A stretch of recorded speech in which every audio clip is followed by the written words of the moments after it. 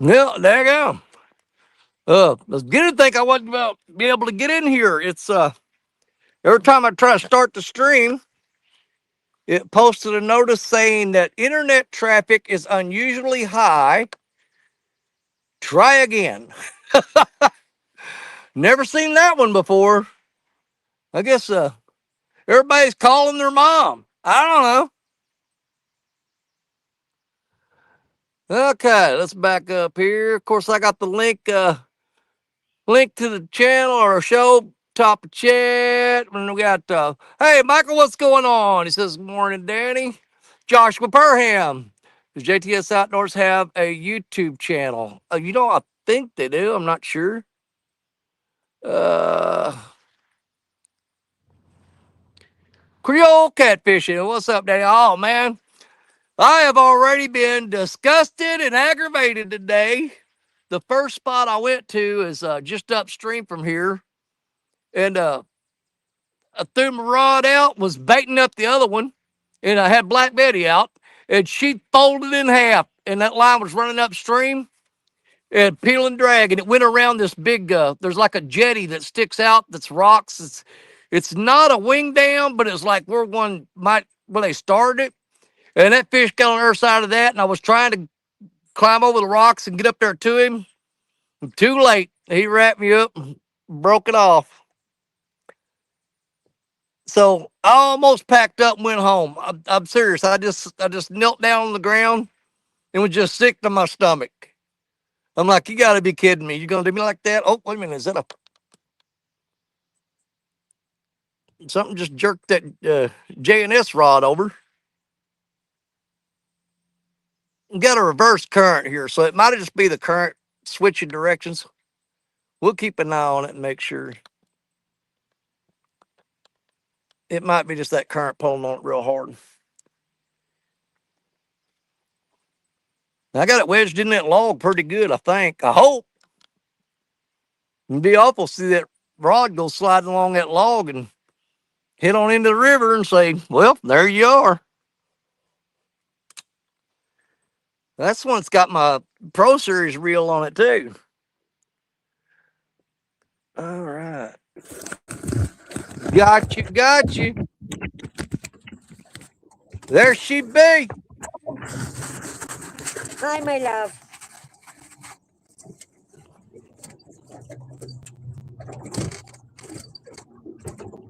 Yeah, I left that first spot this morning after losing that fish, and I come here and I've had one little bitty tap on the rod. I probably should have stayed where I was at, but I was so aggravated I just couldn't take it. I was severely disgusted. Okay, let me back on up here. What do you mean no link? There's a link in RCT chat. There's a link at the top of chat. I found it. I didn't see it in the RCT chat. Hey, I get it. All right, River Cat's tackle in the house. Let's see here. Let me back up. I got lost here. All right, there we go. I left off with Creole saying, what's up, Danny? Hey, brother, what's going on? River Cat's tackle in the house. Mr. John, Creole Catfish saying hi to John. River, Red 3030. What's up, Ernest? Good to see you. Man, these freaking gnats are driving me nuts. That's one of the sad things about bank fishing, too, this time of year is all the freaking bugs.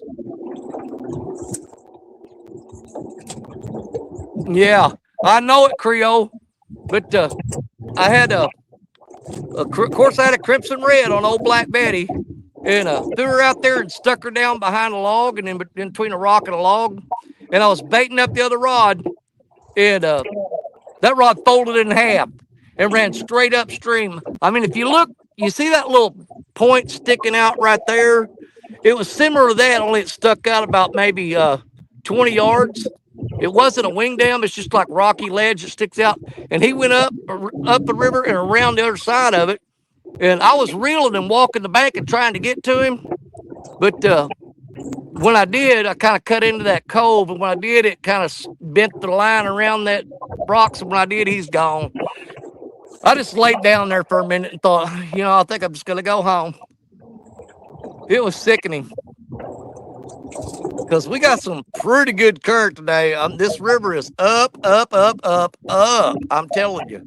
I may have to get my umbrella out and get some shade going on.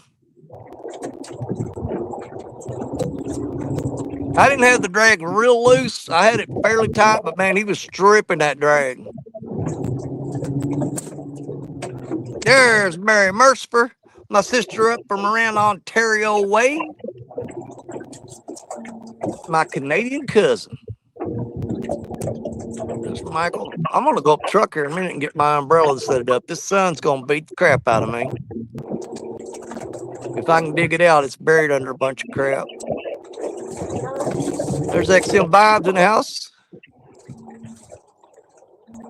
Greenwell fishing. Oh, my Greenwell. I got to set up a time to go up there and fish with Greenwell, too. Lisa Swain.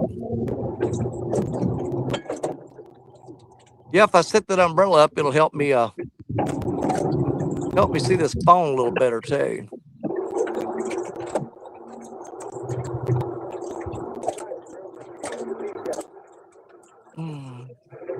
Oh, yeah. Perfect. Challenge Bobby to a 1v1 June 14th on Saturday. That's a really bad time to do a 1v1. It would be here because I think about the first week of June is when the spawn really kicks in here normally. It may be starting a little early this year, as warm as it is.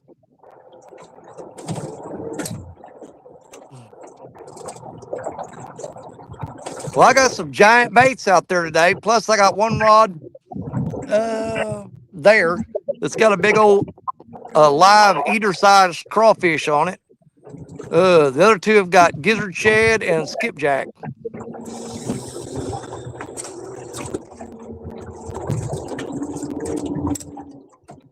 I really don't want to go up there truck and drag that umbrella down here. I may have to, though.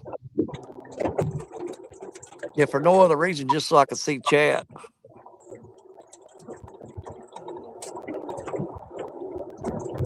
Oh.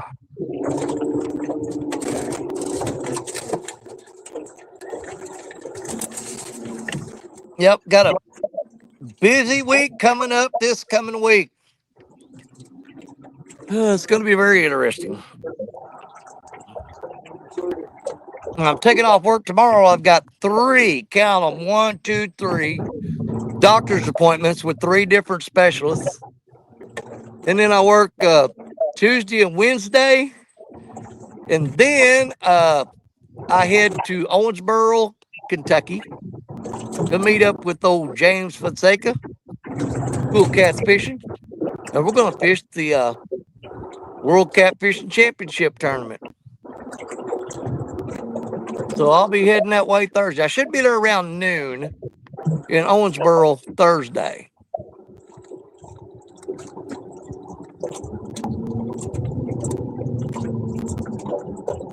I got to go through and figure out what rods I want to take with me. I know I'm going to take my 2 10-footers with me for sure. No doubt about that. And I'll probably take, because I'm only going to take 3 rods. I'm going to take my 2 10-footers for sure, and I'll probably take one of my J&S rods with me. I'll just slap the Gym Series reel on it.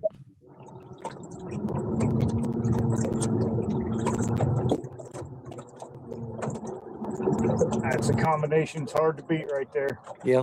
Well, now here's the thing. I've got that J&S rod out right now that's got that that Pro Series reel, that big old giant one. I'm going to tell you something, man. I like that thing. It throws like a dream, and it's got 1.5 miles of line on it. Yep. I had that in my hands last year when he brought it up there to skipjack fishing. Yeah, I've been waiting to get. I told him I'll take 6 of them as soon as they're available. Well, you talking about the one he brought up there to Kentucky was skipjack fishing? Yep, probably the same one you have right now. You held that in your hand? Guess what? That reel down there on that rod is the one you held. That's what I figured. Yep. That reel ought to be catching all kinds of fish. If you touched it with all that luck you rubbed off on it. Yeah, I done put the juju on that one. I kind of was wanting to say that, but I didn't want to hurt your feelings. Oh, you can't hurt my feelings, brother. I'm not mean like Jerry Parker. Yep, the reel I'm using is the very reel that you had in your hands at Kentucky. But I may just take that one with me because I've already got one 10-footer with a Gem Series reel on it. Might as well put. Let's take them with what I'll do. I'm gonna take a 10-footer with a Gem Series reel on it, a 10-footer with an Albatross 6000, and a J&S rod with the Pro S reel on it. That way we're representing all of them.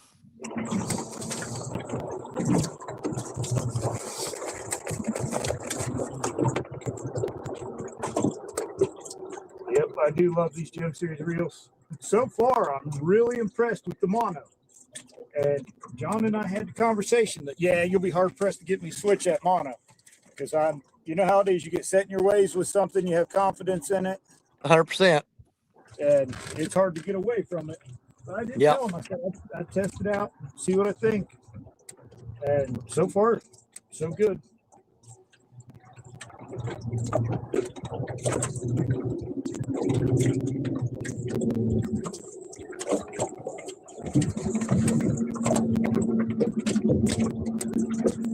Oh. There, Gimpy's in the house. I can barely see this screen. Here in just a minute, I'm going to take a trip up to the truck. And I think I've got that giant beach umbrella in the back somewhere. And I'm going to go ahead and get it and set it up, I think. Keep the sun off of my phone to keep it from overheating. And plus, it'll help me see chat better.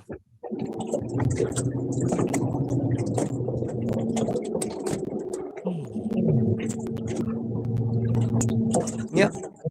So you guys just get busy catching fish. I'll be right back. I'm going to go get my umbrella. Ella. Alrighty.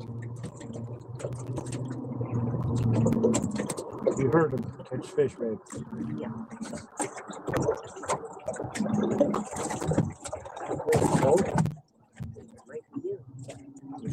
Inside.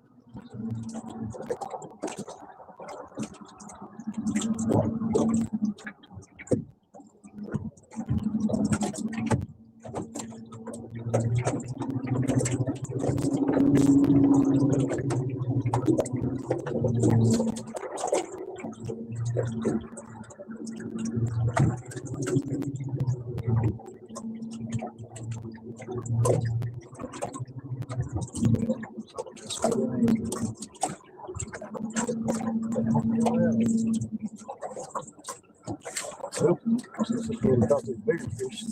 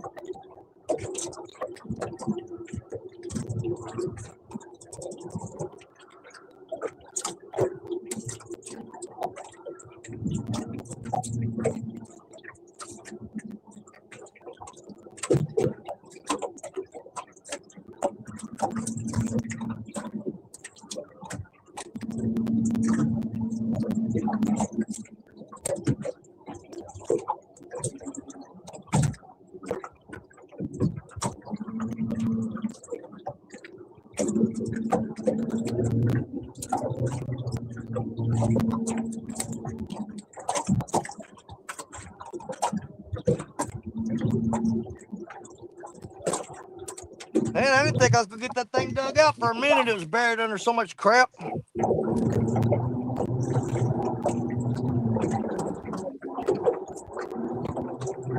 The last thing we need is put the Bimini up. The sun actually feels good. It's chilly this morning. I'll figure out some way to. There we go. That ain't too bad. A little bit of shade, and I can see the screen better. As long as wind don't blow my umbrella away, I'm fine.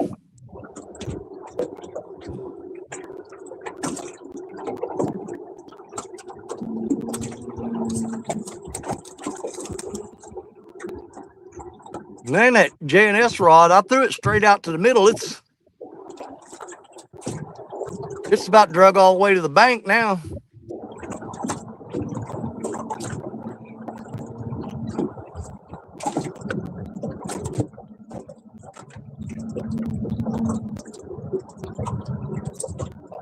There we go.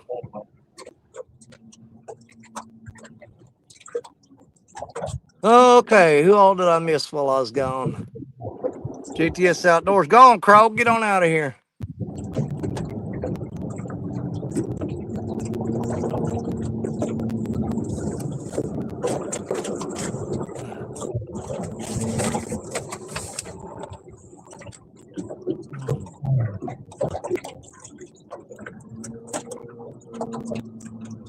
Did I miss anybody else? Yeah, Mary says happy Mother's Day to all the beautiful ladies out there. Yeah.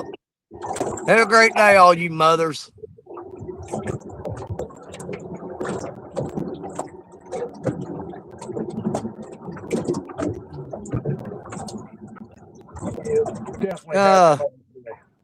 Greenwell Fishing said, ask Chris and V, are you coming to the expo?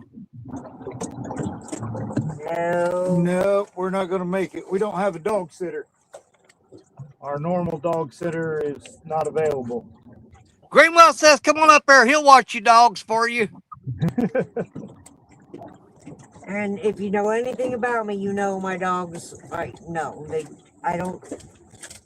they come first. Yeah, I know. I saw them in Kentucky. I thought one of them was a couch when I first saw it laying on the ground. Listen. I come up them stairs at Kentucky Dam, and I said, man, I need a place to sit down. I said, oh, there's a couch. And I went over to sit down on it, and it got up and moved.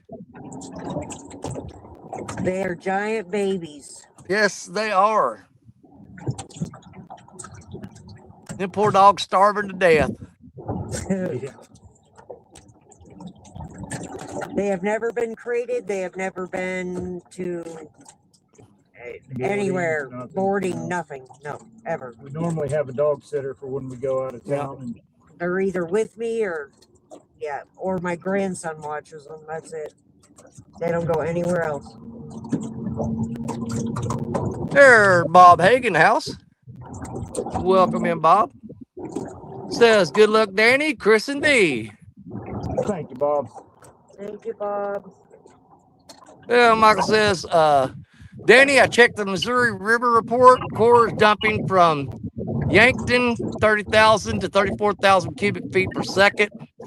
In the river, current ripped at 5 to 7 miles an hour. It's running about, I'm fishing in an eddy right now, so it's a little bit easier on me. But out there in the middle right now, it's running between 5 and 6.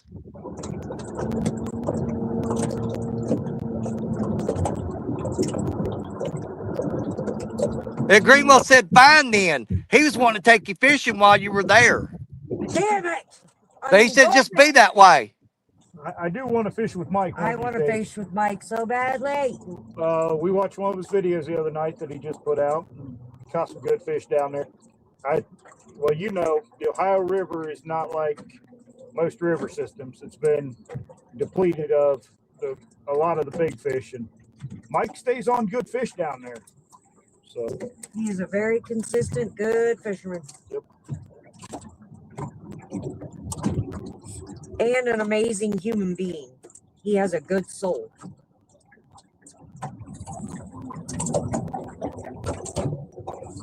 But Mike, we'll take a rain check on that and we'll get down and fish with you. Yep, now I'm holding you to it.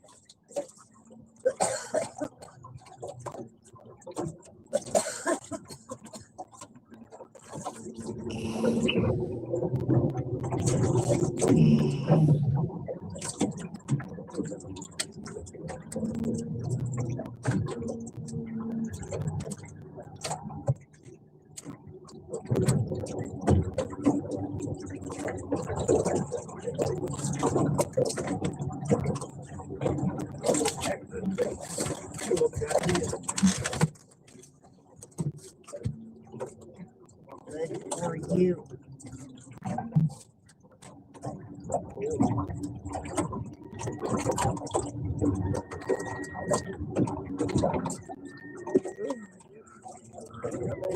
Look at all those fish down there. Yep. It's hard to tell when you're sitting still. What you do, sneak in here while I was on the phone with the VA hospital? No, that's me. I'm in here twice. I'm gonna take that one off of there. There we go. Yeah, Cotton Picket VA hospital called me and messed my whole thing up. Said host is having technical issues. No, it wasn't technical issues. I got a phone call, and when I did, it switched me from my live stream to the phone. I just told them I'll call you back later and hung up on them. We got a train. I'm gonna mute this. Hell, I couldn't hear it a while ago. You didn't hear it? I can't hear nothing. Apparently, everybody else can hear it, even though it's a mile away. Now they're a bunch of crybabies. I don't know how to do that. What the heck? Oh. Yeah.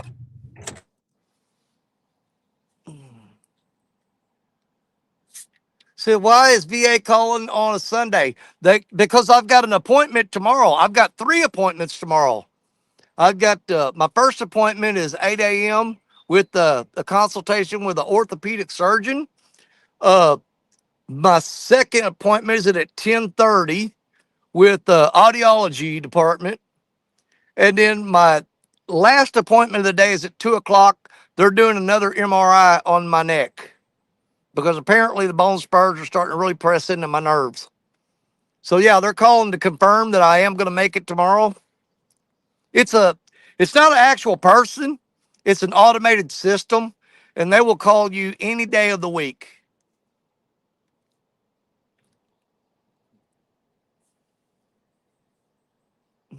There's Jerry Parker in the house.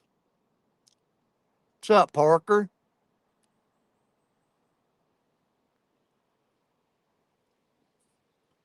Yeah, anytime I have a VA appointment on Monday, they will call you the day before. Doesn't matter if it's Sunday, but like I said, it's an automated system.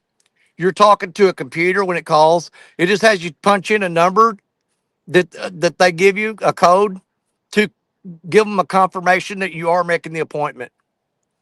So they call, you punch in the code. It's a 4-digit number, and it's a confirmation. If you're not going to make it, you punch in a different code.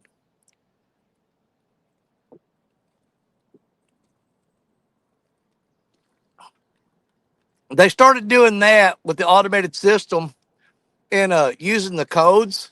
If you remember a couple years back, the VA got hacked into, and they got a bunch of people's information, but they got it all took care of, and now they can do a more secure method.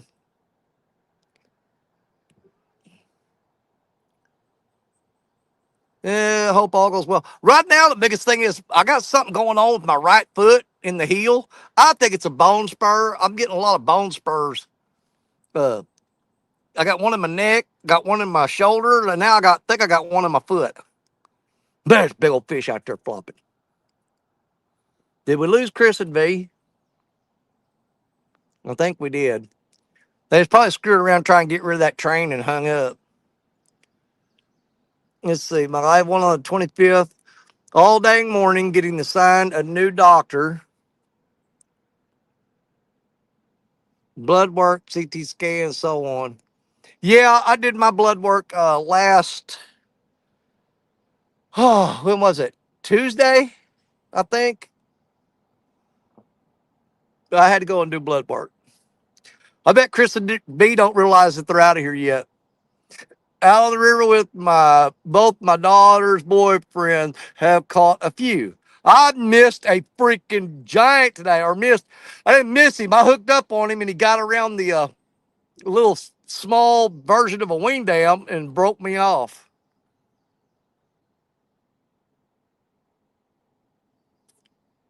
Yeah, instead of muting, they left. Yeah.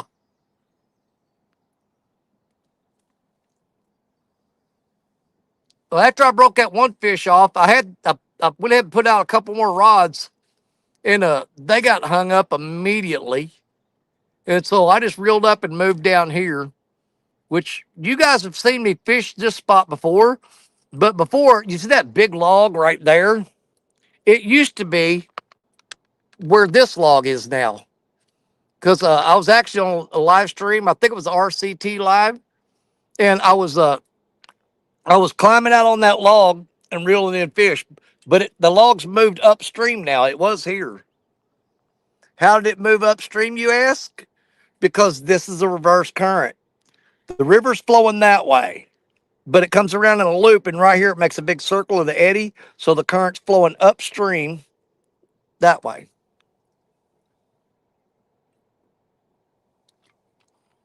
And when the river got up real high, which it's high right now, it actually moved. That is a big tree. I'm telling you, I can go stand on that thing, and I'll be about that tall. But the current actually floated that tree right down there.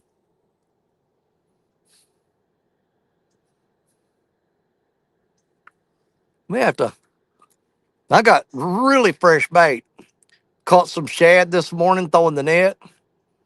And we may freshen up baits in a little bit. We got enough bait, there ain't no point in running. What I'm scared of is reeling in and getting hung up in these rocks. And then I got to retie rigs.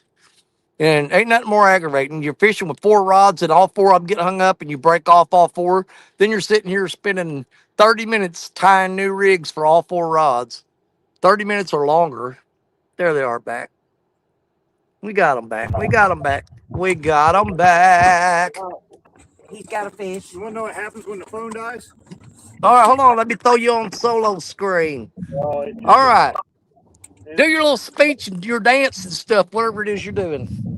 But wait, the fish doesn't show during when I do my dance. I love it. That's just a good little 7-pound channel cat. I'll take those all day long. Oh, yeah. They're a blast.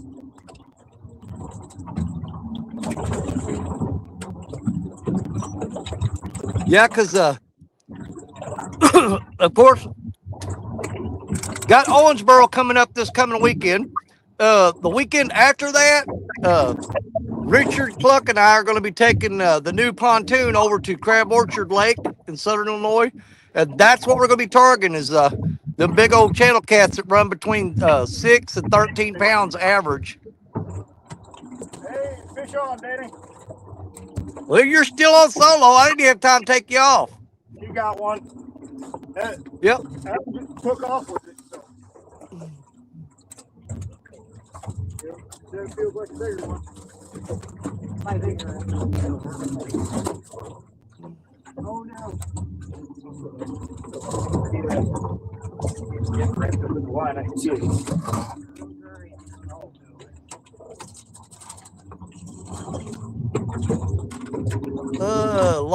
Parker said he lost some gear today. I'm assuming he's talking about rigs. I'll tell you what, this spot here is all rocks and logs. Dang good flathead spot if you can keep getting hung up.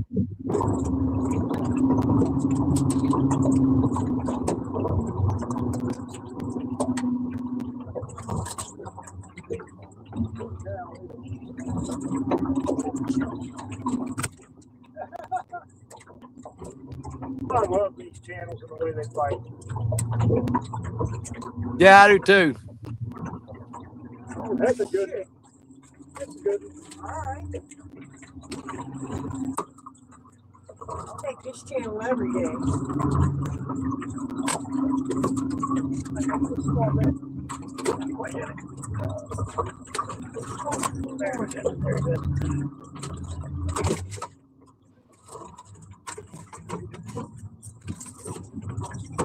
Hey, Mike Irvin in the house. Welcome in, Mike. Glad you joined us, brother.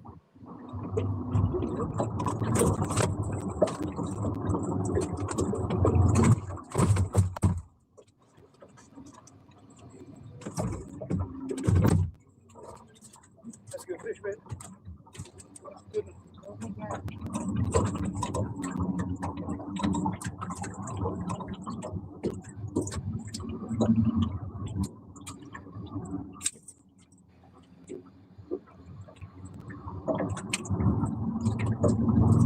He's killing me with that coat on. I'm sitting here sweating. I'm burning up. It is freezing. 53 Well, degrees with the wind. It feels like 48 here today. well, it's hotter than the gates of hell here. It's probably pushing 78 to 80. I'll take it. Chill off the fish. Get weight on it. Check this guy out. Nice. Yeah, everybody in chat saying Chris's fish didn't count because you guys wasn't on camera, but these does. Man, that is a massive channel cat. I'm okay with that. Yeah, this is a good. There's Mike Chavez in the house. He says, howdy hi. Howdy hi there, Danny and company. Oh, bouncing right at 20.2. So we finally found a 20. That's our first 20 of the year. That's bigger than my PB channel cat. My PB channel cat is 19.75. Mine's 28. Hers is 26. Holy crap. Yeah, I got a 19 3/4 pound PB on channel cat. Look at the belly on that thing. Look at the freaking head on it. Oh yeah, we got to hop out of here and grab a picture real quick. We'll be right back. All right, I'll be looking for you.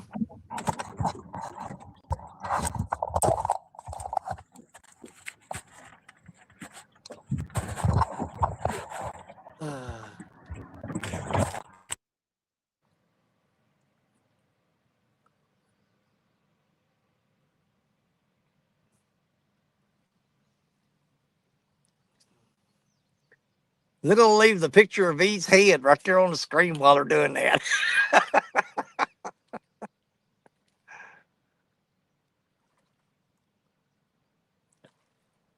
Well, one good thing I got going for me today is to the best I can tell, the river's been up high for going on 2 weeks now. So there's still some big logs and stuff floating down, but all that grass that was floating down the bottom, I think the majority of that is washed away and gone. Every time I've reeled in today, I haven't had a bunch of grass and stuff on the rod, so that's a plus.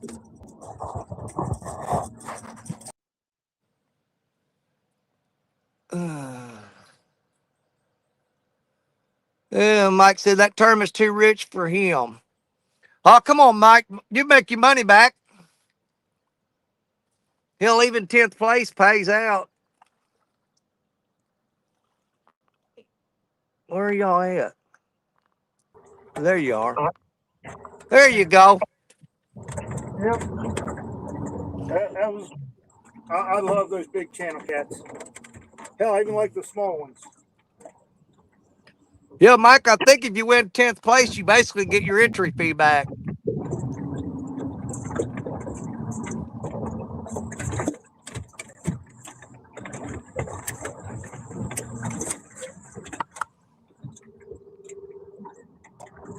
I liked him.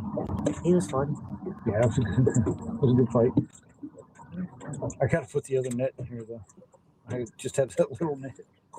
Oh, golly, it's hot here today. Stop it. Rub it in. Actually, I think I would take these temperatures over hot. I don't like sweating. Let's see. Danny, I can take you to a spot on Old Lake Osceola. You can catch 15 to 20 pound all night long on an old riverbed. Well, I'd Channel sure cats go. are a blast. I figure when I bust my PB channel cat, it's probably going to be at Crab Orchard Lake in Southern Illinois because, like I said, average there. The last time I went, I don't think we caught anything that was under 10 pounds, or it was like 9 or 10, I think. Everything was like 9 to 10 pounds and over.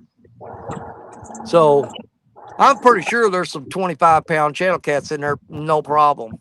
And I'm looking probably for a even bigger. 37.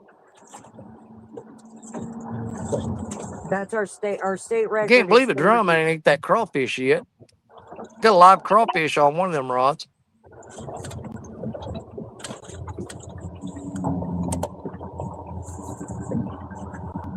We had one day up here. Part of it was on stand day, but I think most of the fish were caught before stand day even started. Where we put six in the boat over 20 and a bunch of teams. Just absolute blast. What's up, Bobby boy? What's happening, guys? There goes the fishing. I thought we was actually going to get us some fish today, but man, they are just holding tight to the current seam out there. I thought they'd be up here closer to the bank with all that crap floating out there in the middle.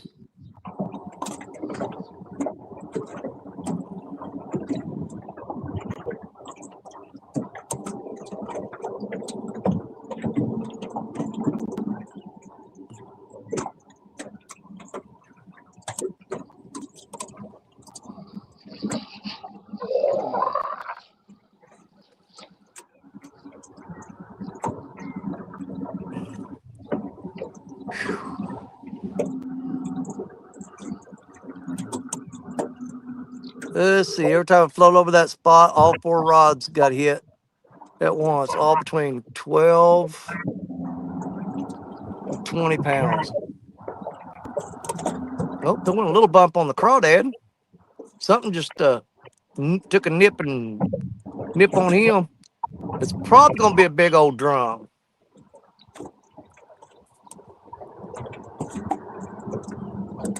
Yeah, something just barely bumped that rod.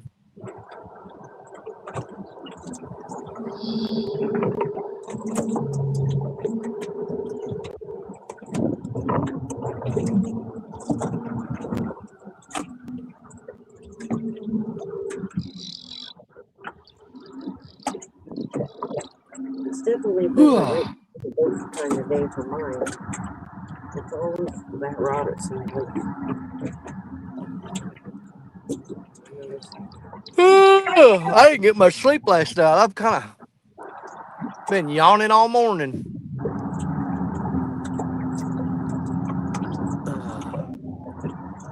We were up at 4:30. Oh, small water charters out of Florida. What's up, John? Good to see you, buddy. Howdy, John. Hi, John. Man, I might have should have stayed in that first spot I was at. I was getting a lot more bites more often. Get him. I just got tired of getting Fish on. Fish out. hung up in them rocks.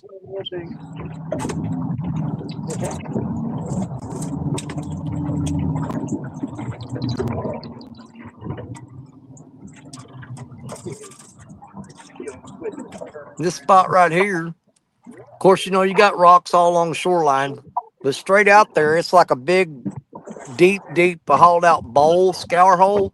It's got kind of a sandy bottom on it. Yep, just another little dink.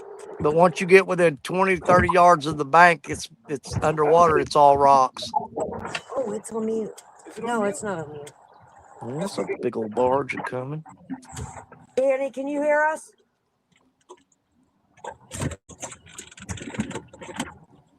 Are you muted? I can hear him. It's not showing. You can hear 'em? on my side. I can hear you. I can't hear them. Yeah. I can hear him. Yeah. Unfortunately, I can definitely hear you fish jamming. Hang on there. There you go. Now show him. There we go. Look at the color on that goldfish. Yep. I caught picking goldfish. I'm gonna have to jump out and come back in, Chris, because Bobby can hear you, but I can't. So I'll hop out of here and come right back. That'd make a hell of a fish sandwich. It's Stop got it, something to Bobby. do with this freaking phone I got. That dude, it has audio issues all the time. Just constantly aggravating. But I'll be right back. Let's see here. Uh, man, that phone is hot. 3, 4, one of those.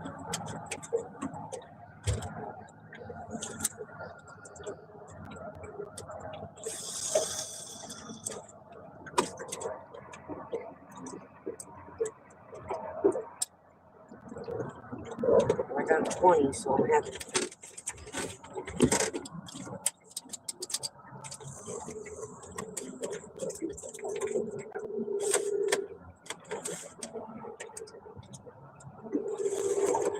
Ready? Want to get through it? It's just rolling around on the bottom. There we go. Now I hear him. Yeah. I was like, wow, it's weird. No, normally Danny responds when I say something. There's something about this phone I got now. It'll actually, uh, like the audio's on it, just mess up. Of course, when I pick the phone up out of the tripod, it feels like it's been in a microwave oven. It's hotter than hell. Yeah, my phone's That's hot. no good. That's no good. Well, I've got it in the shade. Hopefully, it won't get too bad. You know, you would think with all of the streaming and constant people online and out in the heat and activities and all that, you would think GoPros and phones, someone would develop one specifically for keeping it cool, keeping it waterproof. Yeah. You'd think. Well, I've got two devices that Warren Farley sent me that attach to your phone to keep it cool. The problem is I don't have the adapter to attach that to the phone and attach to the tripod. I've got to get the adapter for it because the cooling device attaches to the phone, but then you need an adapter to attach the cooling device to the tripod. We have one of those too, but he's talking about a phone that is designed that way where you don't have to have stuff to protect it, but we're just not there in technology yet. Yeah. Oh, they're probably there. They just don't want to sell them because they can't sell you more cell phones when they burn up.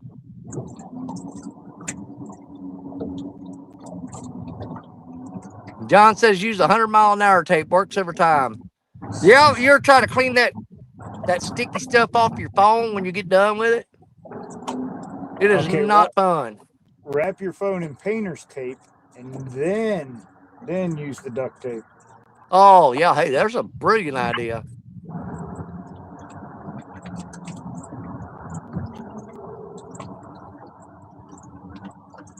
I got to buy a new tripod anyway. I've got Gorilla Tape in 4 spots holding this one together.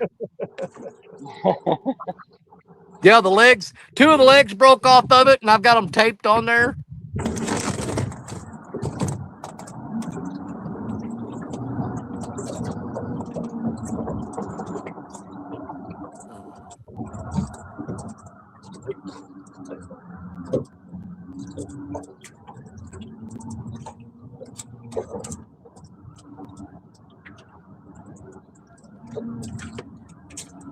So you're saying that riverbank's hard on your equipment, huh?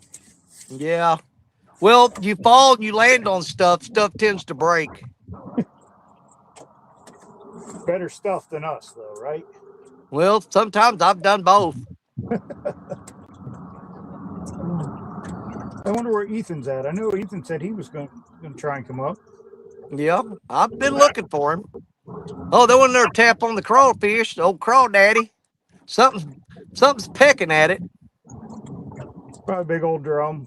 I almost bet it is. And they bite weird anyway. They're real finicky. They'll like tap, tap, tap, tap. And sometimes they'll tap, tap and drop slack, but you ain't dropping no slack here. The current's too fast.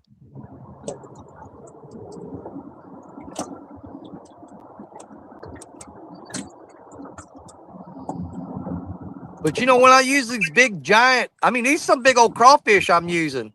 I mean, you'd be more than happy to have them on a plate. Believe it or not, I catch a lot of freaking flatheads on those live crawfish. Them flatheads love them crawdads.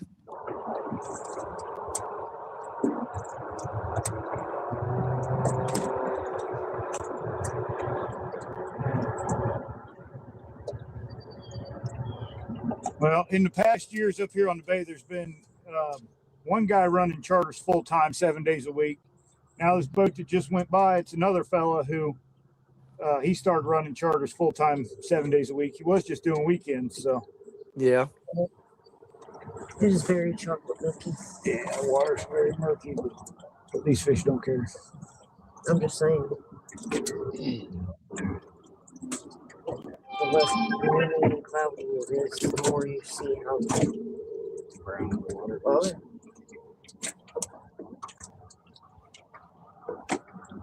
Now you guys are up on Sandusky today, I'm assuming, with all them channel cats, right?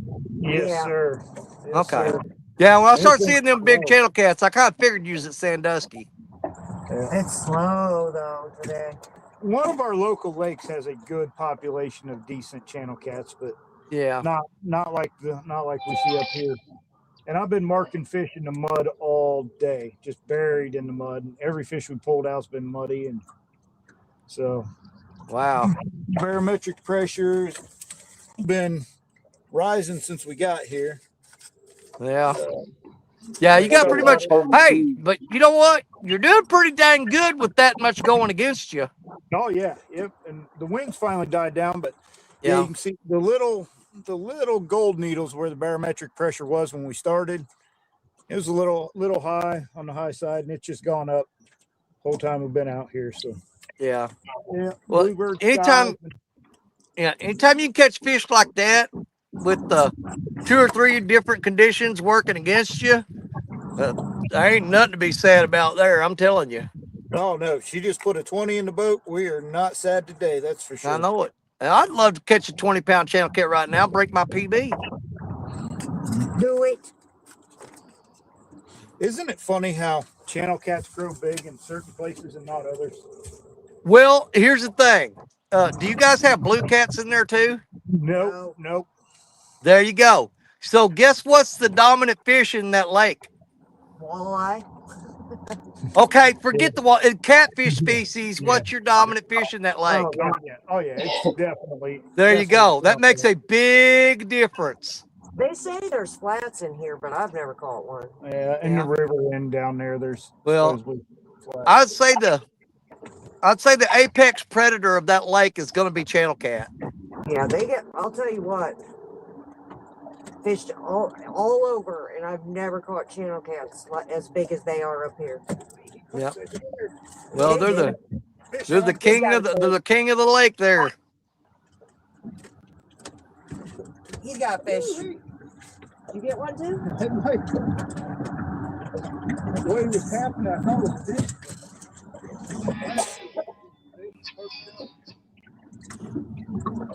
Oh, he's being feisty. Yeah, the Ben Wild ladies joined us. Welcome in. Gabby and Allison, nice to see you.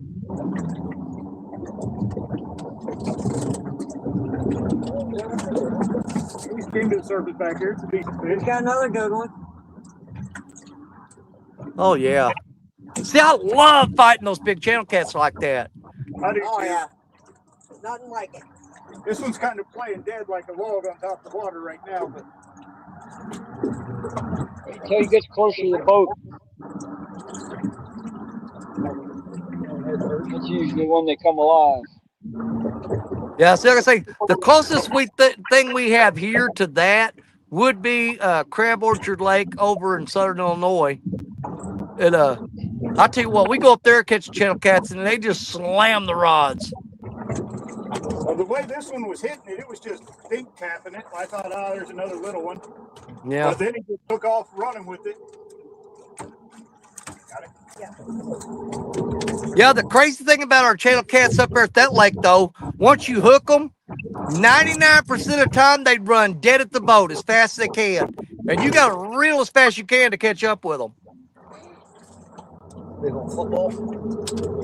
Oh yeah, when they come running right back at you. Yeah, I was fishing with me and Jerry Parker were on Wren Lake, or not Wren Lake, Crab Orchard Lake one day, and I hooked the channel cat. And it was running at us real fast, and I was reeling, trying to catch up with it, and it ran into the side of the boat, and it sounded like he took a hammer and hit the side of the boat. Yeah, I got a big old head on that one there. Oh yeah, man, those things are so freaking cool. He's gonna be upper teens, I think. I don't think Yeah. he's gonna go 20, but 18.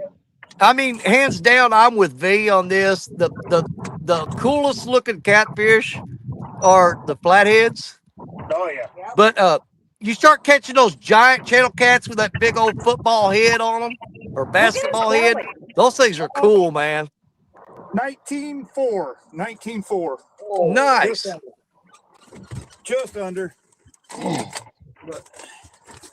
Look at his belly. And they And see fight you that- the whole time you're in the. And Yeah, they big don't old quit belly. fighting until they get back in the water. That's what I always say. They'll fight you from hook up till you release them. Yeah. Yeah. You guys missed it, but mine smacked me right up across the Yeah, when head. we were taking pictures. You want a picture of that? Yeah, let's grab Hold on one pictures. second. We'll hop out and hop right back. It's a good one.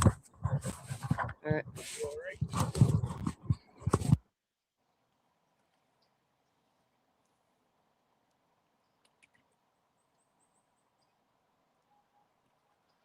Yeah, that was Hey, a Lance blast. McCoo guy in the house. What's up, Lance?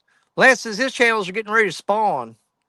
They may be down. We may be in spawn now. With all these high temperatures we've had. Yeah, we're still in the 50s water temperature here. We're not there yet. Oh yeah, we're way over that. Well, Richard Cluck and I went out with Richard Cluck yesterday. We went to a little conservation lake near where we live. He was supposed to be cooking a fish fry for his mother-in-law, grandma, a whole bunch of ladies. And so we went to catch a few more fish so he'd have enough. And we went to that little conservation lake down there close to our house. And that was our first time taking the new pontoon out on the water. And we limited it out in a couple hours. But when we first started, it was a struggle finding them. We were fishing the deeper spots we normally catch those channel cats in. And we wound up going up into this one cove that wasn't about 1.5 to 2 foot deep. And that's where we found them at. They were packed in there. So the maiden voyage on Richard's new boat, all good?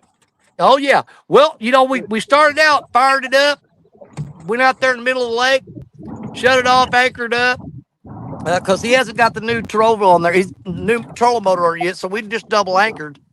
But we went to start it, and it wouldn't start. It was just whirling over. And he was like so mad.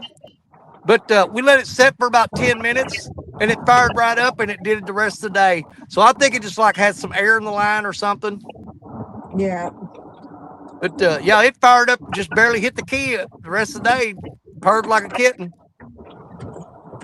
Sweet. Good. Heck yeah. But he's actually, I threw an idea in his head yesterday. On the back deck of the pontoon, we got this huge open space back there, plenty of room. And in one corner back there, I told him, I said, you know what I'd do?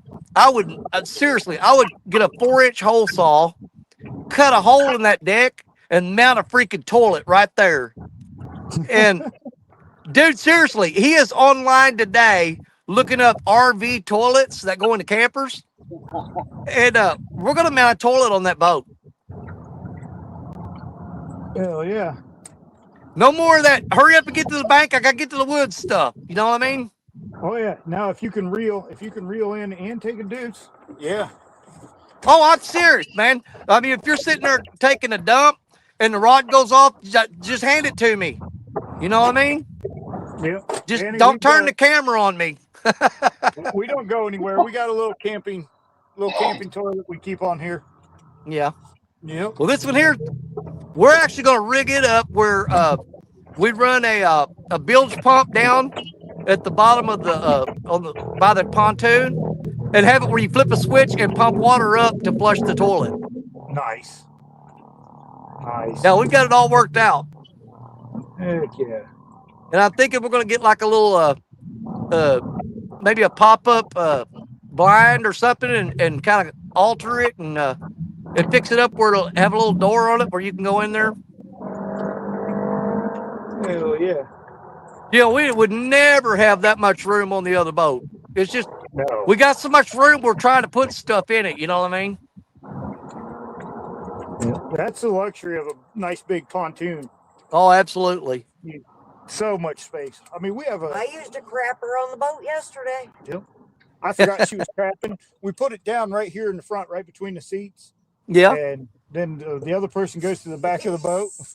Well, I went back and I took a leak at the back of the boat and wasn't thinking about what she was doing. I came back, sat in my seat, and she's like, "Nothing weird about you sitting beside me while I'm pooping." I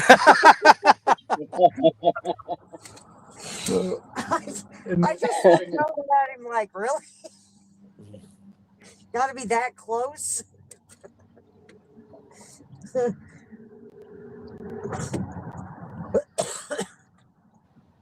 But see, that's what's crazy about it. Like, if I'm in a bathroom taking care of my business, and my wife comes in there like doing her makeup or something, which I understand how she could do that with the smell, but she has no problem coming to the bathroom while I'm in there using it to do her makeup or her hair or something. But if she's in there using the bathroom, I'm not allowed to come in there. Oh, see, clearly I don't care. Yeah. Well, I mean, in an emergency situation where you're like, hey, I'm either coming in or I'm crapping in the floor.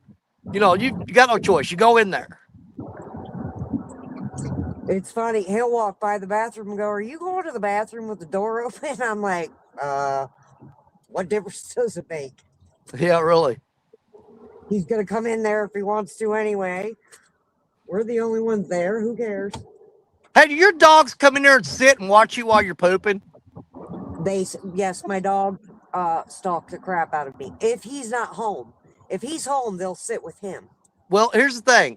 That is a defensive nature that dogs have in the instinct that whenever any other member of the pack is in a vulnerable position, like using the bathroom, they will gather around that animal, that other dog, and protect it while it's going to the bathroom. Yeah, my dogs also sit on my feet for the same reason. My Yeah. dogs are pounds. They don't need to be sitting on my feet. Yeah, they think they're lap dogs. You've seen them. Yeah, and they think they belong on the lap. And Oh, but they hell sit no. on- They sit. Oh yeah, my dogs 100% sit on my lap. That dog will crush you. They don't. I'll have both of them half laying on me at night. That's how I sleep. Yeah. Well, our big German Shepherd does that to Stacia. I mean, he grew up as a little puppy, always sitting on her lap, and he doesn't realize how big he is now. And he'll jump on the couch and over there and try to curl up on her lap, and she's like trying to put, "Oh, sit down beside me. Don't." And she has to make him lay down beside her on the couch, but he'll try to curl up in her lap.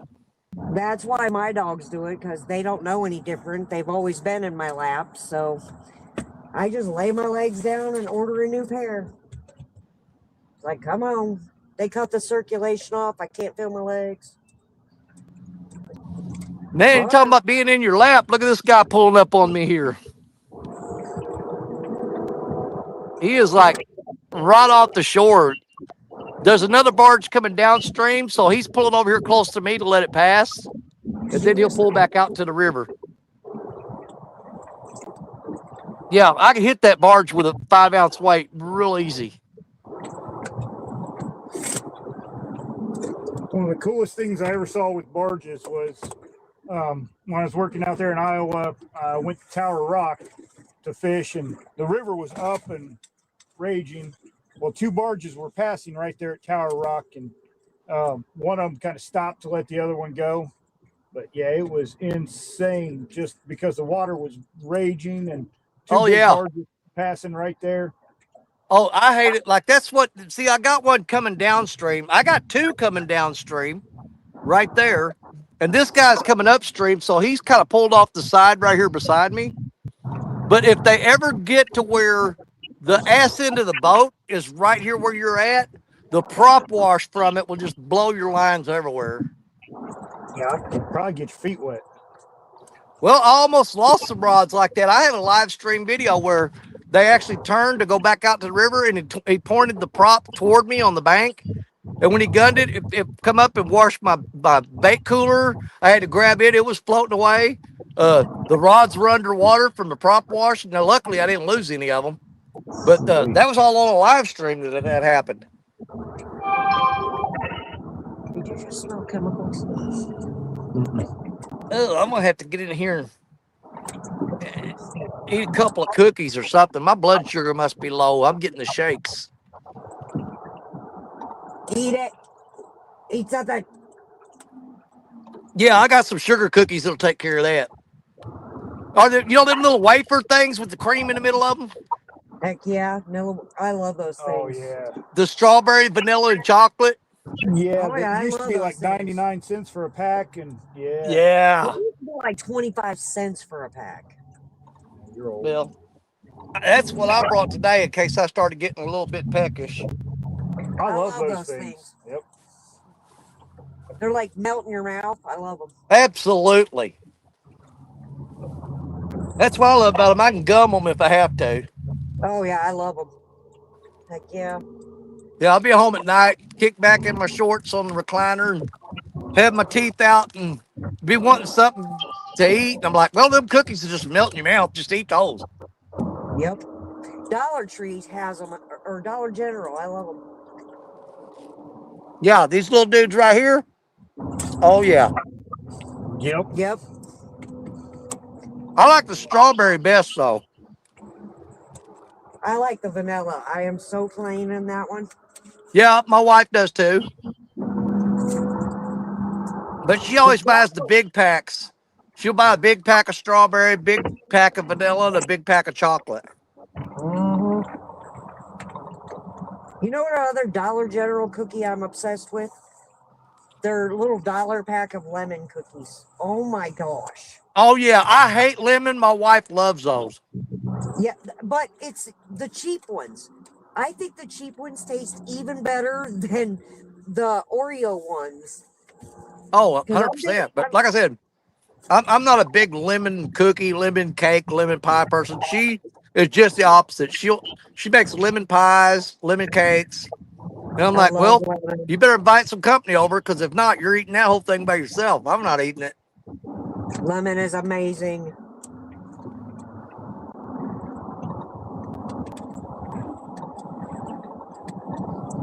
I like the knockoff Girl Scout cookies from Dollar General. They Yeah. taste a lot like Girl Scout cookies. Oh, I'm like, okay. Same place. There's very few things I'll say that about, though, because I'm not big on generic brands, but there's a few of them.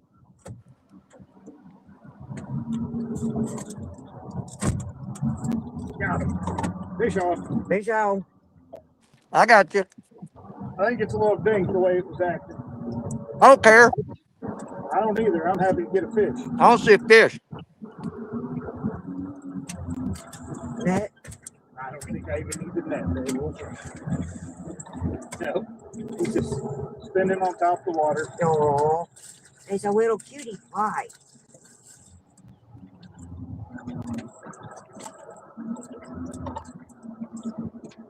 Look at him. Look at their little faces. It's one of the little yummy ones. Stop your face, jerk. You better let him. Give him your bait. No. Give it to him. No. All right, he's all mud stained. Look at the time. You give him that bait. You're rude. You put a hook in his mouth. You could give him the bait. I'd earn it. Yep, it's one of them little yummy fish. Oh, yeah. No. Put him back. The little ones have the cutest little faces. They're so cute. It's like their eyes stay the same size. Like they're even big when they're little. Yeah, think about them little fish. If you get too many little fish, they'll stay little. Well, somebody else can take them out.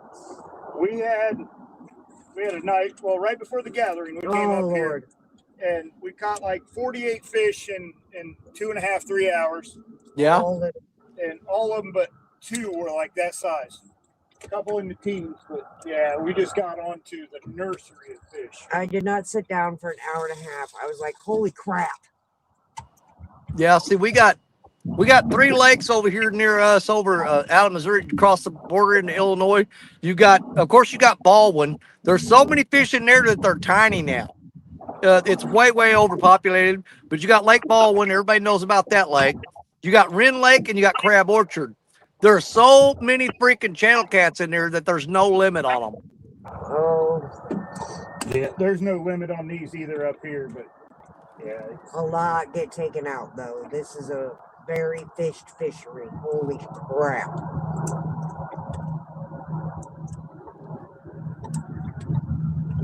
Its popularity just skyrocketed up here. Well, a lot of that's your fault. Yours is muskrat. I'm aware.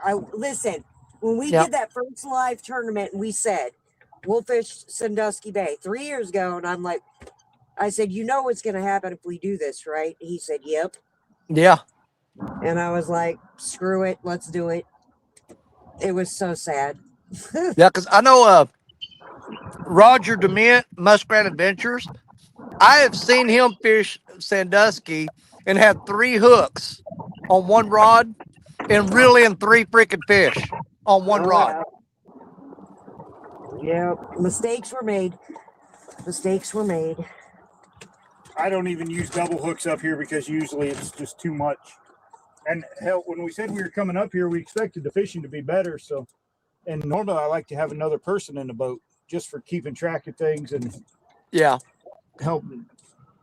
But it's been slow. Very. But I got a 20. Hey. Well, I said it's been slow, but here we go. Yeah, you've been getting a bunch over there. Fish on. You need a net? That one looked like a bigger dip. Might need it. Okay. You're way out there. What's going on, brother? Hey. I can't see the screen. Who the hell is that? Oh, it's JTS. What's up? It's trying to find a spot to put y'all. Come on up.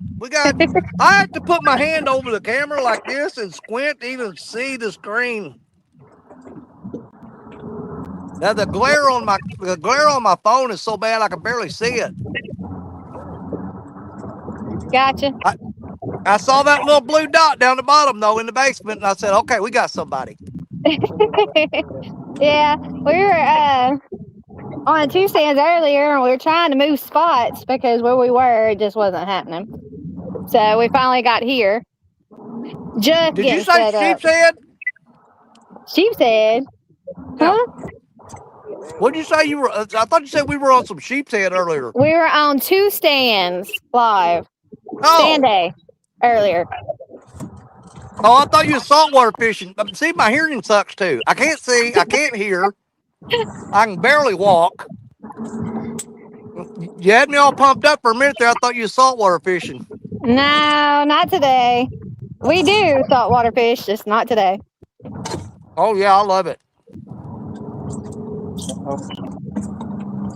Danny, you got a trip coming up to the saltwater. When are you going to be down there? It'll be the last 2 days of June and the first 4 days of July.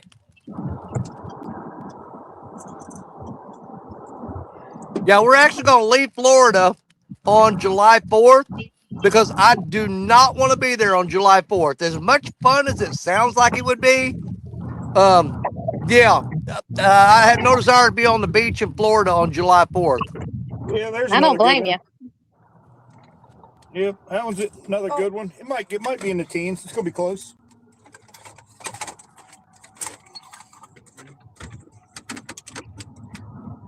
No, he's putting slime all over the place. I better put it on fresh bait. Yeah, 12-3. Not quite a teener. Golly. That I'm is not crazy. complaining. Not complaining. I know that's right. It is good fish. Good Yeah. fish. So I we like got the a really color. good one a while ago. Yep. I like the color on those fish. Well, up here there's so many different color variations, from gold to almost black. Yeah. Well, the majority of them I've seen you on today have been kind of cold colored. They're almost the same color as some of the flatheads we got down here.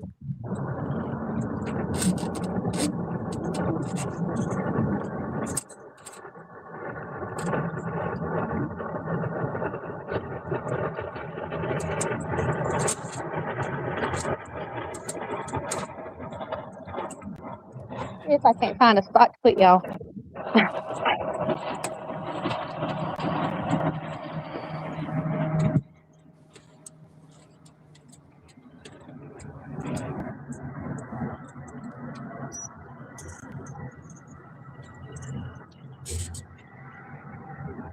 I screwed up one last time, right? What did you say? 3. Oh.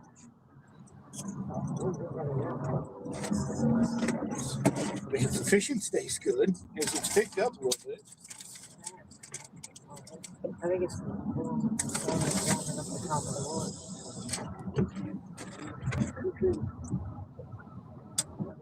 I don't know if y'all can see the pole down there. Let me get you on solo screen where I can see better. Can you see our pole down there? I see a tree. You see a tree? Well, we only got one out so far. I might have to move y'all in a minute. Yeah. How far down there is it? It's a good little way. So we're gonna have some more right here. He's baiting up right now, so it'll be Oh, all don't right. worry about it then. Just go with what you got. If we see you running, we know you're going. Okay.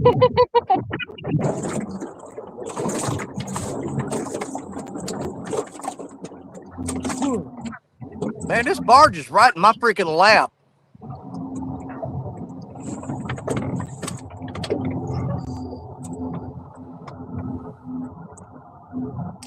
Do we lose Bobby? Nope, I'm still No, here. he's still there. He's probably in the car asleep, running the AC.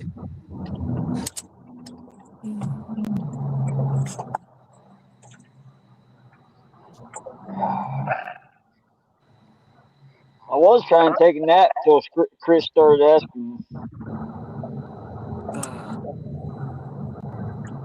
I ain't been looking at the chat. Let me see here.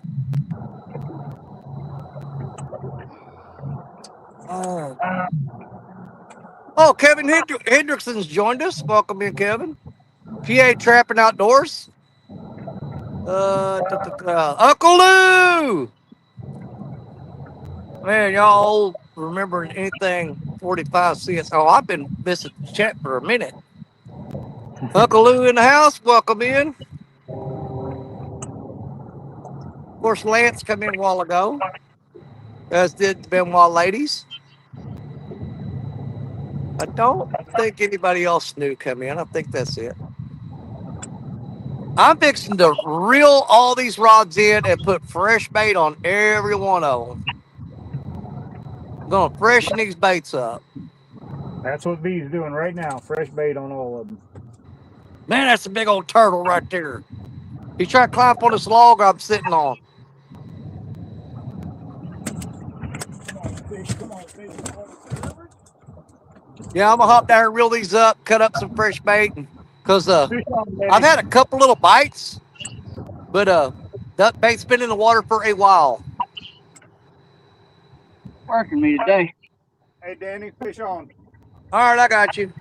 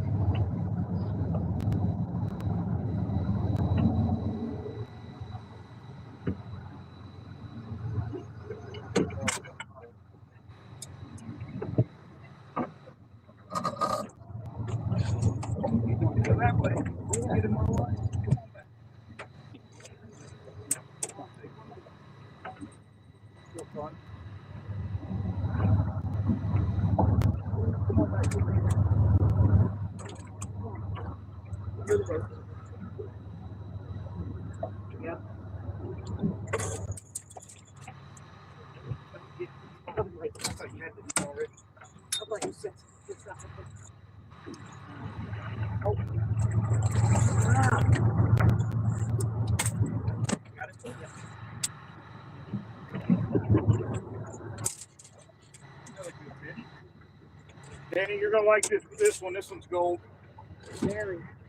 I know. It looked like a pretty good one. It's not bad. Very It's gold. not gonna be. It might be 10. Super pretty.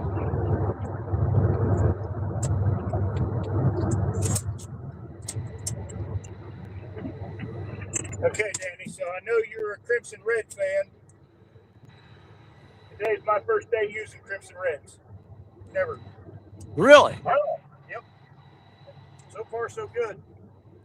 Well, I've been working with John for a while. I'm hoping we can eventually get it done. But we want to do the Crimson Reds and German Steel. But I told him I do not want to change anything about the hook. I do not want to change anything. I want the wire diameter to stay the same. I want the gap of the hook to stay the same. Basically, just take that hook and make it out of German steel. Oh, got a heck of an overbite. Does not want to open her mouth.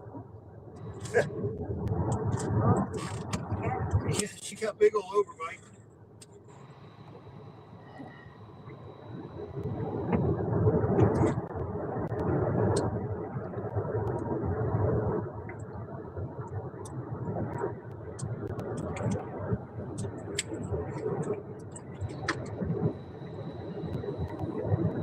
Yep, there's one of them. Gold. Oh, yeah. Yep. Yes. Yep, big old belly on her. Big old belly. Oh, God, yeah.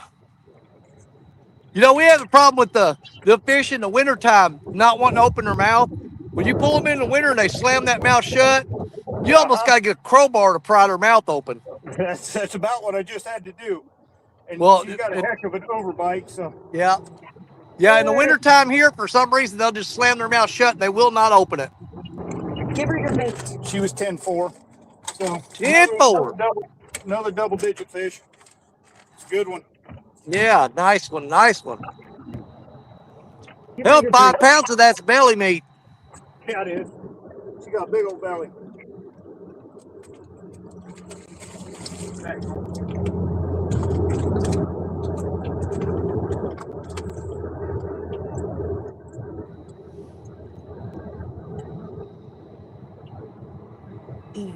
All right, I'm going to hop down here for a minute. And hey, there's Mad County Fishing says, I'm here. Howdy. I'm looking for him. I was going to go, Ethan, are you going to come up on panel or are you just staying in chat? There he is. All right, ladies and gentlemen, we got Mr. Zepko himself, Mr. Ethan Levi, also known as Mad County Fishing. What's going on? Get up on here, buddy, do something. I'm fixing to, okay, now that I've got you in here, I'm going to go down here and reel all my rods in, check the baits, and freshen them up. So, Yep, I'm gonna throw out some bait and stuff. yeah, if you guys hook anything, I'm not going to be able to hear you because I'm going to be away from the phone. I'm going to be down there in front of it. All right, let me know if that wind gets too bad. It's too windy today.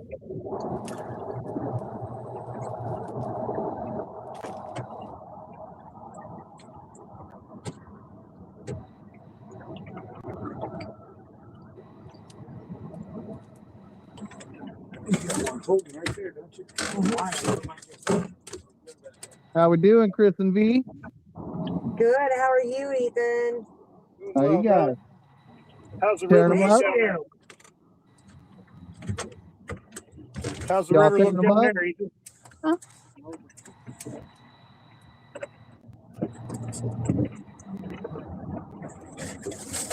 I just talked to Chris about you the other day. I was like, where has Ethan been?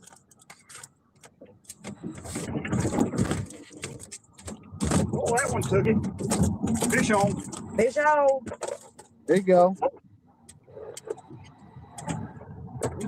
Running at the boat. You got to crank to keep up with him. Y'all been tearing them up, haven't you? They're turning on finally. It's been a rough start to the day. Get ready to cut up the bait and get some out now. Running right at the boat. Decided he's all tangled up there. I can feel it.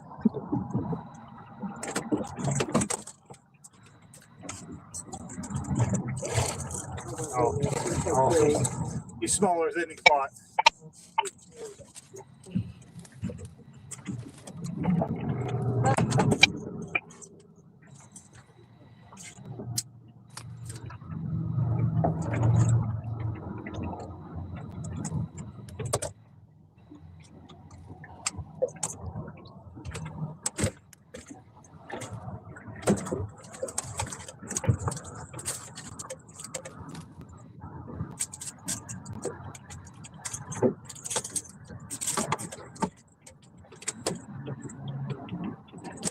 Yeah, another good little one.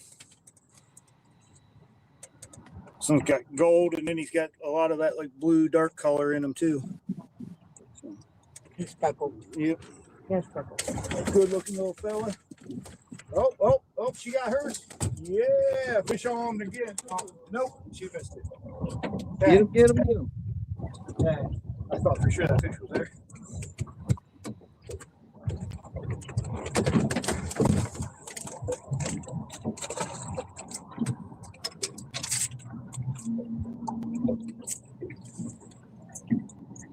We're all turning like crazy. Wind kicked up.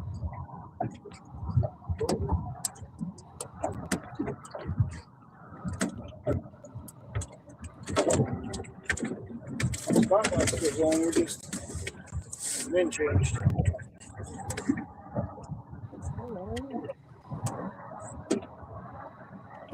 I'm gonna check that bait.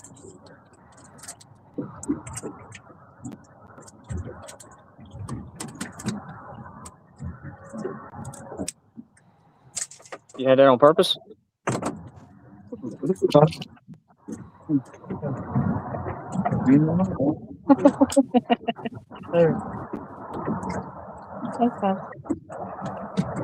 Yeah, we turned away sideways, didn't we?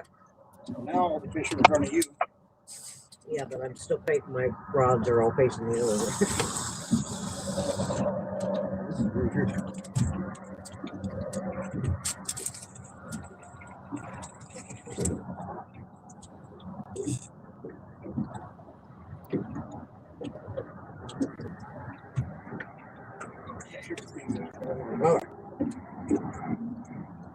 I'm gonna fix it here in a minute.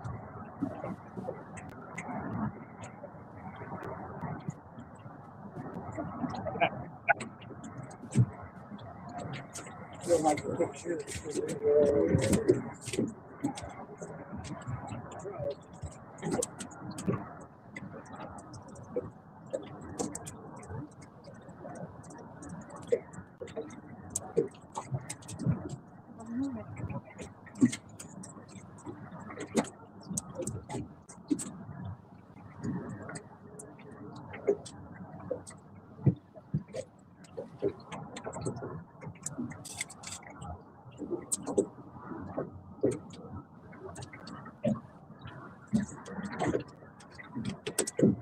Back that way a little bit. I want to take a little bit.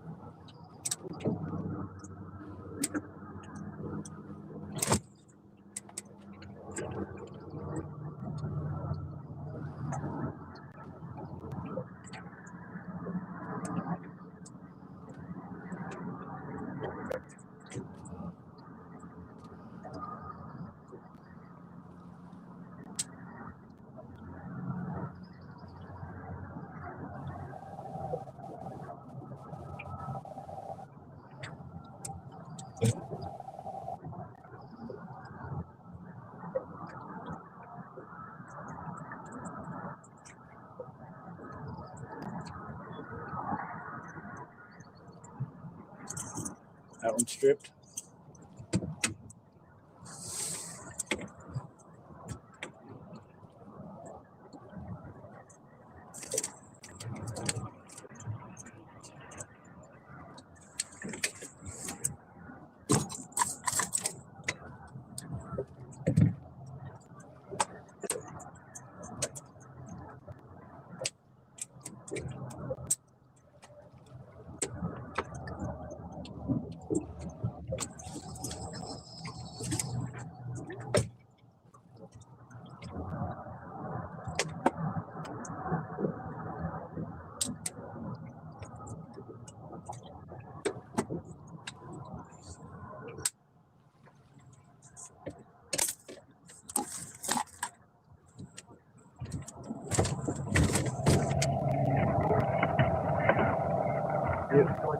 Yeah, now we've went farther.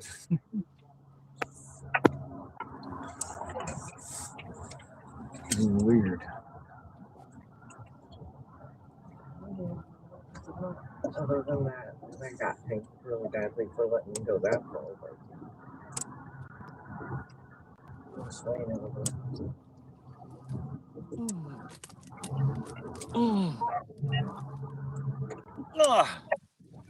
Well, reeled in 4 rods, only one of them's hung up and broke the rig off, so 1 out of 4 ain't bad. That's a win. I get so out of breath just climbing up and down them rocks. I mean, literally exhausted.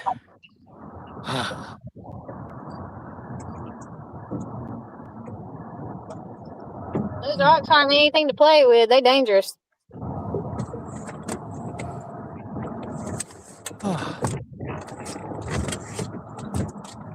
Doing any good, Danny? Huh?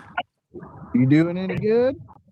Dude, first place I went to this morning, hooked up on Black Betty. I threw her out there with a whole threadfin shad on there. I just nipped the tail off of it, and I put it down in the rod holder.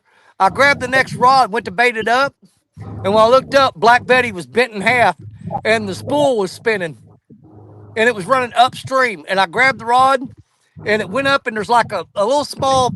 I wouldn't call it a wing dam. It's too small to be considered a wing dam, but it's a pile of rocks that stick out into the water. And he went upstream and went around on the other side of that. So I just took off running up the bank, reeling as I was going, and tried to get on the other side of them rocks where I could get him. But by the time I got to that little rock jetty there, he done sawed that braid in half on the rocks and broke it off. Man, Yeah, the only rod that I had braid on. Yeah, you wrap that braid across them rocks, you might as well just take a cigarette lighter or a razor blade and chop on it. That's 80-pound braid, too. Fish on, Danny. I got you. Let's see if I can Decided that relocate one you. There comes you out. are. I decided to let her get one.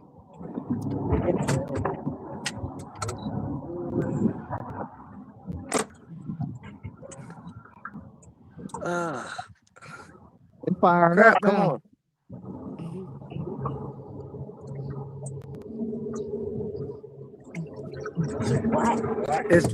It's so small. I'm trying to see the arrows that make you bigger. There you are.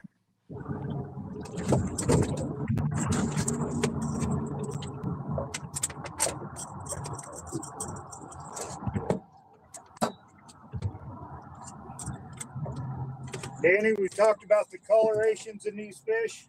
This Yeah. one here is almost black. That's what I'm talking about.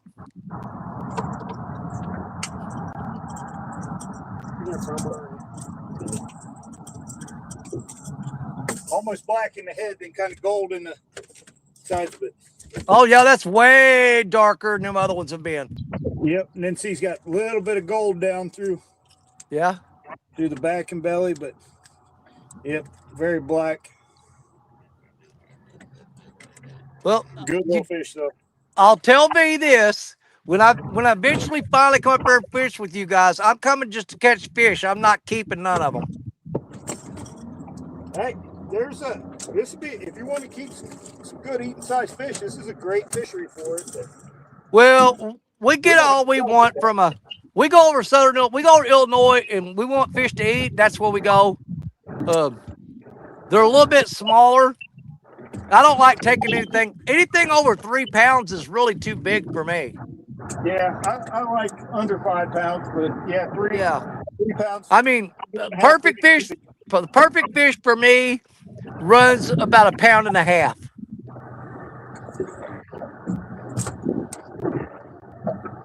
That night we were up here about a month ago or so. That's what all of them. We had 40 some of them about that size. Yeah.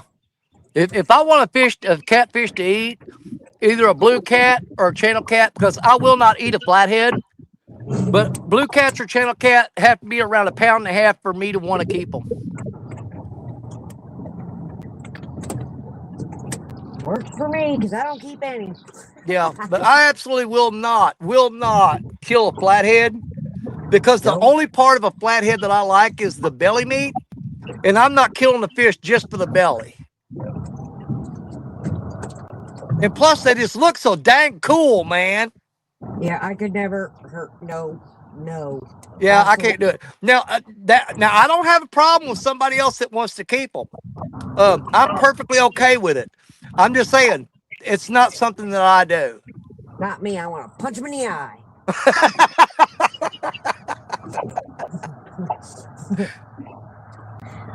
Yeah, that 5-pounder I caught and you got to watch. Yeah, it tasted pretty good. I didn't see it. I don't believe it.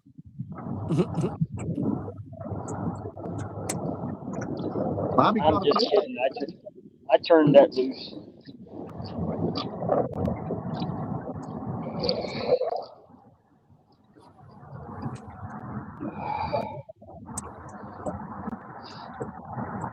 I'm doing more napping than I am fishing.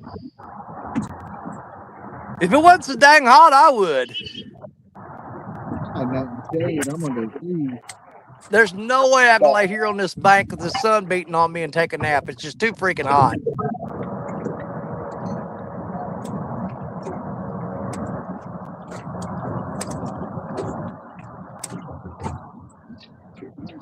perfect Got 62 plenty of shade on degrees me. I right could take a nap if I wanted to.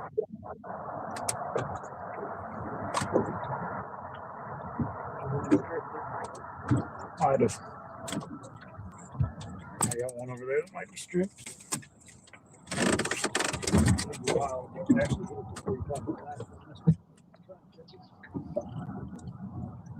See, when I get home this afternoon, I have to take all of my fishing equipment out of the truck because, like I said, I'll be at the doctor's office. I got 3 different appointments at 3 different places tomorrow, and I will not leave my fishing gear in the back of the truck when I go to those doctor's appointments because if you come back out, the stuff's going to be gone.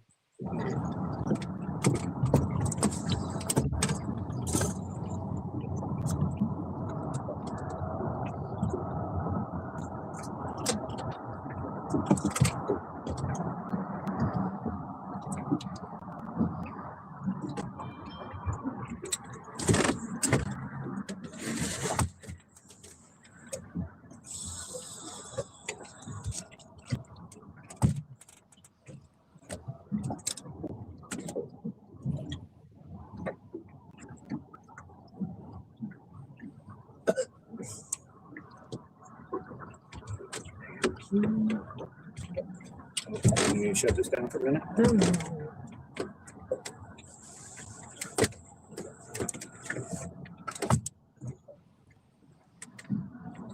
didn't count this one, did I? No, I didn't even count.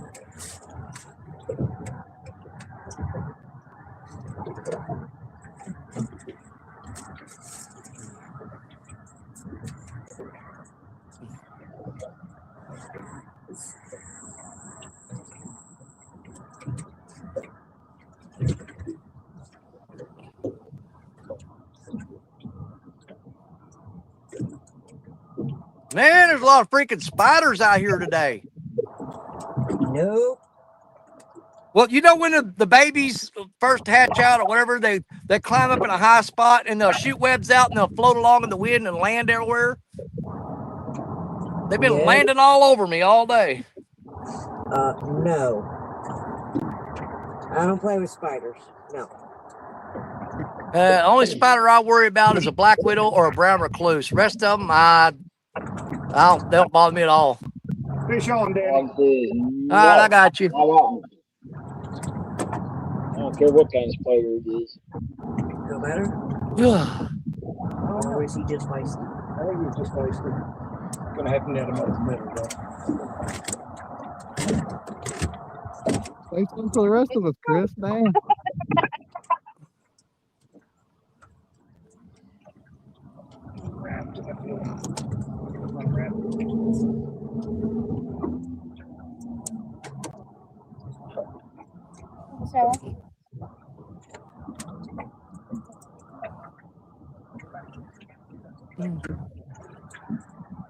Good eater there. That's a little flathead. Put it back. Nom. Tastes good. Oh, hold on. I was on the wrong camera. Hold on. My bad. You missed me catching it? Oh, is that a little flatty? Yeah. Hey, V, look at that flathead. He's a baby. He's so cute. I just caught him. Oh, I thought Chris and V had a fish on. I put the camera on them. I'm like, you idiot. We do have a fish on too, but he's cute. Yeah, flathead tastes trumps good. channel cat, V. You know that. Oh yeah. I think Chris does think have one. He's pretty color. He's copper. Yeah, he's about the same color as them cotton picking channel cats that V and Chris been catching. Yeah. Man, those things are just so cool, man. That jaw on there and the shape of that head. They're just so cool. They're pretty. Oh, yeah. no. Bye. Well, he let himself go. That's fine. Chris V, you still got a fish on or you already got it out? I didn't know what this boat. Where's that? There it is. And she's got another little one. Okay, well, I got you on solo right now. So I see you holding the fish and I see V reeling. So You need me, bud? there you go. We got you.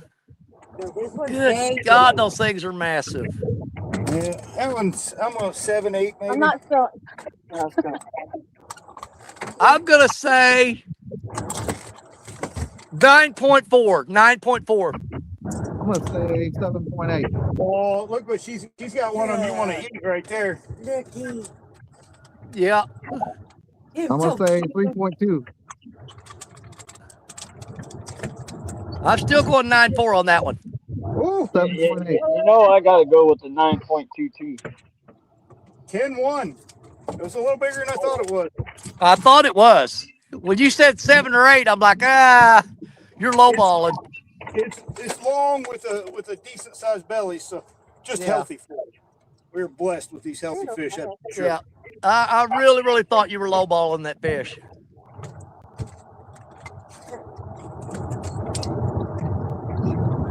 Okay, let me look in here. NJ Fishing Maniac in the house. What's going on? I just had the chance to look back at chat. I went down there. Hey, we got Real and Virtual Outdoors. Mr. Troy in the house watching you guys catch all these fish.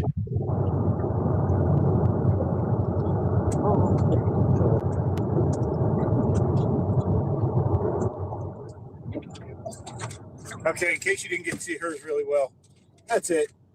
Yep. Good little eater. Yep. I like them about that size and a little smaller. He's just so cute. Hey, that's real good on a plate too. I was going to say it, damn it. Beat me to it.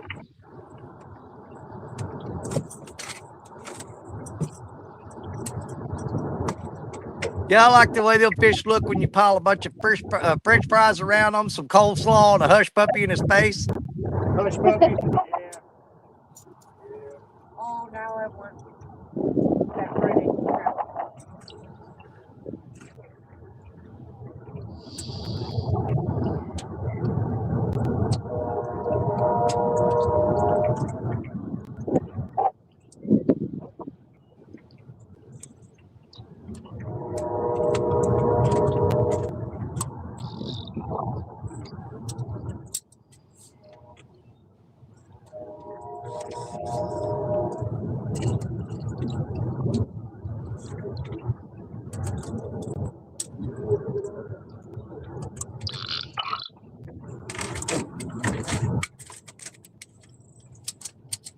Yeah, we're up to 15 fish today, so not a bad Yeah, that's pretty good.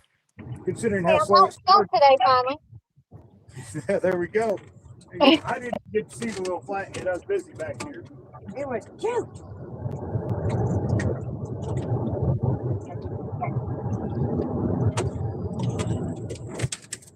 What's been the biggest so far, Chris? I think it was 20 something. Hers was 20.2. Yeah. So the biggest Nice. fish today is a 20.2 pound channel cat. Hell yeah, guys, keep it up. Is there a prize for the smallest flathead? Yeah, it's almost 15 pounds. He was so cute. I want to love him and hug him and squeeze him and hold him. He was cute. You can't do that. You'll wipe all the slime off of them and they'll die. Well, I won't do it, but I want to. I'd let him keep the bait. Is that train too loud? Do we need to mute? I can't even hear it. I can hear it. Okay. I don't hear anything. Okay. It's almost I'd say done. don't worry about it. Just keep on rolling. All right.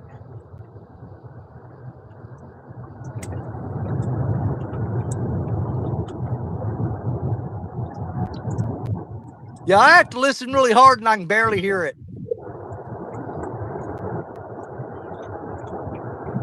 That one earlier was really loud, actually. It did seem, yeah, maybe it's louder than normal. I've been going faster.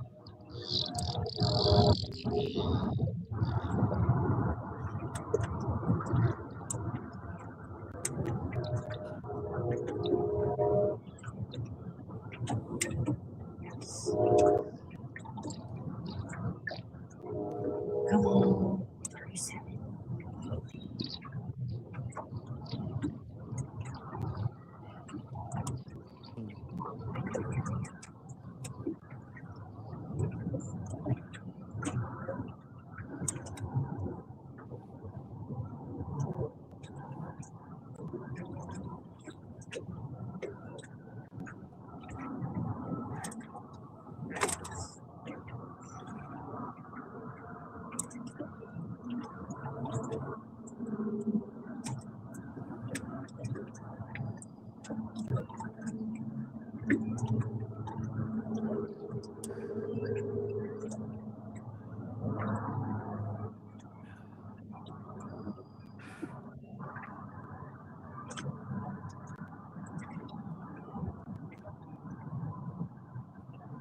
Clear up the sky. Oh, Way over there. What the? Oh, the clouds over Sky there. cleared up.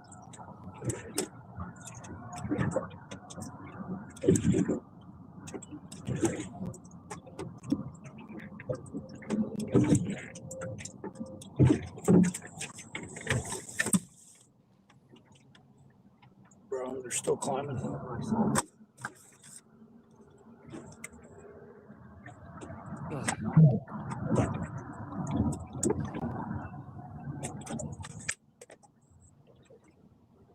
I have another water in there? oh. Well, this heat's just tearing me up.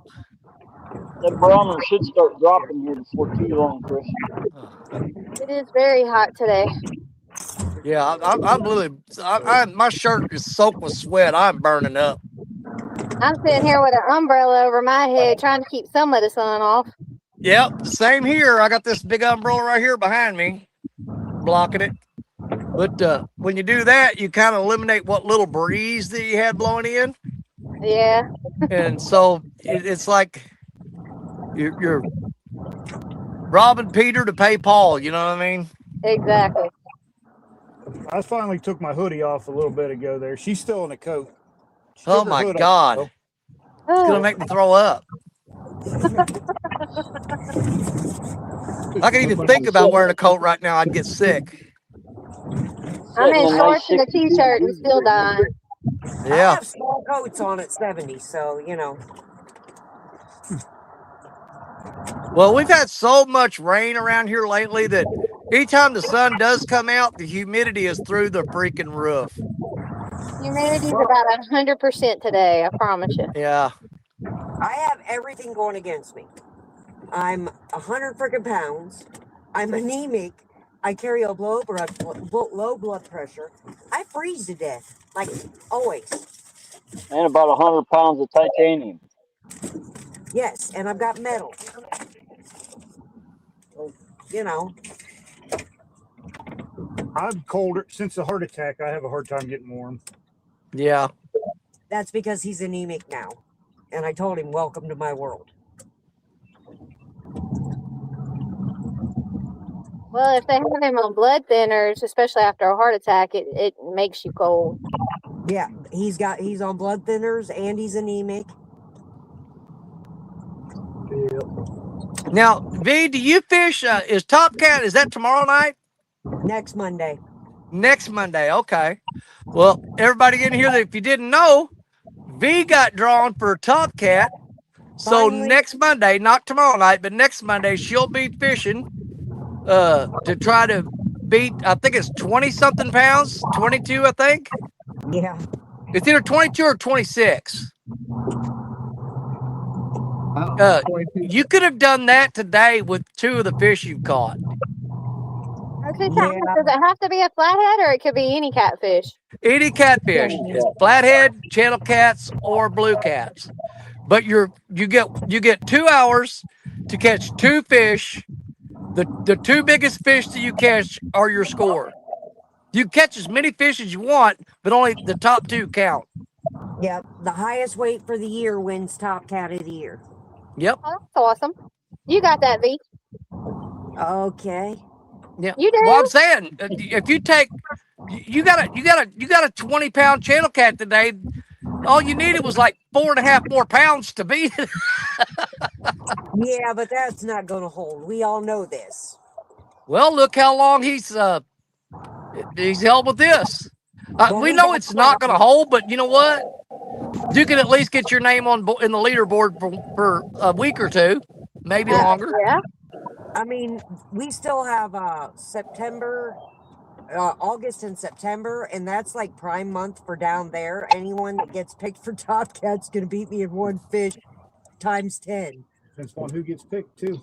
Where they're at. Yep. That's it. Yeah, I talked to Josh after that show. You know, they spun the wheel, it landed on D, and then the second, the alternate for if B doesn't make it, it landed on me. I called Dunnigan and said, I'm not going to get the fish, right? Oh no. I said, dude, she could have her head chopped off and she'll still show up. Facts. Make no mistake about it. I am not missing it. I've tried for 2 years to get on that show, and I'm not about. No way. Nothing's taken. I'm going to be in chat that night and 100% cheering for you, sister. You can bet on that. Thank you. I just don't want to skunk. I don't care about anything else. I don't want to. I'm not. I'm under no delusions of winning. I'm competing against some amazing people. I just want to be able to know that I can get fish. Well, that's the thing. You got a 2-hour stopwatch on you, and that puts an unusual amount of pressure. It's kind of crazy that it is that hard to catch a fish in 2 hours. You know what I'm saying? It is, and that's why that's all I want. I'm just like, that's all I want. I'm not. No expectations of winning. None. Well, I know you're going to catch fish, and I pretty much figure you're gonna take the leaderboard. Well, now, Danny, I'll say I'm really proud of her because even when she got excited, she wanted to start doing this and all this. People like Jerry Parker, Ray Ferguson, Donnie Fountain, all of them said, "Oh, when you're drawn, well, I'll take you. Come fish. We'll go fish wherever you want." Even Jerry was like, "Come over. I'll put you on the bank over here." Yeah. And she still said, "Nope, I want to do it on my home water." 100%. 100%. Because me on the fish, I didn't do it. I didn't show my skills, and I don't want to do that. Good job. Well, Good job. The thing about last year, Top Cat, when I got drawn, I fished the same spots that Parker does. And I was going to fish down here. And he goes, "Come up here and fish these spots up here. You fished them before. You know where to go." And I went up there and fished that. And I think I would have been better off if I would just stay closer to the house. Because that night, I did manage to catch 3 fish. You know, you got a 2-hour time limit. You got to catch 2. I caught 3. And at that time, Jerry had the top weight of 90-something pounds. So there was no way I was going to beat that because the river had dropped where we were fishing at, and all the big fish had moved out of there.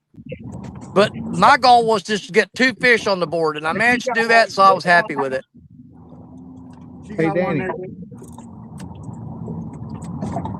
I lost mine, but she got hers so far. No, the day before your Top Cat challenge is when I caught that PB on your show.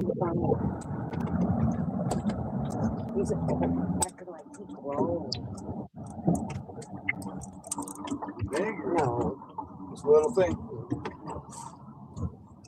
Oh, you can forget for that. That boat flips out.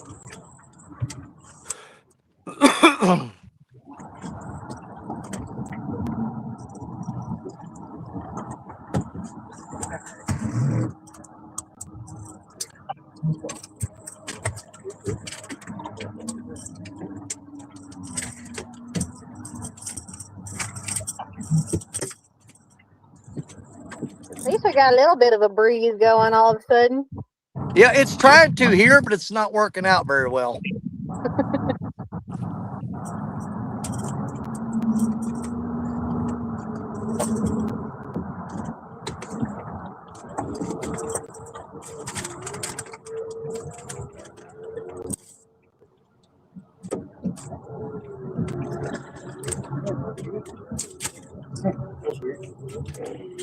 Another good little fish here. Oh, yeah. I'll grab a weight on him just to see. That might Hold be him up more there than- for you, Wayne. I want to see him. I'm going to go 8.3. I was going 7, so. Well, you always lowball. I'm going 8.3. The 8.8. You already know what I'm guessing. Yeah, 8.22. But you went over. So. I was pound off. It don't work like that on my show, buddy. Closest one wins. It's good looking little fish there, bud. Yeah, it absolutely is. Those fish are amazing.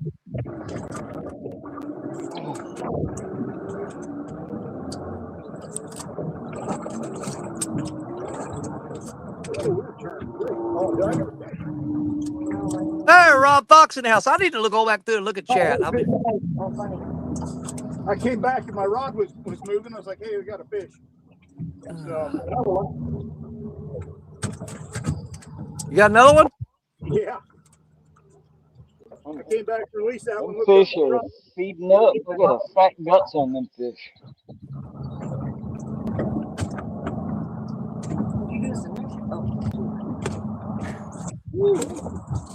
You got it.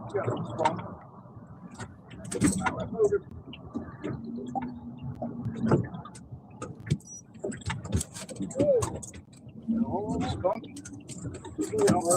Hugely spunky.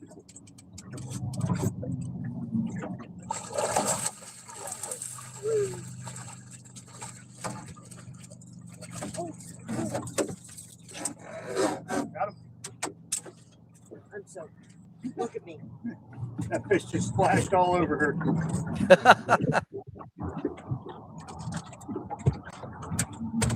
I'm soaked, like literally.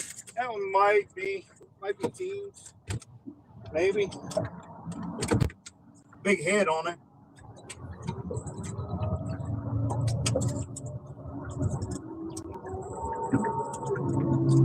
Yeah. 10. He's rude. You're rude. Might go 10. Oh, you pity though. Oh, yeah, he's got 10 easy. Too pretty.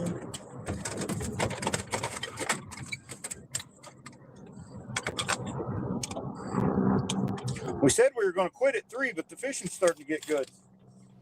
Yeah, what time is it? Almost 3. 2:30. Holy crap. 10-6. Yep. He's one of those big-headed males with. Whoa, Yeah, they got the black patches on their chin, and a lot of times they have the black marks on their lips. Yep, yeah, it's starting to get black and all Yeah. gray underneath. Yep. Yep.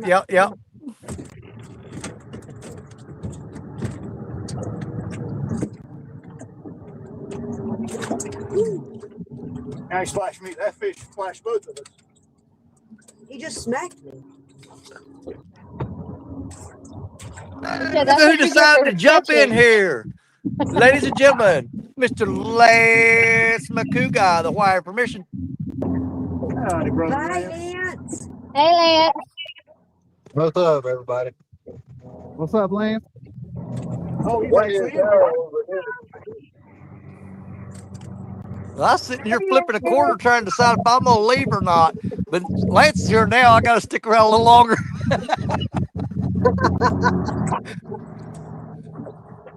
Man, we minutes. got off of work early today. Got off at like 10:30. Made a call to my mom, talked to her for about 30 minutes. And I was like, you know what? I'm gonna go out and fish. There you go. What are you chasing today? Channel cats or carp? Channel cat. All right. Looking for some carp. He's been called out on a carp challenge. I know where the carp are. But we're on the Sheboygan River. And it's windy as hell. Sheboygan River.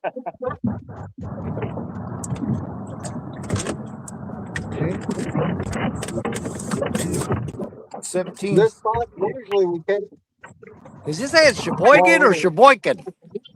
Sheboygan. This is like a word you scream before you slap somebody in the back of the head. Sheboygan. Make We a new got game some, like Bug Ball. Yeah, the river finally came down, so from all that damn flooding we had.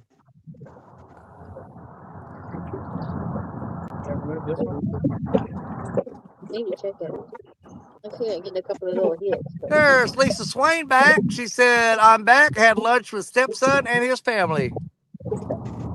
Howdy, Miss Lisa. I haven't been. Pontoon. Jody's in the house. What's up, Jody? Howdy, Jody. Hey, Jody. You tried putting your top up. That Yeah, didn't Rowdy do Royal. I haven't been looking at this chat. I've been sitting here just miserable, and I keep forgetting. I said, look over chat, dumbass. Randy old gray hair. it. Howdy, Randy.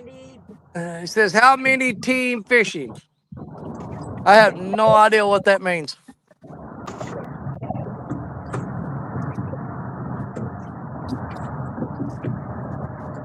I hear And Angel Honeycutt, the couple from St. Louis, Missouri, right up the river from me. If you just jumped on the highway over here and headed north for about 3 hours, you'd run right into Angel Honeycutt and them from my house here. Fish on, Danny. All right, I got you. Why are they tearing them up? Me then. It was a slow start this morning, but now it's starting to pick up.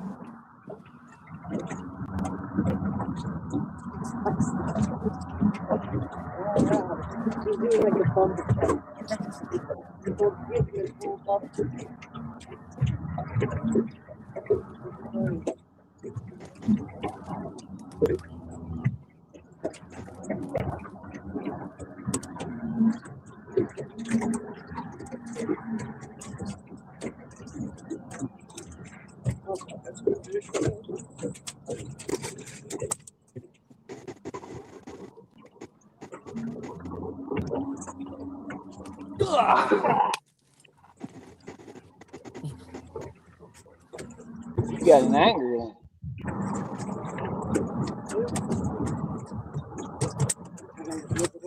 Okay, she's got another one. She doubled up. Okay. Oh, no.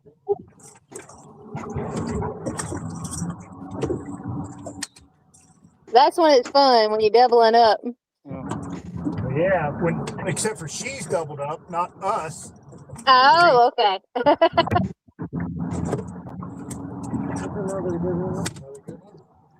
Oh yeah, look at that rod go. Yeah, I'd have a hard time leaving if I was with you guys.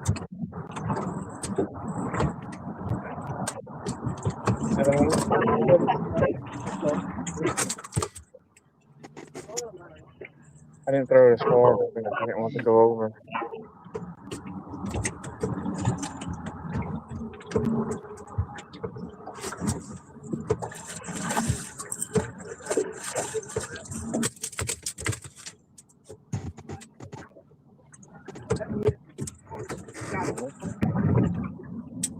That's a good one right there. That one might go 20. Oh yeah.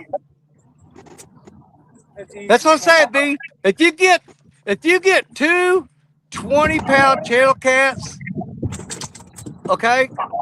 I know you're wanting to get on top cat with a flathead, but two 20-pound channel cats put you at 40 pounds. It's almost double what the top rank is right now. Danny, I've tried to have that conversation with her. I won't do it. Oh no! It's this is her moment, and that's the thing about it. The whole thing about Top Cat is it's all about your skill, your decision to go where you want to go, and fish the way you want to fish. So 100%, it's got to be her decision. Let me get this. I just don't want to take the easy way out either. Let me get this little one. It's probably 10 or 11. Wade first. I'm saying. I think it'd be pretty cool if she won with a couple monster channel cats, honestly. Oh, he's bigger than I thought. They're in the boat up. They mad today. 13.5 on that one. You get mad over here.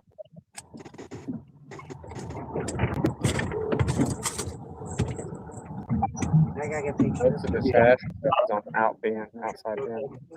Hey, Danny. Oh, just imagine one of them. How's that big-headed freak? Oh yeah. Just imagine catching one of them in that little 8-footer boat of mine. Yeah, I think he's going to go 20. Yeah, you know what? I want to catch that one during the Dock Demon tournament. No, not quite. 18.8. Big head, 18.8. kind of skinny body. Hey, that's the fish that won your Wally World challenge.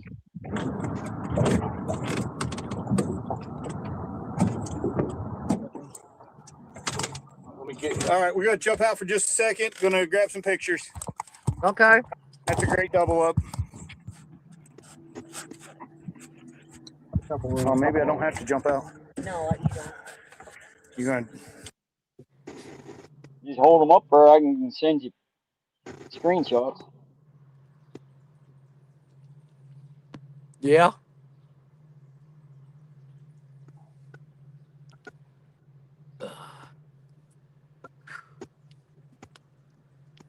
Well, I did have something eating on that crawfish just a minute ago, but he pecked it about 3 or 4 times and quit. Oh. Danny, how many you gotten today? I hooked one big fish this morning and broke it off. Other than that, I've had a couple of bites. So basically, Like no us. fish on the bank for me. Not like us. The only one we Caught that one little flatty, and I caught one gar this morning, and that was it. Well, I lost a fish this morning that made me so sick I started to just pack up and go home. I know how that is. I'm happy with my one. You had a good flatty. We started out slow. We're up to 19. Oh, that was that 14 pounder. There. Yep. Yeah, usually this time of year is when I switch over to nighttime fishing because I just cannot handle the heat during the day. Yeah, it's getting hot, that's for sure.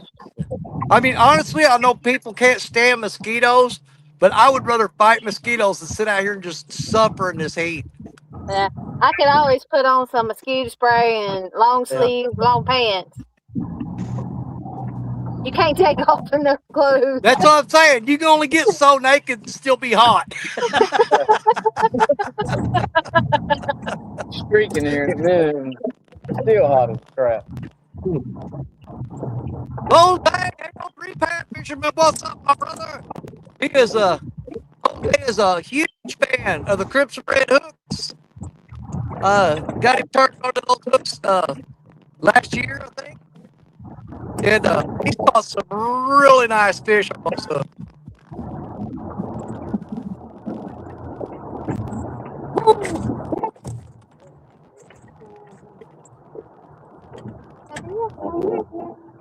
No, so That one was gonna be 20. Skinny body. 18, 12, Uh, no, 13. My big fish.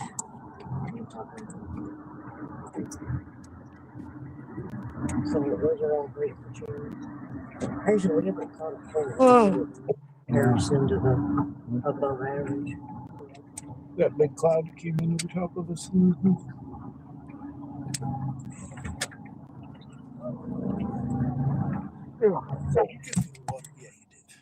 Getting old? I've been old. Oh, no. Yeah, that was a good one.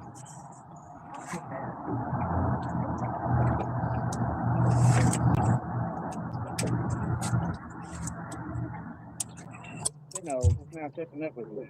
That's fun.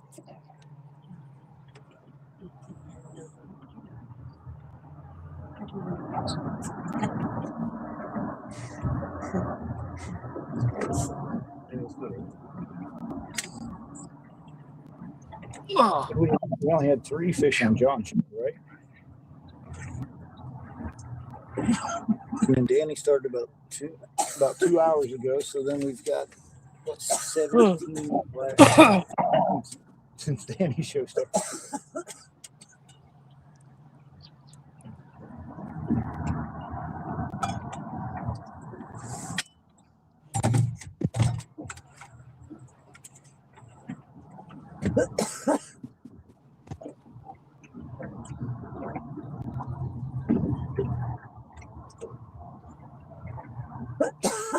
We didn't take any pictures with the fish. We were 10 pounds.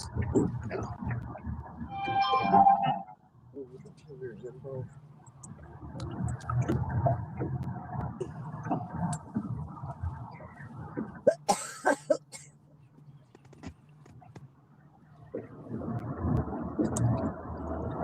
Oh, There you go again. Same one's good.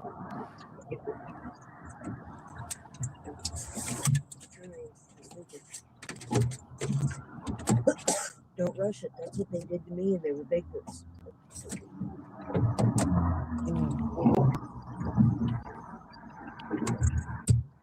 Fish on, Danny. all right, I got you. Got one on the other rod instead. Funny. It's just a thing, babe. You don't need it. No. I don't think so. Little goldfish for you, Danny. Oh yeah. It's still there, babe.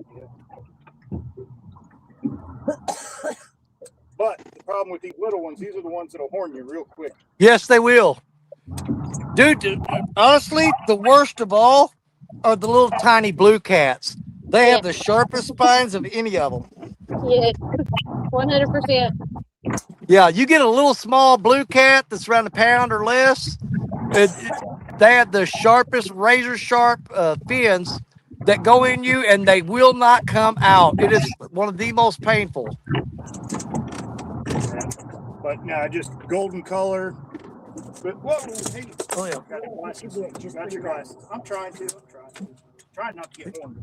He was heading for the water. I got one of those in the soft spot of my hand there, and I swear it was when I started pulling on it. It was like 3 inches. The skin was 3 inches out before it gave loose. Ooh. Yeah, you just almost got to jerk them to get them out of there. The problem is that you run a risk of breaking that off in there, and then you're going to the hospital. Yeah. But yeah, the worst I ever got finned by a little blue cat, it went in between my fingers in the webbing. Yep.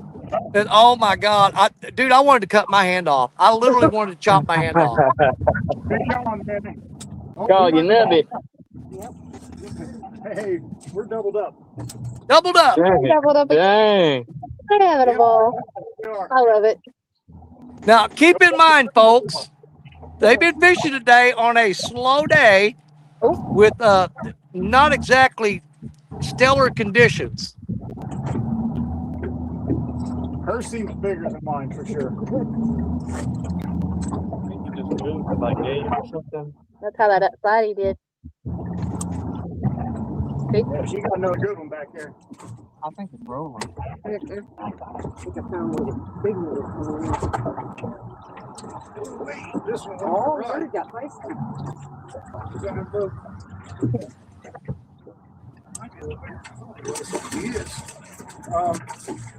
Here, here's one's bigger. I'm gonna put this one in the rod holder. I can hold it there. Nope. This looks bigger.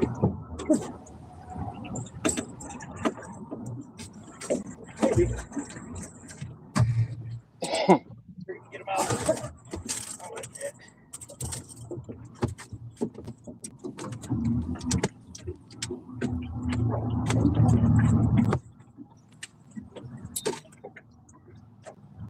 Yeah, I'm pretty sure our fish are already spawning down here. Believe me, babe, I gotta get this one out of net first. I know, I was trying to get it ready.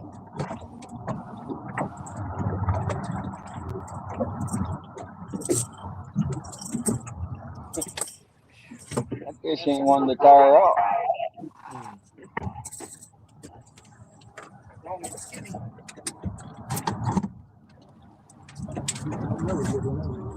He's pretty. He's pink. This one's kind of pink. Yeah, this one's kind of pink.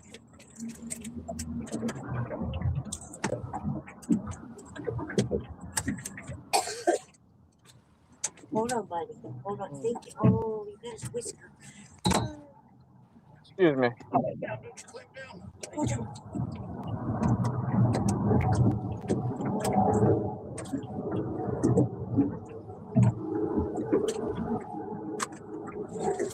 Yeah, hers is bigger.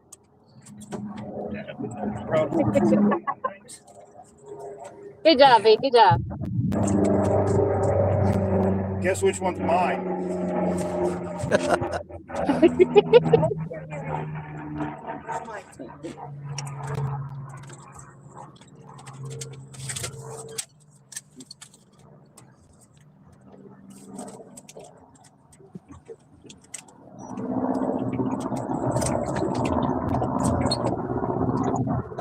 No, 10-2. 10-2 on the little one. Okay. And we were Well, talking about colors, Danny. Look at, I don't know 10, if it'll show yeah, from camera. you say See the 10-2 on the pink? little one. I don't consider that a little one. You see the pink in this one? In Yeah. the tail and down the side? Yep, just a lot of pink coloring in that one. Huh.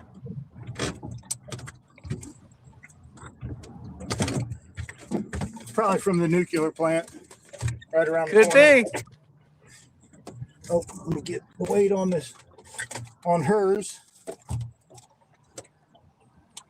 That's my life goal. I want to double up on a 2-headed catfish. And hers is 15-1. 15-1. Okay. Right. Awesome.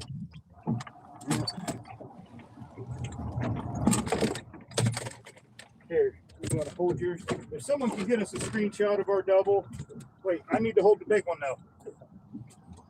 No, that's not how it works. We in there? You get it? Can you guys see? There's Danny. We'll get screenshot. What we got going on? Screenshot. Can someone grab us a screen? Hang on, let me get you a solo. I had a bite and I ran down there. Okay, there you go. That look good? Got my good side? Yeah, even if somebody doesn't get it, I can get it later. Yep, yeah, that's what we said. We can get it later too if need be. Yeah, you go back and watch the live stream and you just freeze it and screenshot it. Yep, absolutely.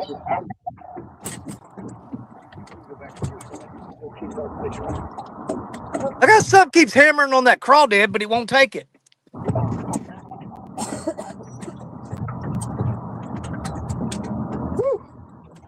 It's a lot Go of chaos.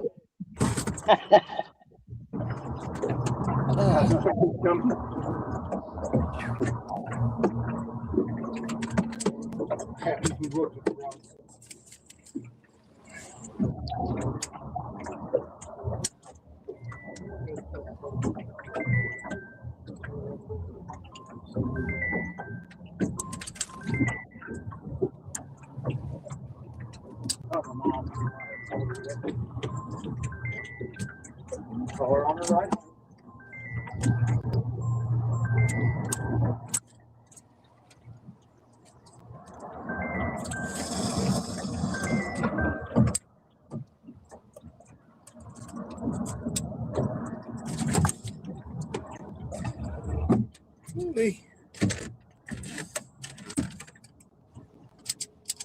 That's officially 21 fish. We only had 3 on John's show, and so 18 since we started here 2.5 hours ago. So definitely picked up. 18 in 2.5 hours. Woo, that's awesome. And it's been the bigger ones. A lot of the teens and stuff, so I'm shocked about that. The quantity of large. Y'all killing it. Usually when you catch 21 of them, 15 of them are a little under 2 Under pounds. 10 pounds, you know, they're smaller. Yeah. This is not the average, I'll say that. Well, didn't you say it'll be a while before y'all are back in that spot or that area? Yeah, because we got a lot going on. I And got it's something. flathead season. What'd you get?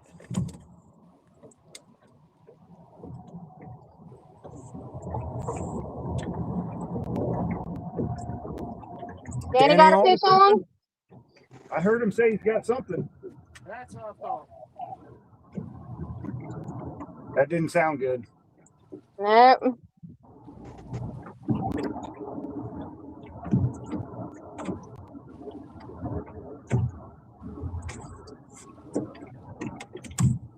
Yeah, I think I found where the big ones are coming in on that line, you know? And over here are the smaller ones that stay away from the big fish. You know what I mean?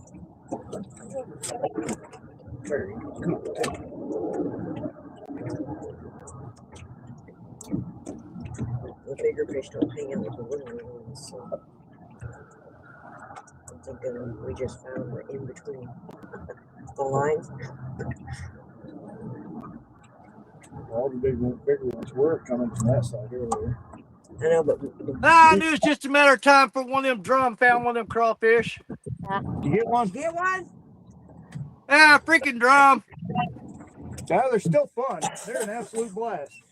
Hey, that drum is a fish, Danny. We don't discriminate.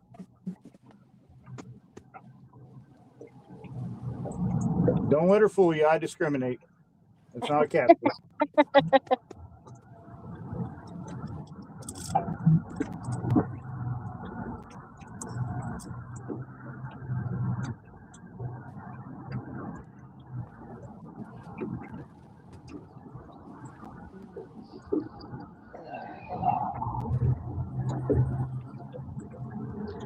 Is it your mom? Number I've never seen before. So Sam.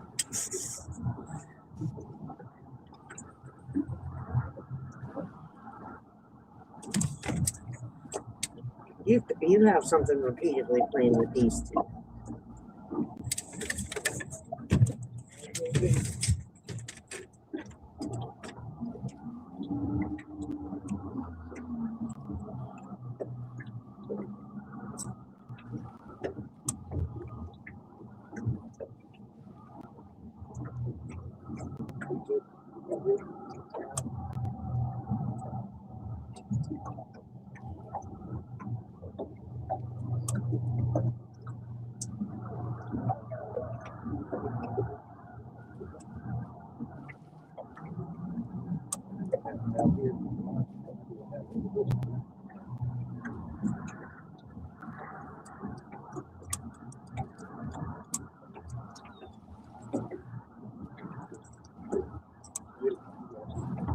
Probably got me. The way you were doing it, I'm like, yeah. Did it just give up? I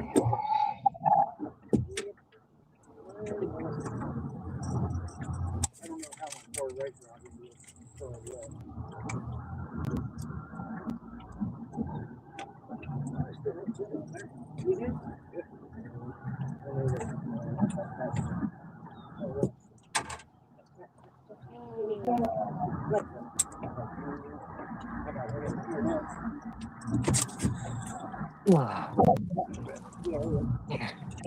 Yeah, he'd been pecking on that rod for like 30 minutes, just tap, tap, tap. And I just went down there and just reeled it up, and he was on there. He'd probably been on that whole time.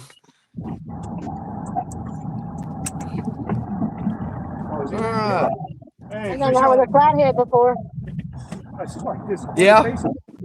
Didn't even know it was on there. Hey, I caught, it was on the live stream too. Me and my cousin, Austin Ormsby, we rode the kayaks. Do what? He's on. Okay. Yeah, me and my cousin, we took the kayaks out on the Mississippi River and paddled out to this island and spent the night there. And I had one rod that'd been out there for like an hour and a half. And I said, well, I'm going to reel up and check the bait. And I reeled it up, and it was feeling like really heavy, but it wasn't fighting. Mm-hmm. Until I got it to the shore. When I got it to the shore, it was a 25-pound flathead. Yeah. But Yeah, I felt like I was reeling in a brick. Yeah. It just didn't fight at all. Put it in their mouth and sit there and hold it. Yeah. But yeah, I reeled that fish in, and he never fought at all until he got to where I lifted his head out of the water when I was reeling him in. And then he started fighting. This one won't calm down. Yep, just another good little fish there. A lot of pink on that one too, really. Oh, yeah. Gold and pink. Whew. You know, it's been a little over a year. I'm about due for another piebald. That is something I've never seen come out of Ohio. I haven't ever seen one. A piebald. Well, I have caught in the past 17 years. I've caught 18 or 19 of them. I can't remember. I have to remember. 19. And yes, I got pictures and videos of all of them. That's awesome. Cool deal. And believe it or not, it's this section of river that I'm sitting on right now. Where I'm at right now, actually, the very first piebald that my wife caught was her very first fish from the Mississippi River. It was the very first time she ever went catfishing with me. Fish on. And on her first cast, Chris and B? Yeah, You're still on solo screen. It doesn't matter. At this point, you could just leave them solo. Yeah, I'm just like, if anybody else yells, we'll take them off there, you know. But yeah, well, after we got married, I took Stacia catfishing on the Mississippi River. She'd never been fished the Mississippi River before. Okay, so it was her first time fishing Mississippi. On her very first cast, she caught her a 36-pound piebald. Oh wow, that's awesome. Yep. Her first fish out of Mississippi was the 36, and we've still got pictures of that one too. That's cool. Big old bump on his head. Yeah, because it's crazy. Because we're actually in, we weren't in this spot. We were about 100 yards upstream from here, but there was an old couple camping along the river. And when she caught that fish and we pulled it out of the water, she was screaming. And the old couple come down there. The old man had a gun. He thought I was beating her up. Oh no. Yeah. Yeah, he thought I was like beating the crap out of her. He come down there with a gun, you know, he was going to intervene. And he come running over that bank with that gun in his hand, and his wife was right behind him. And he realized that she'd caught a piebald catfish, and he like holstered his pistol really quick, you know.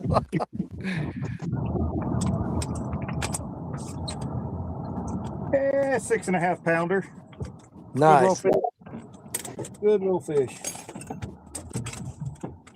A fat head for that small. Oh yeah. Look, missing an eye completely.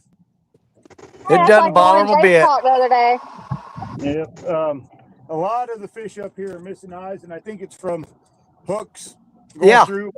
Yeah. We do it occasionally. It doesn't slow them down in the least. No. I've caught so many fish that have, I mean, I've had some that grew over to where there wasn't even a spot where you saw the eye. The skin grew over it, and it's like completely blind on both sides. That's how Jason was the other day when we were fishing on TikTok live. Yeah. He caught a 12.92, I think, blue cat. Yeah. And the skin was completely grown over where its eye was, so you couldn't even tell if there was an eye there or not. Yeah, it's just like the skin grew over it, just like the rest of the skin on its body. I mean, yeah. I think the worst one I ever caught, you could tell it was a catfish that got on a trot line or something, and it spun like an alligator. It had ripped half of the top of its head off, and it had healed up. Really? I mean, when its mouth was closed, you could still see from the top of its head. You can look down and you can see inside of its mouth from the top of its head. Oh, that's crazy. That's crazy. But that fish had healed up and was still feeding. Oh, I know. I can't find the fish. They are hardy fish, that's for sure. Yeah.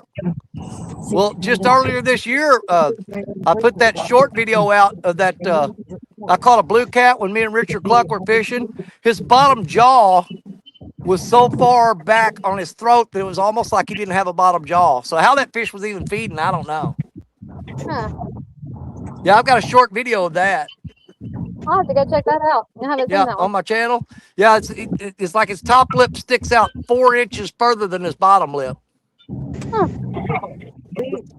Danny, we have a trout farm up around here. A hatchery. Yeah. And when you go in there, you see these half mangled fish that eagles or birds have picked up and dropped. So they got life. It's crazy. But those fish will not leave there. They will not just swim out here to the lake and go. They're free to swim. It's on the river that feeds into this bay, and they're free to go. They just choose to stay there. Stay up in the river. And it's Well, shallow. I know Jerry Parker's caught a couple, and I've caught a couple of blue cats that you could tell that when they were younger, they had their back broken in 3 or 4 places, and it would heal back, and their body would be all bent out of shape and stuff, and they would still be alive. I mean, thriving, gaining weight. Oh, it's just crazy how nature just overcomes. It's crazy.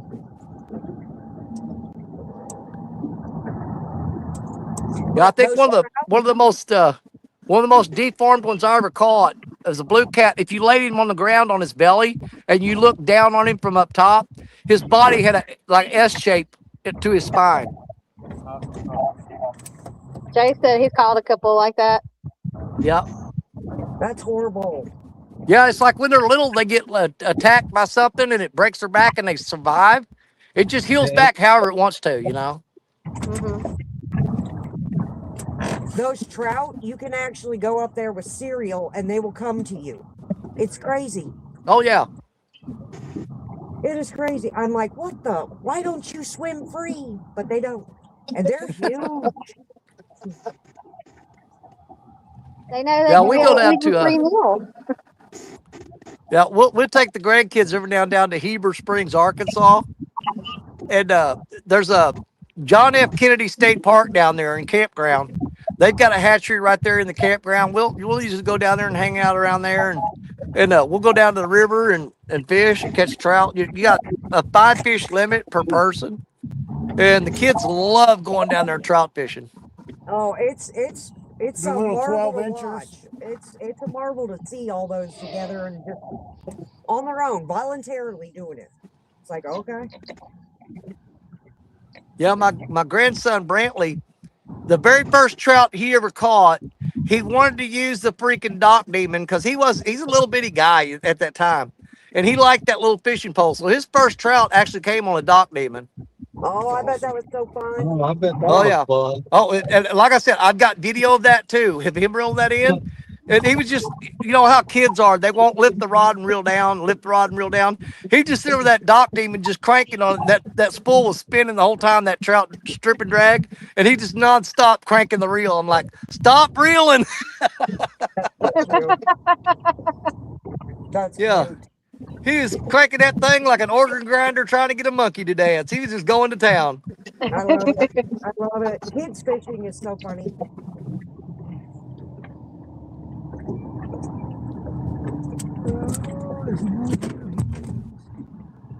Thinking about it. He's thinking about it.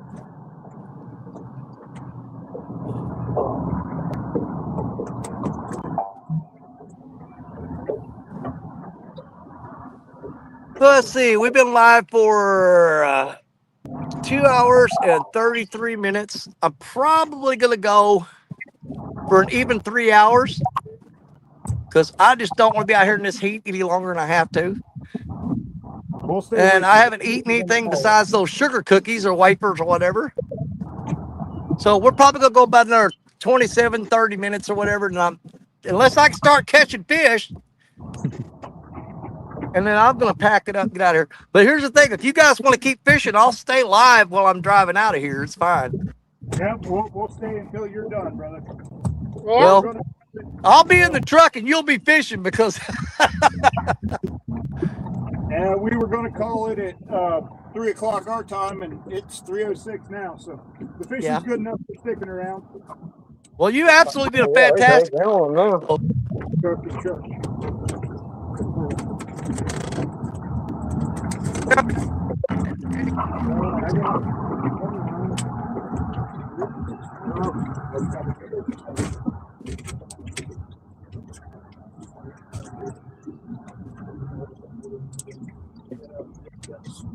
All mine have been hit so here. I'm not Like talking they're about to start night fishing. Uh-huh.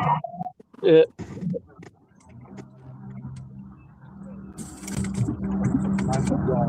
I think all three of See in the basement, Joshua Graham.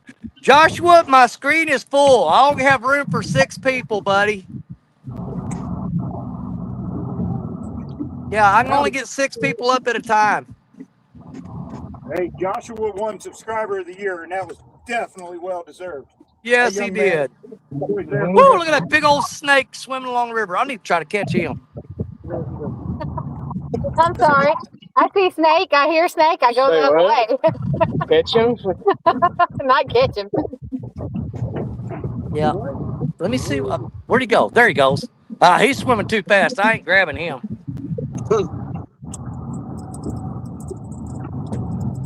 Did you say grab? I know, right? Well, yeah. Yep. Snatch him up. Slim can stay where he's at. If he'd have crawled close to the bank here, I'd jump down there and grab him real quick. What kind of snake was it? I'll think so. Hey, what kind of snake was it? Just a common water snake. I got you. Yeah, he ain't no threat. Hey, there's John's favorite barge. That's the guy that ran over me last year. Yeah, I was doing a live stream and that barge right there, Marquette. He rammed the bank and cut my lines. Oh. Dang. Oh yeah, dude. It was on a live stream too. It was like everybody's like, "Holy crap!" I was sitting in my chair and slapped the side of the barge with my hand. Daggum. Yeah, those guys there do not care. They will run you over. You're sitting on the bank and they'll still hit you. I believe I'd boarded that thing. You know, the only thing worse than a bass fisherman is a bass fisherman and a damn kayak. I got one coming down the river. He's back.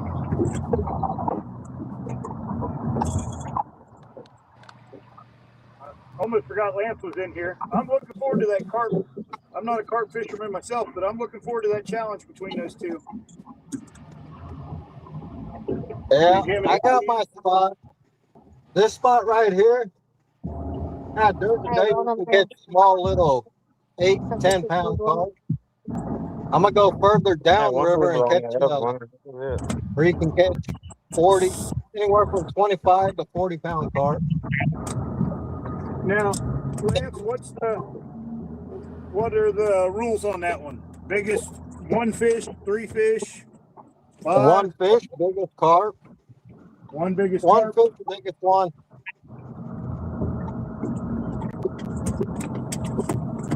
So you can catch as many as you want, but your biggest is the one that counts. Okay.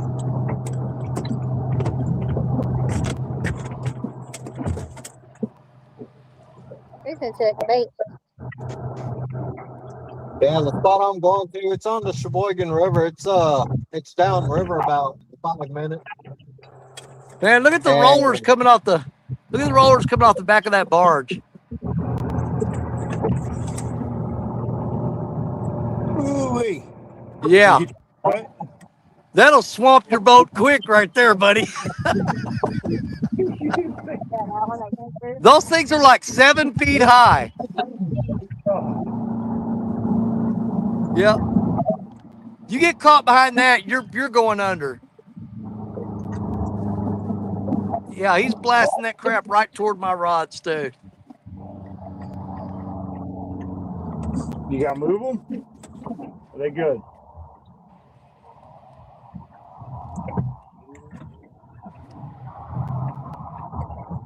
I think he got it because he stopped. Yeah, dang, it's the first time I've been live fishing in over a year. Really? Has it been Yeah. that long? I thought you were fishing last fall. Oh, well. Yeah, I was. Yeah, you were. Yeah, you were. You I were forgot fishing about last that. fall. I was fishing last fall for Steelhead. salmon. That's right. Yeah. I wasn't gonna call you out on it, but you know what? Chris will call him out. Yeah, I know it. I was like, wait, Get him no, over, I've seen man. this live. Yeah.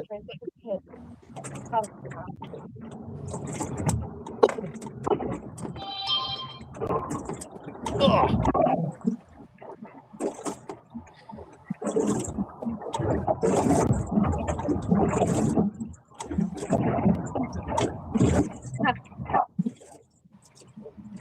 Yeah, Yeah, we're like at 60 degrees, 57, 60 degrees. Get you?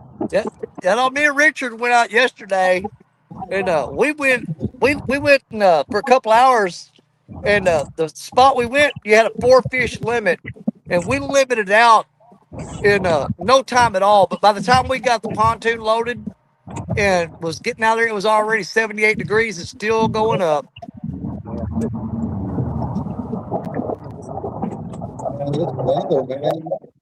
Just the other day we had freeze advisory. See, that's It's the down in problem. the You can't 30s. get used to it. Like I can get climatized to the cold, or I can get climatized to the heat. But when it switches back and forth so fast and so often, your body can't Yeah. adapt to that. Yeah. You know, you never get time. You don't have enough time to get used to it before temperature changes again. Yep, exactly. But if it gets me away from those even little ones, they keep doing But my this year I'm gonna try and make it. I told Audra I plan on going to the Mississippi River at least twice. You need to. That's 3-hour drive one way. 4 hours. That's true.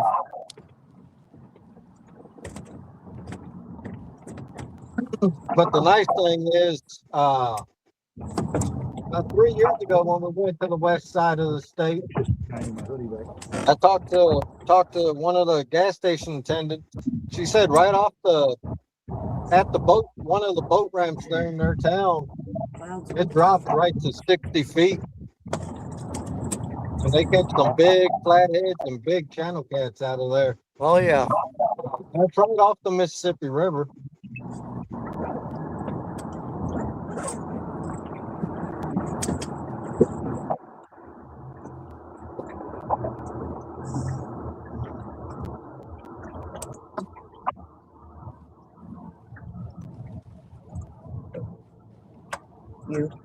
Yeah, over there you can see Minnesota right across the river too.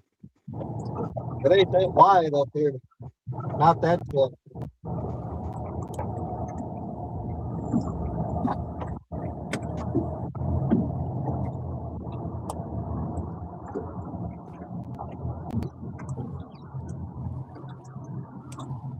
But I want to go where Iowa and Wisconsin, where the Mississippi runs between Iowa and Wisconsin. Oh yeah. Go down into the confluence. Yeah, they said somebody was saying Wisconsin DNR they've been planting blues up there or down there for a while. They've been putting blue cats in the Mississippi River over there. Yeah. Yeah, because there's not the further you go north, they just really don't have that big of a population, if any at all. Yeah, once you pass a certain point in Illinois, they ain't nowhere up here. Yeah. But back in the day,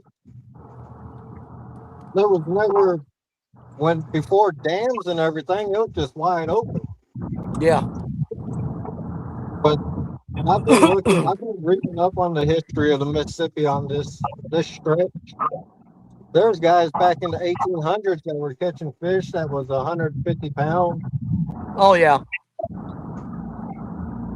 So you know, at one point in time, there was blues up here. Yeah. Yeah. See, because you go up to Alton, Illinois. That's where the last dam is on the river, and from Alton all the way to the Gulf, there are no more dams on the Mississippi. Yeah. Right. And so basically, it's wide open from where I'm at all the way down to Creole. Yeah.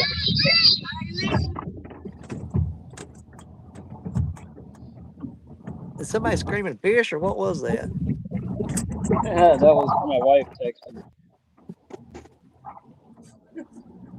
It's pretty cool up here. They got barges you can go on to that they have anchored in the middle of the Mississippi, and you can fish all day. You pay so much for the whole day, and you can just fish all day. You catch all kinds of stuff.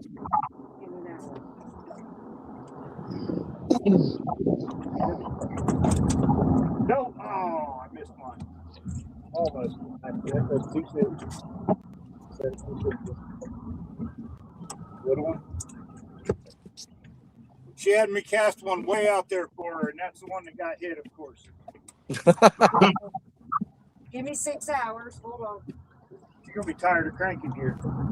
She's gonna sleep on the ride home. Well, a nursery moved in, and I'm trying to get outside of the nursery.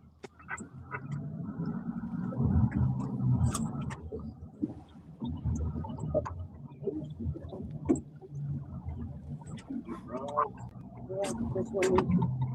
Right. No, this one. No, this one.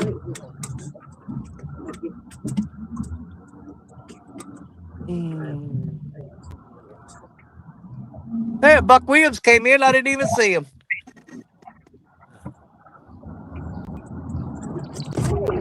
Oh, almost pulled her overboard. Oh, Went on a little run there, saw the boat and took off.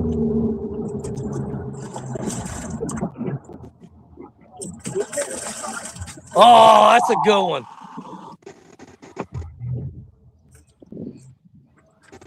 Yep, another good one. Yeah, I saw that thing roll over on top of the water. But that's why I said I wanted to. That's why I hadn't cast it so far, because that nursery moved in. And I said, I won't get past the nursery. So I made him cast it way out. And see?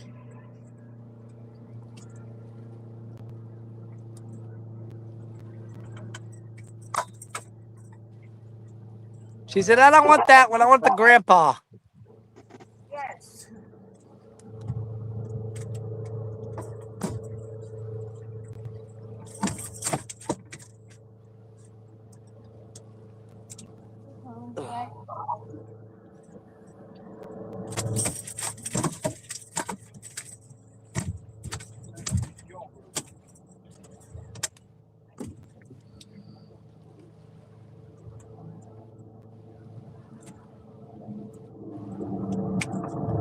All right.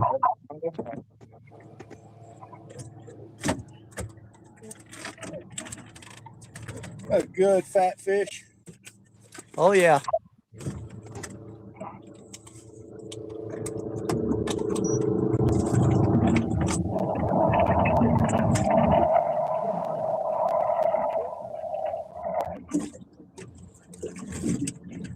Let us there. Maybe if we can get 16-2. Nice. Another good fish. What's up home?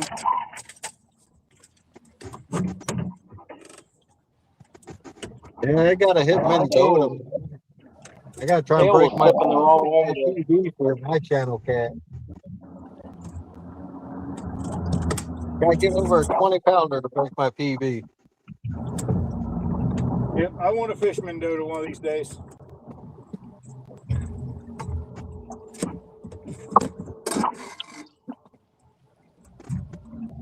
Crab Orchard, Mendota, they're on the lake. I can't think of the name of it, down in Oklahoma. It's got some good channel cats. Do you guys ever make it to Mendota? Let me know. We're 2 hours northeast of Mendota. Yeah, and we do that Crab Orchard meetup every year too.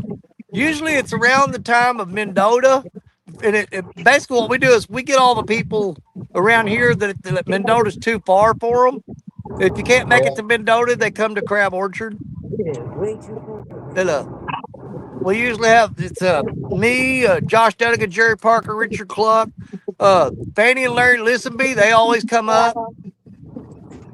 We got the first jet skis of the year. Water's 50-some degrees, but yeah, jet skis out there. Man. You guys need to come up here during the fall. Try and get where you can get a salmon. So I can get a what? A king salmon. You think of Catfish will fight. They fight good. But that king salmon, that's a totally different fight. Oh no, I'd like to fish for those ones. You want friggin' drag peeling? There you go. I've seen a lot of guys get fooled. Oh yeah, I would like. I will do any big fish, any of them. I'm all about it. If it's big, I'll catch it. I love chasing steelhead in the rivers. That's a blast. My smallest king salmon is 17 pounds. That's awesome. Not here. But they because usually it's the 4-year-olds that run up, so they're big as can be.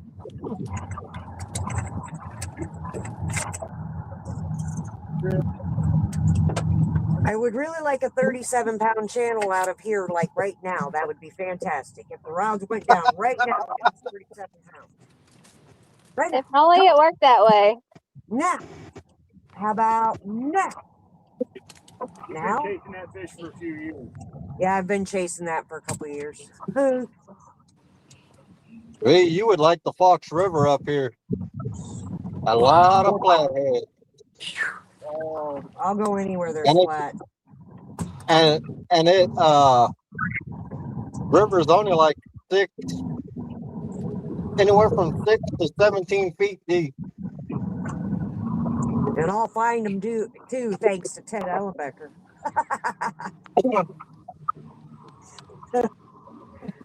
All jokes aside, I literally have learned how to. My ability to hunt flats was from a lot of his work. I'm just gonna be honest. I tried it. It worked. I've stuck with it.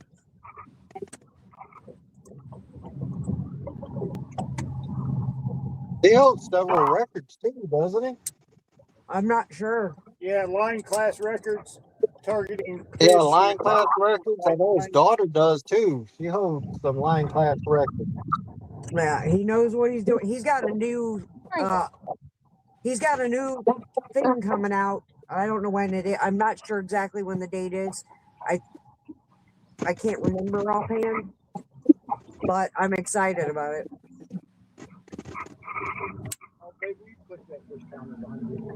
Just once.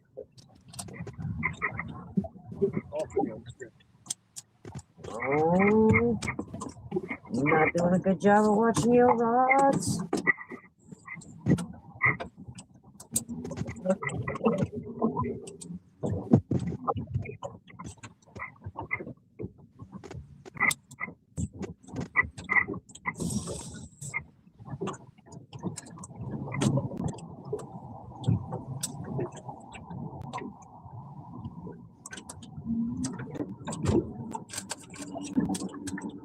And because we haven't talked about what we were using for bait all day, but just raw shrimp. And that's what I got. I got raw shrimp. Yep, that's all they've eaten today. Get 24 fish. We got a bite. Wish I could I just sat down. Better pull it out of his mouth. You're gonna take your bait again, because that's one of them little ones that why I moved out of that area.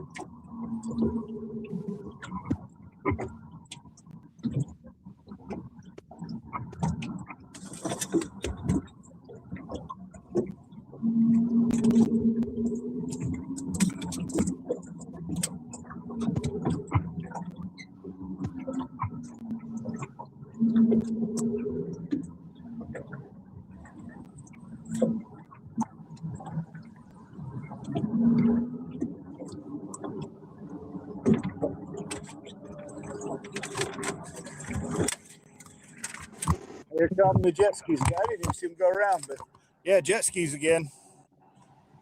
That's crazy. I think those are different ones. Yep, different ones. Yep, man, too cold for me to be out on that. I I'm in a freaking coat. Man, I'm mind in you, flip flops and Underneath that shorts. underneath that coat is a hoodie. And then underneath that hoodie is an RCT jersey. And then underneath that RCT jersey is a t-shirt. Yeah. I have I my got camo pants on, then I have my blue jeans on, and then under that is my warm leggings.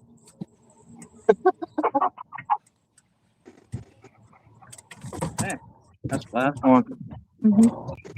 I got the RCT jersey, flip flops, and shorts. Oh man. It's like I said, it's like 57 degrees.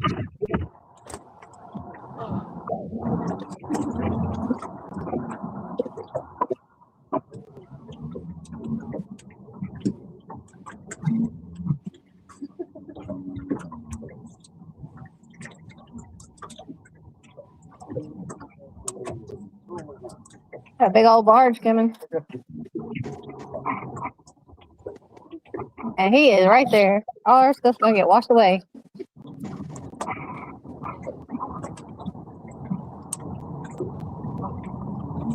I'm gonna go pick up the tackle box. We're supposed to get swamped. Give us a minute.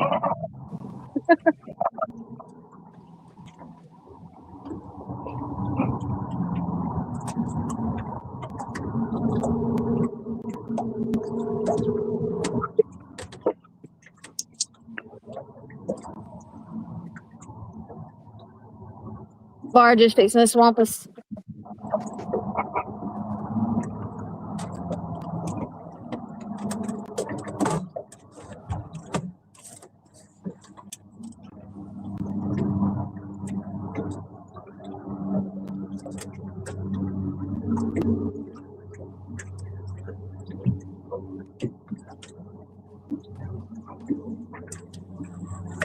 I'm probably stripped on the one.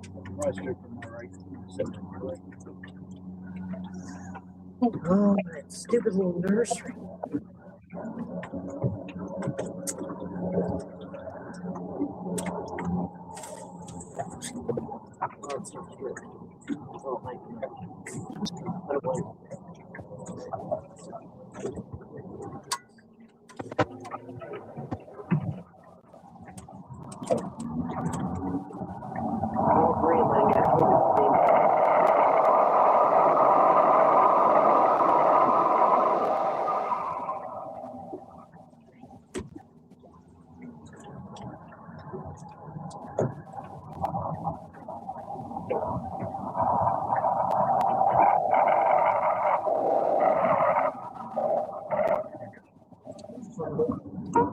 Fish on. I think it's a little big.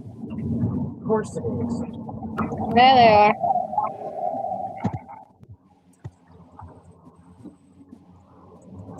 The little ones are hitting them left and right. Feeling the bait. It's driving me crazy.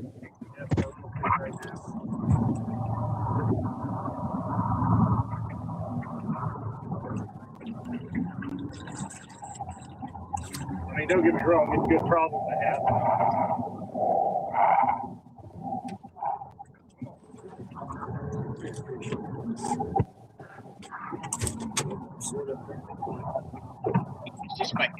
Maybe so.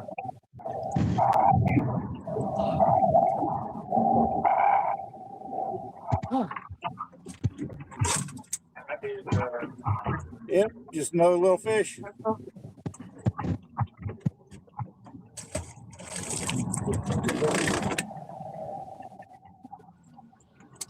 $25.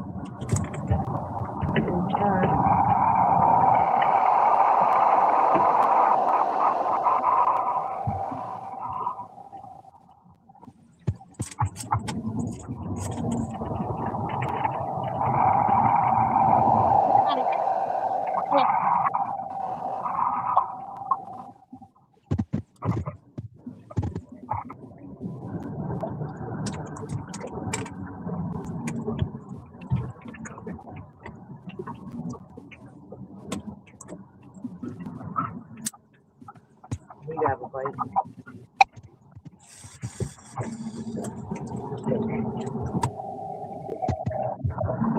I can hear we're getting bit, but pretty sure it's.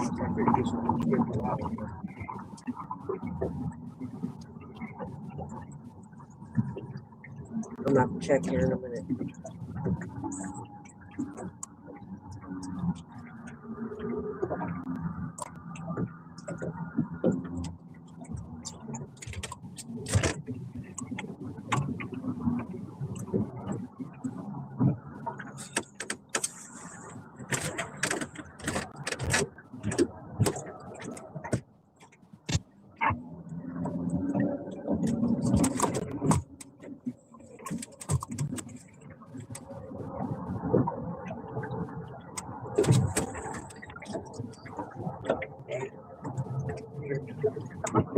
Oh, our keys are in that bag. You might want to move it.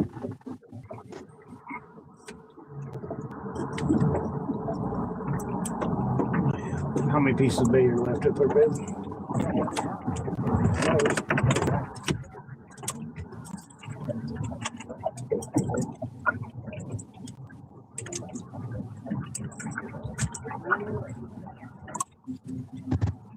Go over the nursery.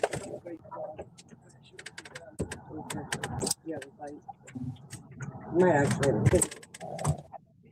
Not like those little babies.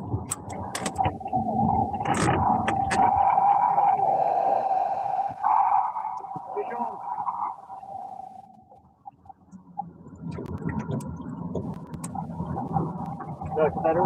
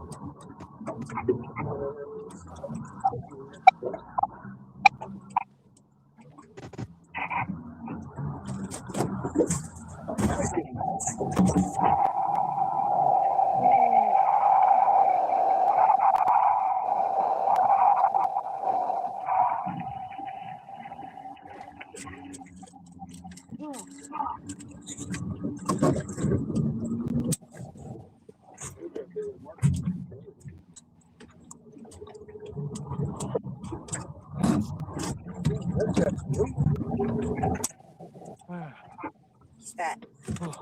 He's obese. Oh. Man, look at the belly on that one. Hey, Danny. Yeah. Hey, I got something for you. Give me full screen. Hang on just a second. Hang on. Oh.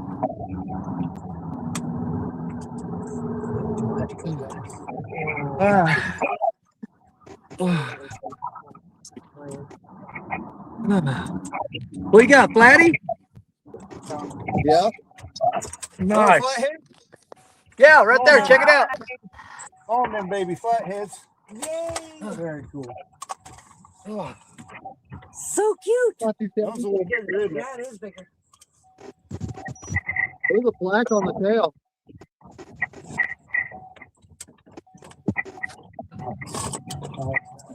So jealous. That one's 13.9 on that last one. 13.9. Couldn't compare to a little flathead, but 26 fishes. Very nice. Nope, you got another one. Oh. I'm gonna sit here in air conditioner for a minute. I just turned one loose and I got another one on. Fish on. All right, let me You all right, Danny? Yeah, I'm in the truck now. I got the air AC on. It's that's a little bit much for me carrying all this stuff up that hill. My days doing this are very, very, very, very numbered. I feel you, brother. I get winded doing things now that were easy a year ago. As I was saying, you know, giving me static about being on the boat with Richard so much. They don't understand. I'm just not. I'm not able to do this crap much anymore.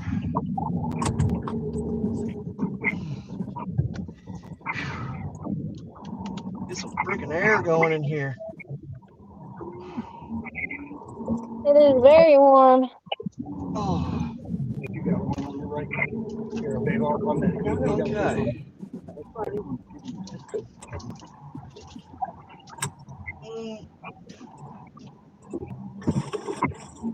Oh.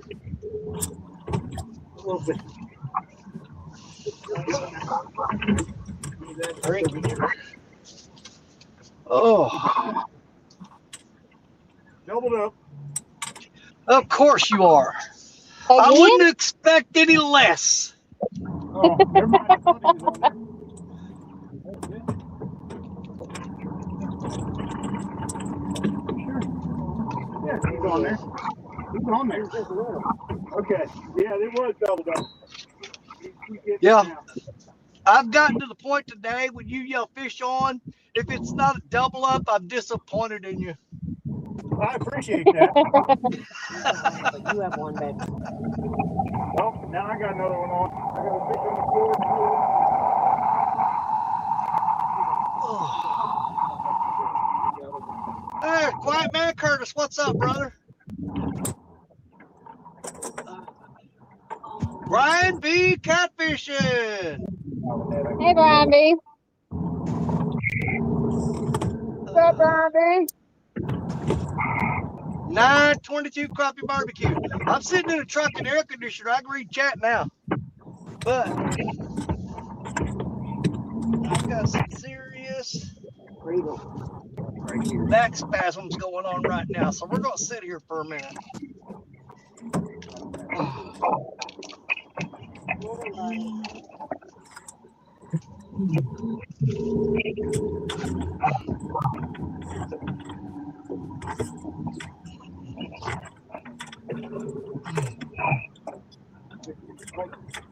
It's so far out there.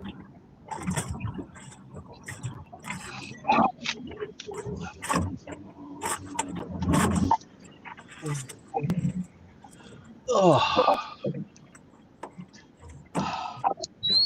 All right.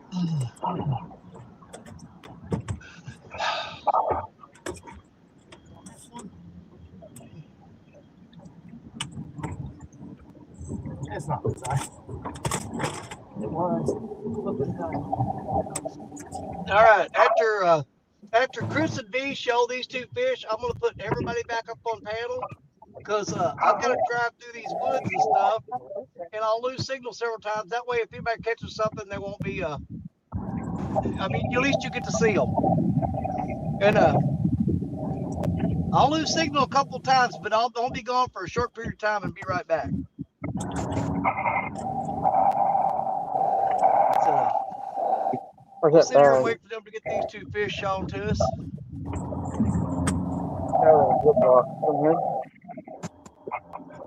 Michael says, Daddy, anymore, I have to be right next to shore. Yeah, I'm done with the walking. Yeah, I just climbed up that bank with them rocks, and it's just my back killing me.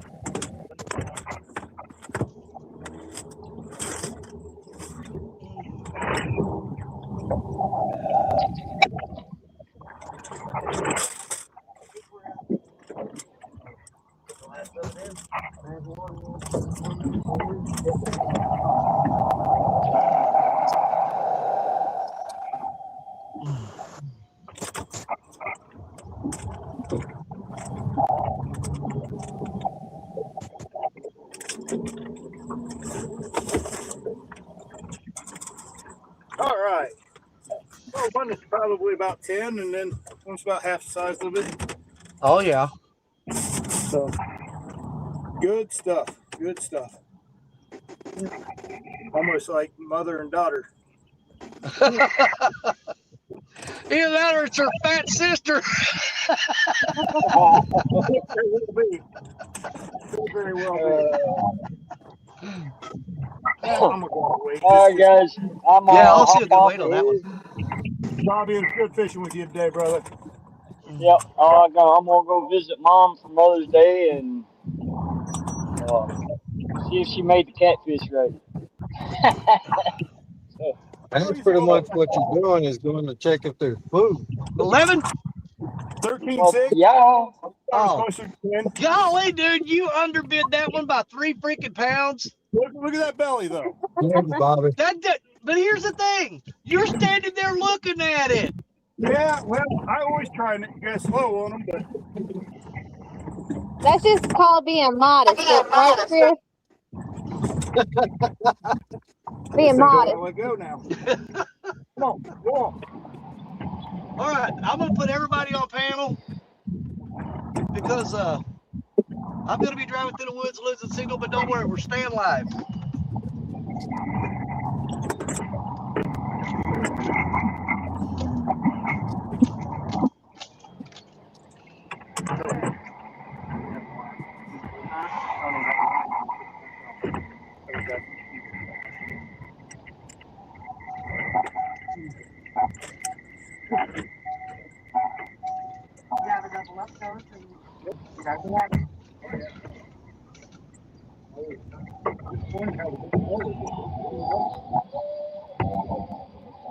We may not have caught the numbers, but great.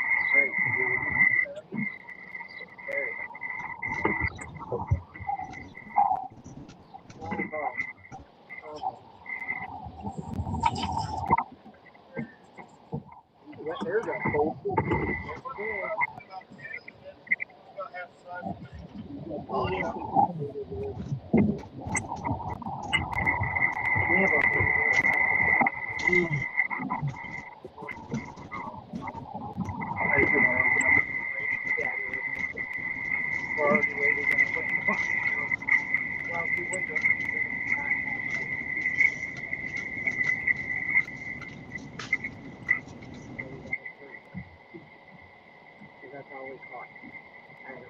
Somebody's across over that mud.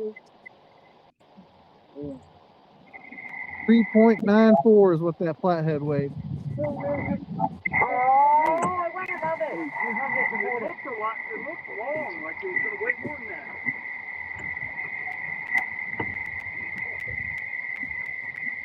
I was guessing that was like 7 or 8 pounds from what I could.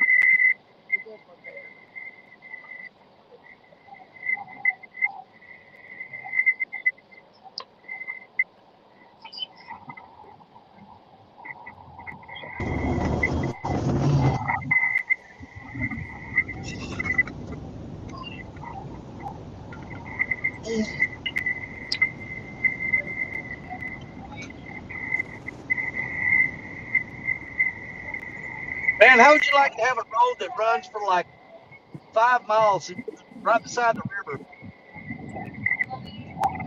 Oh yeah.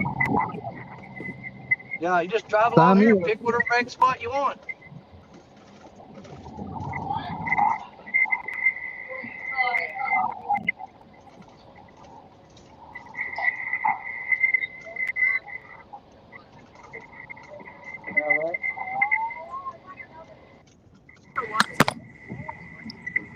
Rain?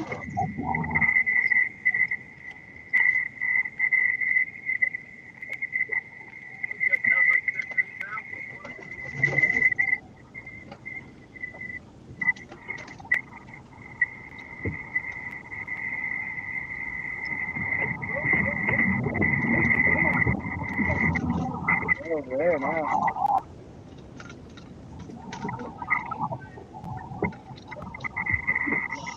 That's actually a pretty good spot right there. I used to fish there all the time. I haven't fished there in about 5 years.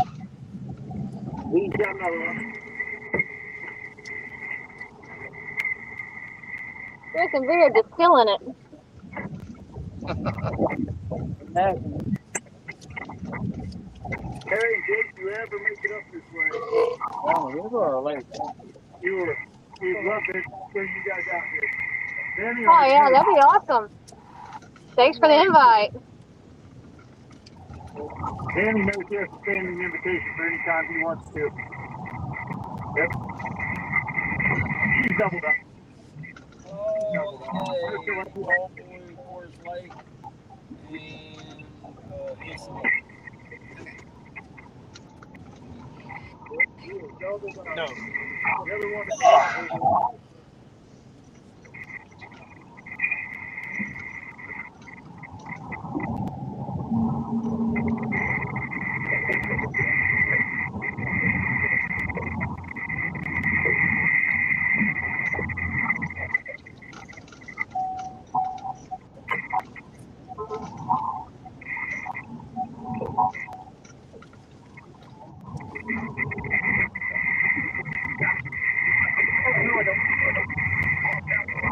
Not today. I'm going.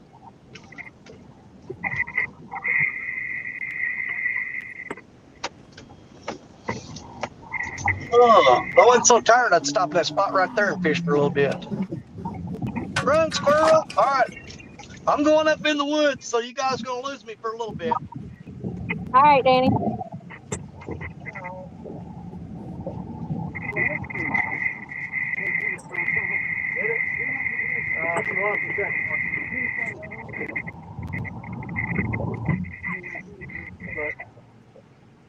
For those of you who never get tired of cool fish, there's another good little fish here. Another good fish. Here, let's get over this. That's a stick, ain't it? What's that? Jay's found a big old piece of glass, type of glass, obsidian, or whatever you call it.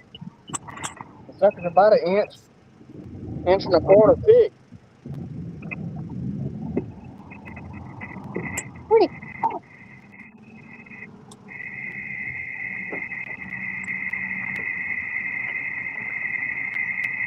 Nine and a half? 10.5? Yeah, I was guessing around 8. You can see this was a corner.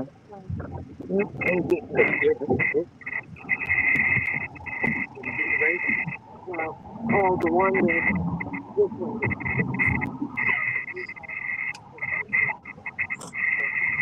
B, y'all on another one? Yeah, they're on them now. What's that? Hey, Chris, you see anything about carp? I got one. You get a carp? Yeah. That was Lance that said he had a fish on. Okay. On a damn 7-aught original RCT hook.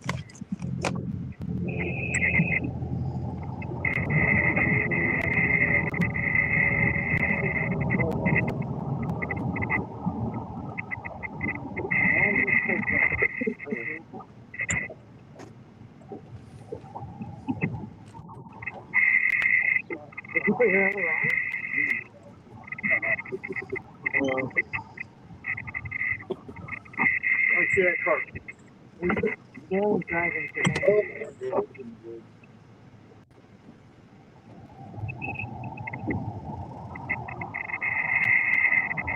I might hit some back more.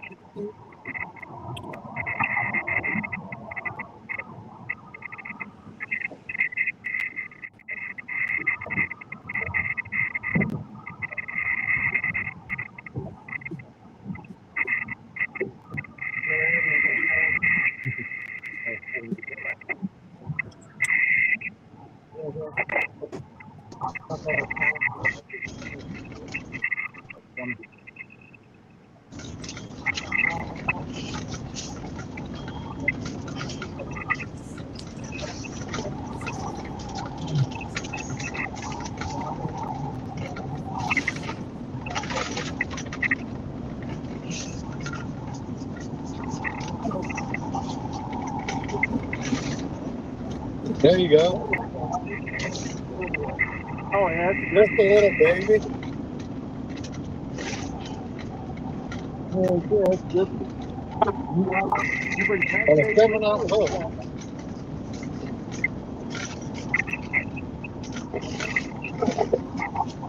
Nice. Did that eat shrimp or did you bring pancakes with them? That was a good one. Yeah, it's probably about 18, maybe 20 pounds. What'd you use as bait? Shrimp. Oh, okay. And You make a sure you hell get of lots of good pictures and send it to Steve. Be like, yeah, this is just messing around. I caught this. Without even trying.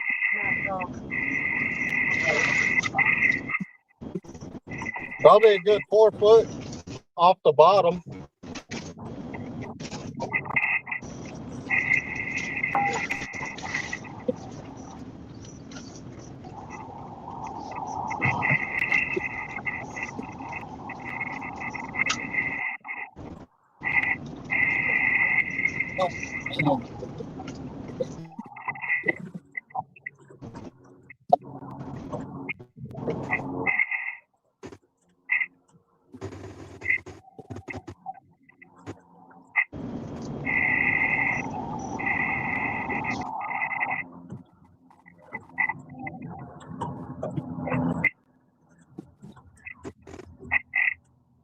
Getting tired.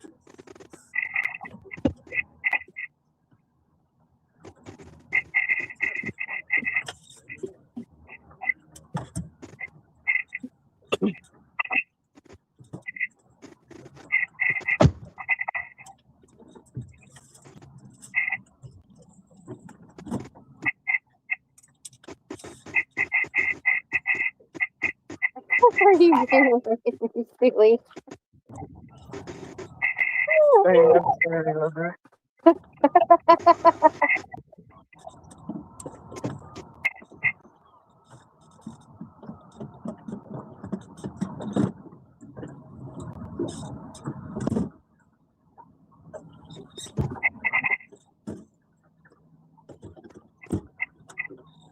Now it's dead. What's going on?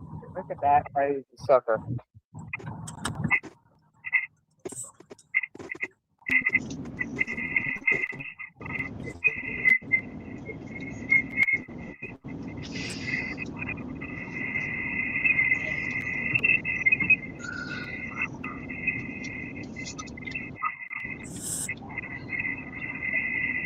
Oh, there.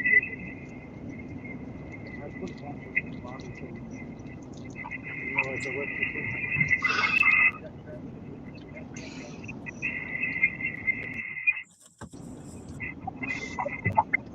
Good lord.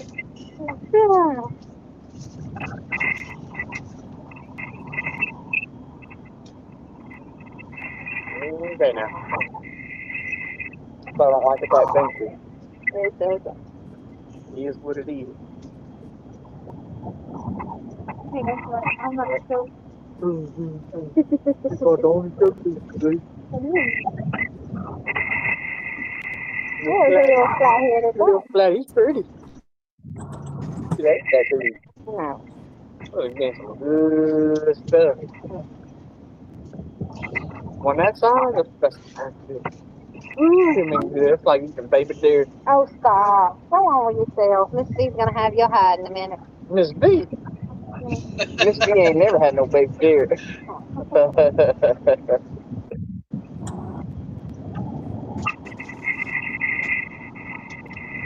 Swimming?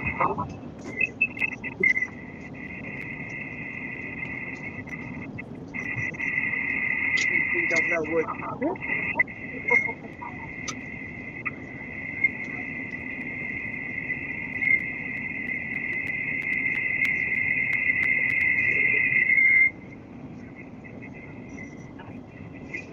Tell you what, if I had 20 of them suckers that size,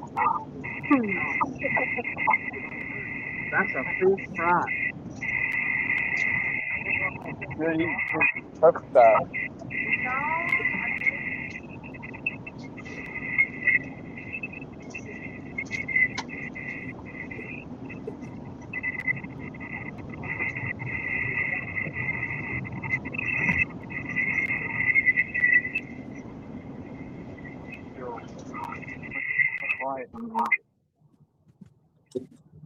They were basically parallel with each other.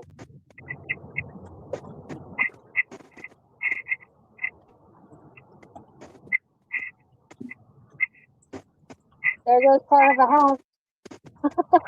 The tree.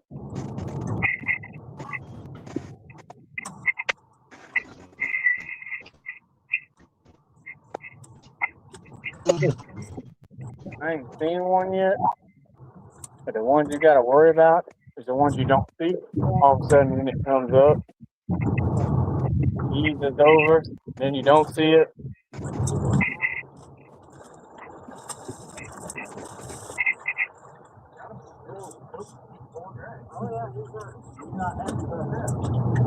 You're being silly. Go on. Like a pterodactyl. Pterodactyl. You are not.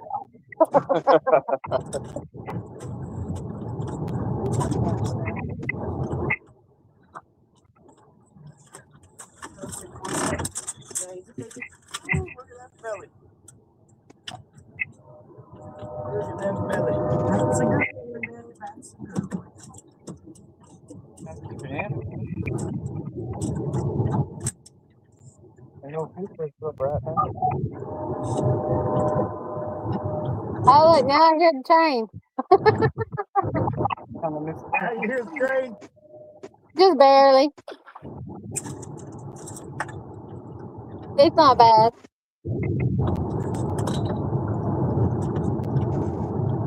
Car's coming. Yep. Woo-wee. That's a pig right there. This is a good one. And Danny, I wish you were here to see it. This one literally has shoulders. Look at this. See Really? that? Literally has shoulders right there. Yeah, big old belly.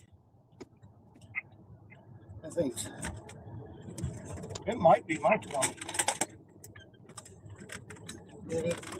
I think definitely over 20. He's big.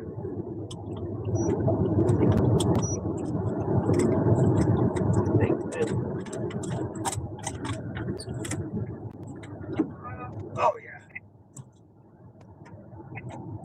Lock in, come on. I think it's for upper 23s, maybe 24.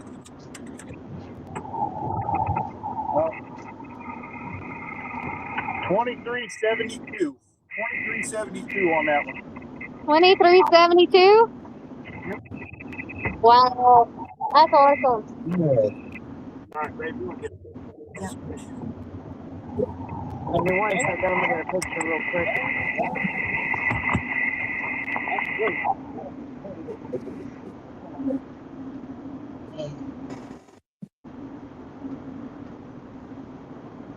Get the 23 down on the Mississippi.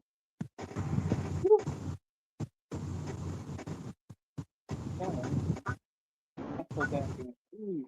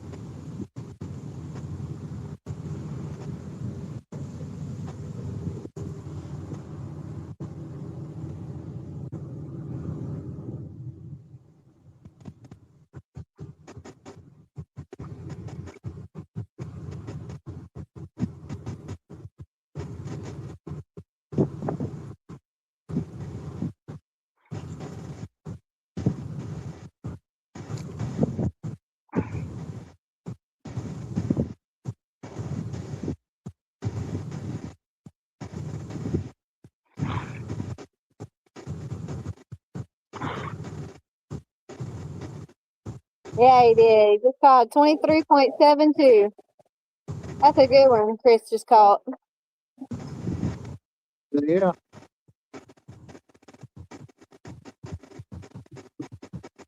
Almost 20 pounds bigger than mine.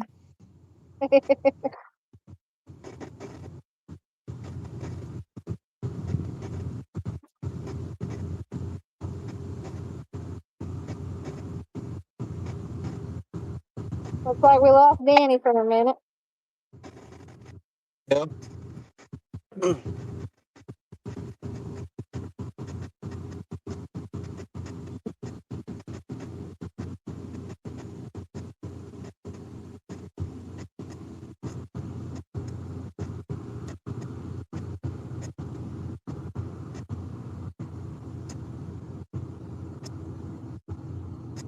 Lance, is it cold up your way today, or it's actually a warm day? It's like 50, 57, 60 degrees. Windy as hell. Really? All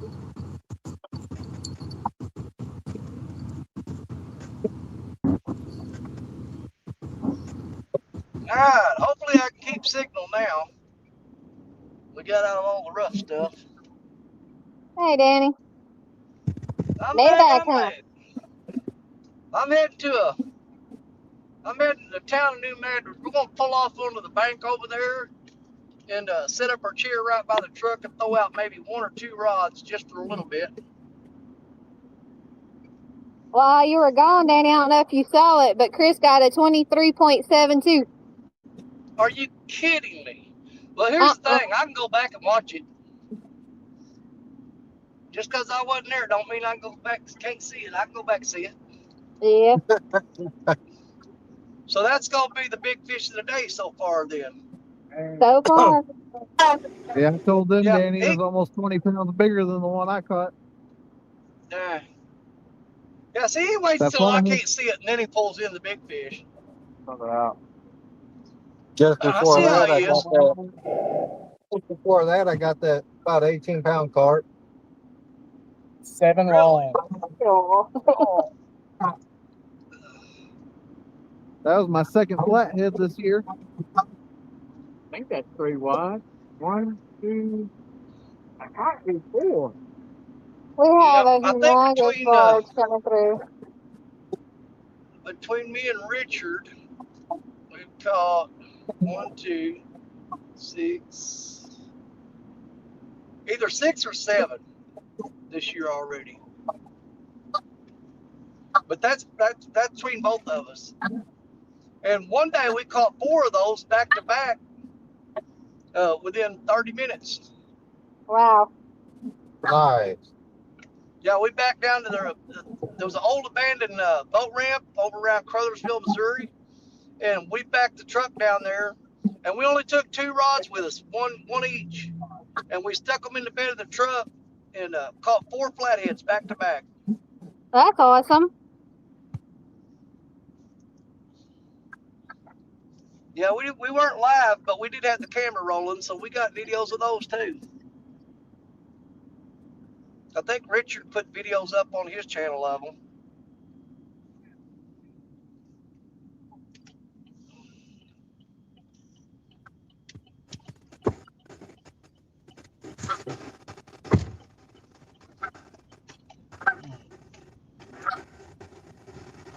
I don't know if y'all can see that coming up, but it looks to be 3 wide and 7 long. Oh, really? Oh yeah, it's a long one. Well, we get some pretty big ones right here where I'm at now. I've seen them 6 wide, Yeah. and I'd lose count trying to figure out how long they were. You know, we're used to fishing on the Red River. On the Red Oh yeah, River, you they see can't. 1, maybe 2 wide. Yeah, they can't Oh, yeah. do that because it's not that wide. So. Yeah, is that up the Red River? You talking about no, I'm thinking of Red Rock up in Iowa. I fished up there. Red River is normally 1 to 2 wide and about 3 and 4 long normally. Yeah, but Let's it's see. a There's a river too. So. Yeah. truck park down here. We might have some competition. I can't tell how wide it is. See the front? Yeah, he's got It looks fishing poles sticking out the back of the truck. So let's see if we can spy this old boy where he's at. Hey, that was us this morning. It was. I don't see him. I don't know if he's Tell you what, fishing that's or the not. best rod holders you can have. Oh yeah. I love it when I find a spot where I can back right down to the river and just the little square holes in the bed of your truck. Yeah. Yeah, just shove them in those holes. That's how we had it this morning when we were across the river. I only had 4 of them in the holes, but I can hold 6.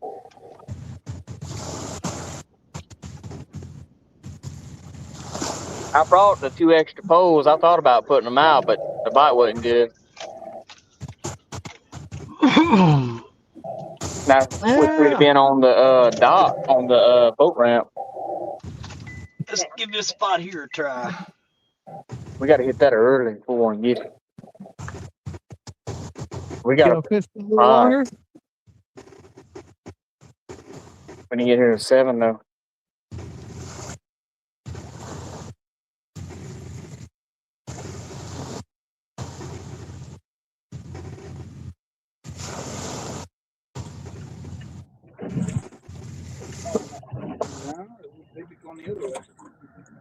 I think that's 3 wide.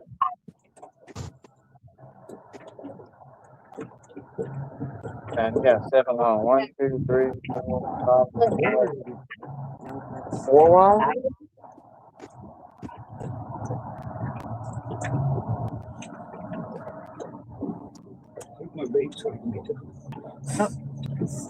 I don't know. I see 3 humps.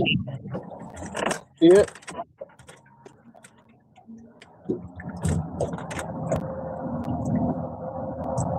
That's what it is. And it's moving a lot of water. Going against the current.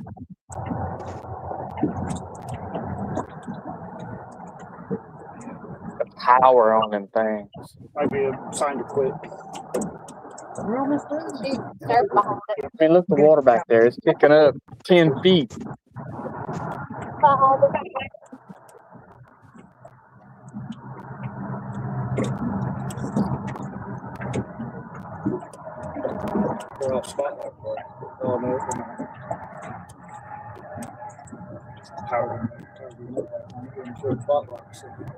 I wouldn't mind doing that. Everything's ready to go. Just these rods.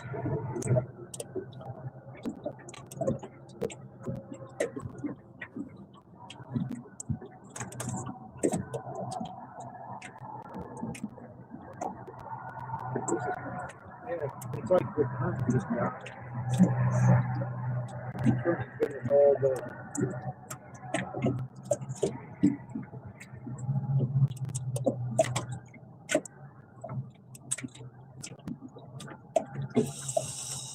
You still have your bait?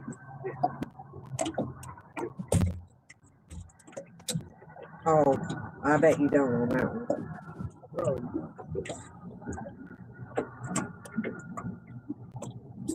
I'd be surprised if you did.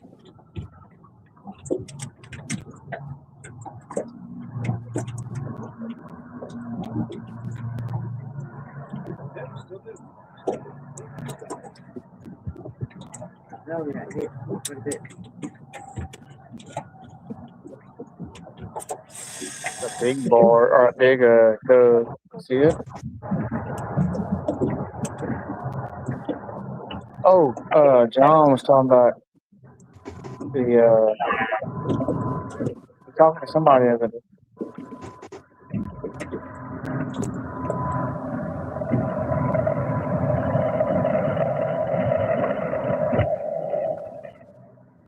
Electric tugs that have made so much money with the one they're getting like I think it was 5 more or some shit. But electric tug. Yeah, we're not even paying our trade. Oh, how that would work. That much power.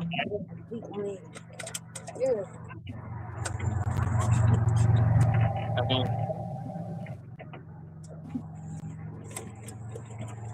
a semi struggles. You know what I'm saying? They gotta stop every so often. You can't just stop.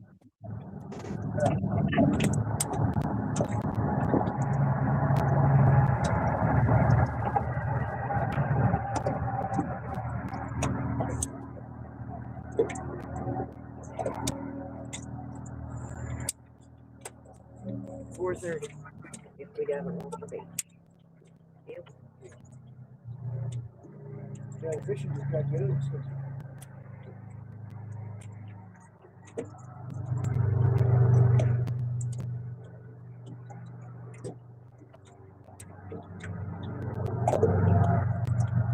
Hey, y'all still tearing them up? Kind of. Well, we're down to 3 rods because as we've been getting them, we been putting the rods up instead of putting them back out. I got you. So we have a lot less rods out at the moment. What y'all up to? I'm not sure. 31. 31. Woo, that's a good day. Yeah, it is.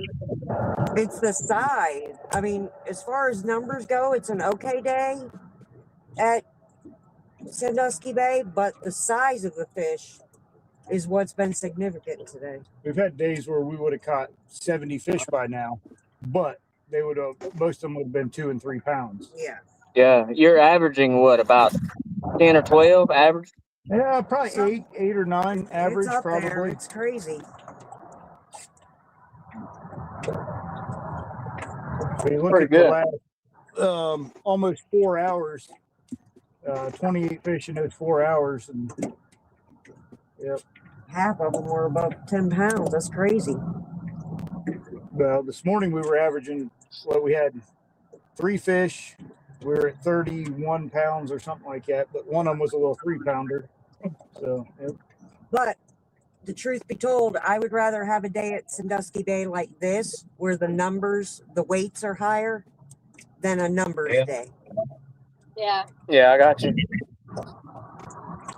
I tell you what, though, it does make it interesting though when they're back to back almost.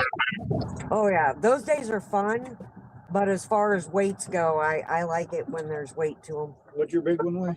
20. 22. Yeah, I mean, most people will never see a 20-pound channel. Oh no, not channels, no. And it's 2 of them. Like I said, we've had days where we put 6 of them in the boat over 20 pounds. So, but we caught 100 and some fish that day. Yeah. Whenever right before we left the red or came over here, we just started catching the channels. You know, they weren't big, but we just started catching them. Oh, they're that fun. and the flatheads. Channel cats, pound for pound, are more fun than any of them. They're just a blast. They are fighters till the end. And I mean, they want to fight you to the death. They want to stab you. And they want to eat your soul. They're a blast. I seen one up here. Guy showed me a picture. It was off the Fox River. And he broke the state record, but he didn't call it DNR. What? He had a 50-pound channel. I seen the scale in the picture with it. The scale was in the picture with the fish. 50-pound channel, man. But I just saw that recently. That's crazy. He said, we didn't call it. Yeah, they didn't call it DNR because they broke the state record by 6 pounds. But they ain't called DNR because once DNR finds out, then everybody finds out, and they'll be hitting the spot real hard. That section of the Fox River, I've had my rods lay over pretty damn hard. I mean, they were literally bent all the way over, and there's some big fish in that river.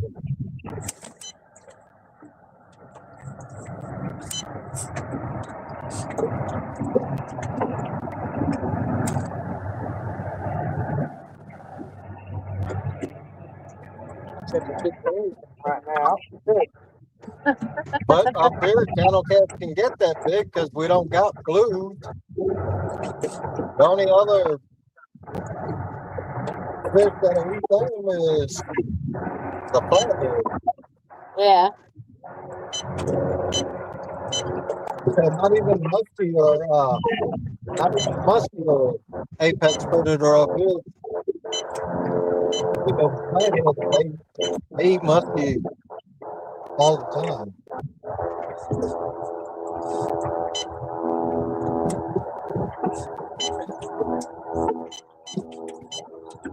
I seen a picture on Facebook. There's a flathead with a muskie in its mouth, and it was dead on the bank. Just lightly taken too.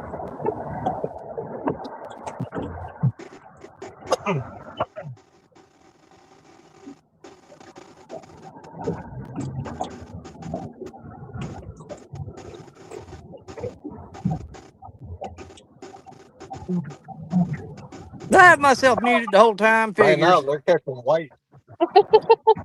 Right now, they're catching white bass. White bass. We ain't got a limit on those, so the Asians are filling up coolers worth of white bass. Our white bass just started running, and they should be about done. Yeah, they just started. I went and, about an hour, picked up a dozen of them the other night. Okay, let's see, what have I been missing? Yeah, get this stupid charger to get right. There we go. Get right, charger. I was figuring that. I need to see what my phone's on. All right.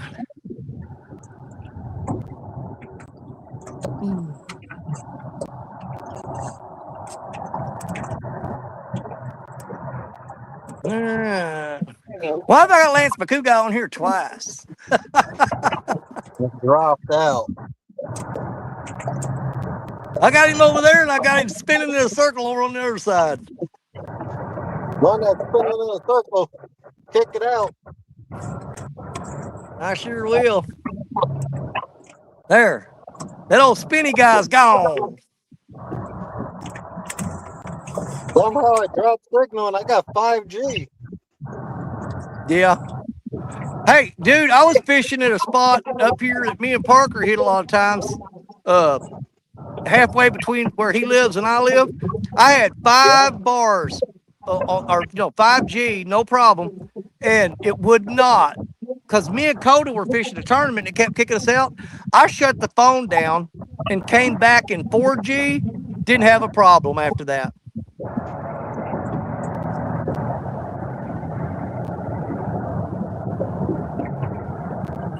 Michael said there was a 128-pound channel caught in 1934 out of a creek after a flood. They had it hanging from an A-frame hoist. Channel cat. Wow. Hey, Tammy Infinger come in here while I was busy. Let me go back and see who others said. May all mothers have a blessed, happy Mother's Day. Yeah. All you mothers out there. Bunch of mothers.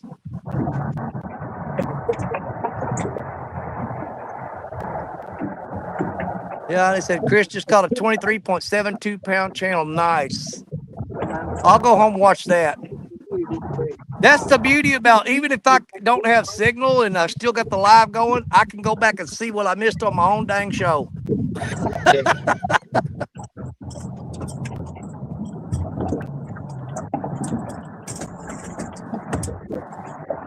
When I get back to the house, I'm going to start.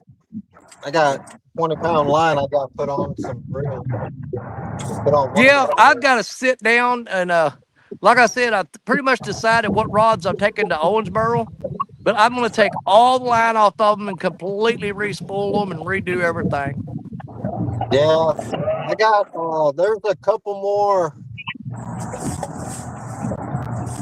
2 more reels of Audras. I got to put 40-pound I ordered should be here Tuesday, Miss Stephanie said. So Yeah. I ordered a spool of line, 40-pound test. I'm gonna take off the 30 and 65-pound braid that she got on 2 of her reels and put weight down on there.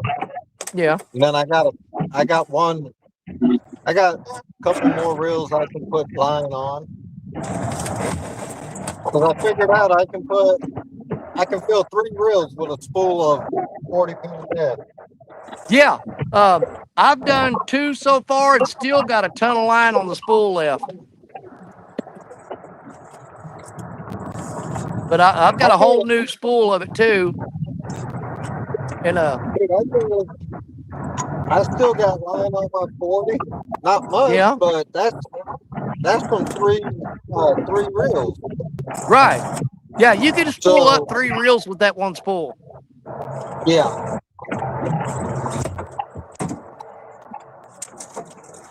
And if you'll notice something too, if you empty that spool all the way, the center part that the line wraps around on is smaller than the spools you buy at like Walmart and stuff. They make you think you're getting more line, but that center round part that the line wraps around is bigger around, so you got less line. Yep. And the nice thing about this line, it lays down flat when you put it on the reel. So yeah. Now, right now, I'm about 80 yards downstream of where I caught my PB. Nice. I wanted to fish that spot where I caught my PB, but there's no boy sitting there. All right, Danny, we're going to catch it. We're going to call it a day. Well, I'm going to tell you something. You did an absolutely amazing job today. Hopefully we provided some entertainment. And then some. You went way, way, way, way above and beyond. Absolutely fantastic. Right. We love our Sundays fishing with everyone, and we love showing what this place has to offer. And hey, it's a standing. If you're anyone ever in Ohio, hit us up. If we can make it happen, we will. I'm gonna make my way up there. I just always start at the beginning of the year. You know, first thing I do is I go through and book all my big money tournaments and get those out of the way first, get those booked. And then I start figuring out the spaces I got in between those where I can go do something.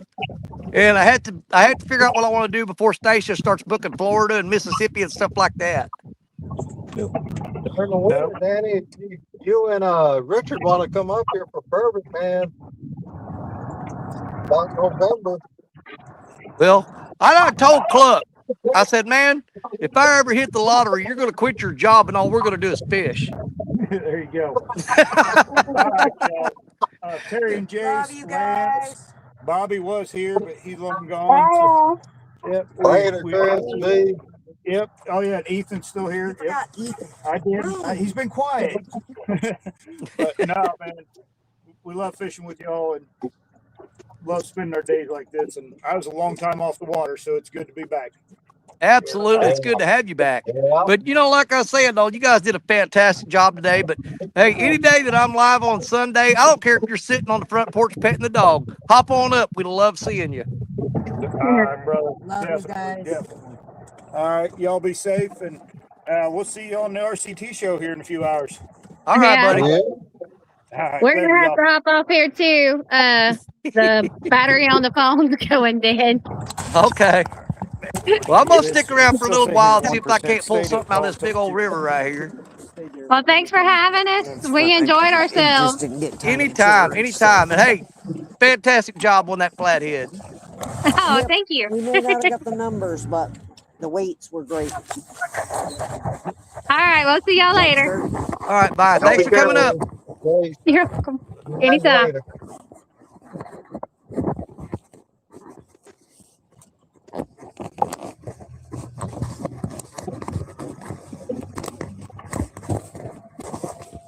What is B doing?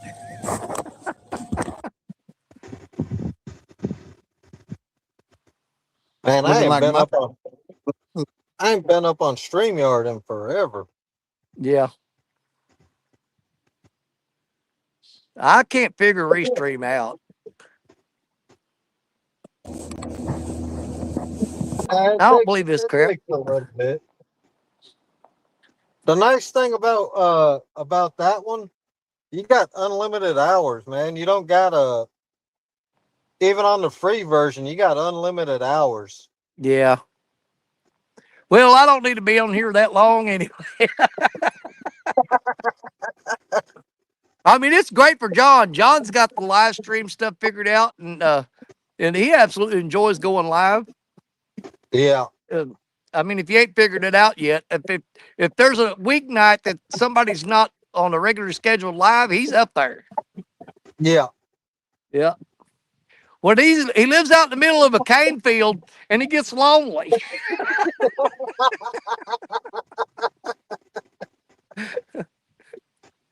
he he can sit out on the front porch and look at the cane field, or he can get on YouTube. You know, whatever.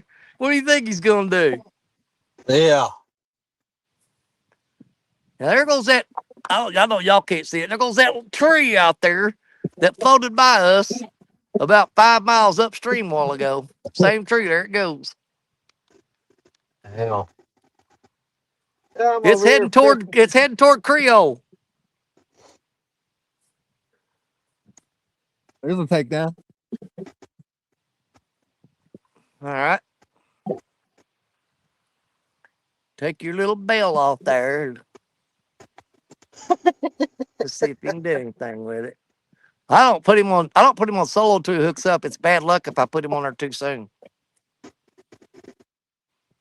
Man, that damn carp, when it hit, he took off. He's about Yeah. 18 pounds. He's reeling like Parker. Did he get anything? I think he did. All right, you got it. Oh, yeah, he's on. He gonna pull up a big tree. Dude, he had 15 miles of slack in that line. You see how fast he was reeling trying to catch up with that fish? Yeah.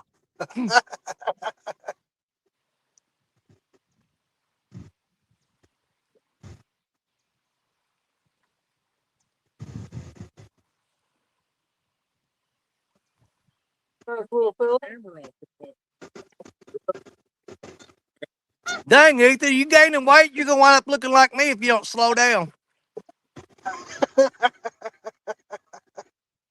It's the camera, man. The camera puts 10 pounds on you. No, he looks like he's in the first trimester.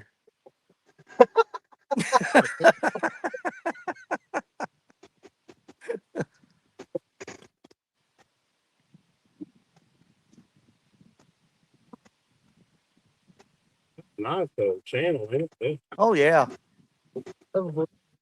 There you go. Oh, hell, man. Yeah, that's what I'm talking about. That'll go in the grease. Yeah. Now, usually in this spot right here, I catch a lot of freaking drum. That's why I stopped here, too. I said, well, I'm going to use them crawdads and see if I can get some poles to bend today anyway. Yeah, my buddy, he used to go with his fishing partner before his partner passed away. They used to go, man, and get a bunch of crawfish and go enter drum tournaments. Yeah. Well, see, I'm wanting to try to keep some of these. I've got a big tank, aerated tank at home that's full of these giant crawfish. And Yeah. I don't know what the regs are. I got to check the state laws. I would love to take some of those with me to Florida and throw them crawfish out in salt water and see what happens.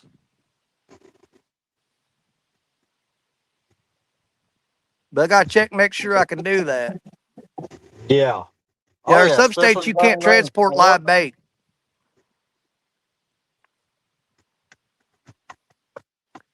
You know, that's the thing about them freshwater crawfish, though. I'm throwing them out into salt water. Even if they get off the hook, they're not going to live. Nope. Not at all. Yeah, they ain't going to make it. So you ain't got to worry about them being all invasive and stuff. You know what I mean? Yeah. But 9 times out of 10, when we fish in Florida, we'll use fresh shrimp or live shrimp. And the blue crabs and stuff will pick your hook clean. So I'm figuring, man, if I throw a crawfish on there, maybe they'll look at it and go, hey, cousin, I ain't going to eat you, you know, and leave me alone, you know. I mean, hopefully he won't eat his cousin, you know, just leave him alone. Man, I got to make it down to saltwater. I ain't saltwater fishing so long. Oh, I am so ready to go, buddy. I used to go down, man. I fished all along the coast, man, from Corpus all the way to Florida. Yeah. And down in Galveston, the oldest pier in Galveston, Texas, caught my biggest redfish down there. 50-inch red, bull red. Yeah. Well, we took vacation last year. We went to Waveland, to Mississippi, which is not far from I don't think it's far from Patrick. Right. But unfortunately, we were there through the week and he had to work, so he wasn't able. He was going to come over and visit with us, but he wasn't able to. Yeah. Yeah, I remember you guys went down there. Yeah. But dude, it was actually, it turned out to be I mean, there weren't no giants or nothing, but the grandkids had a blast because it was one of the best spots that we've hit for targeting sharks. Hell, Coda and Brantley caught several sharks each. You know, they were tearing them up. Oh, nice. Yeah, sharks, they're fun to fight. But I'm then you got to play catch up. I'm wanting to get one and clean it and cut it into steaks and put it on the grill.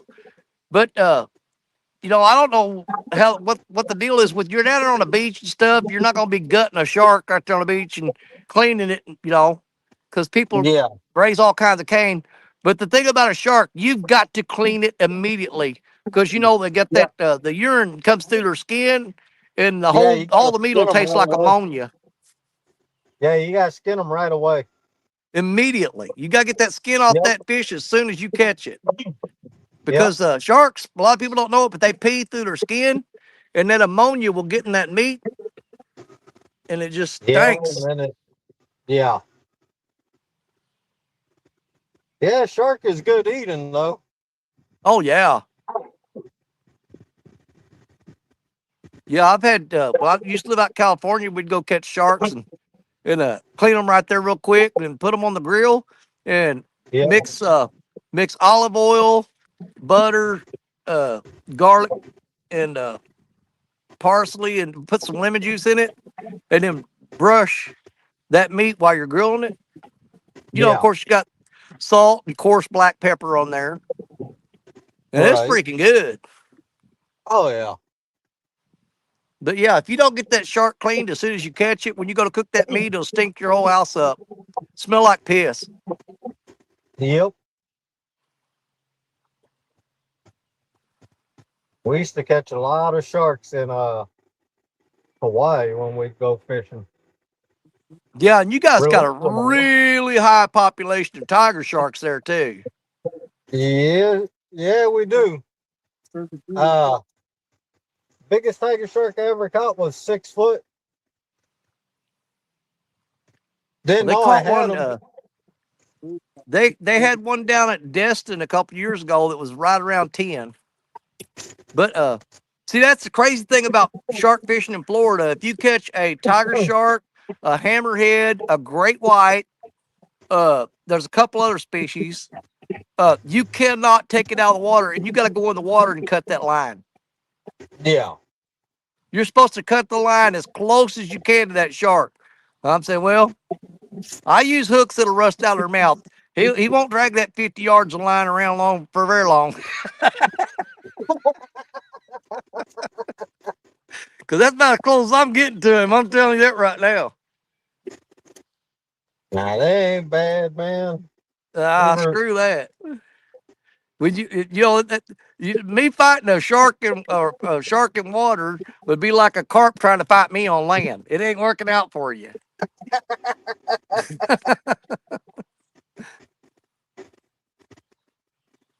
Yeah, they caught a huge great white down at Destin around Fort Walton Beach a couple years ago.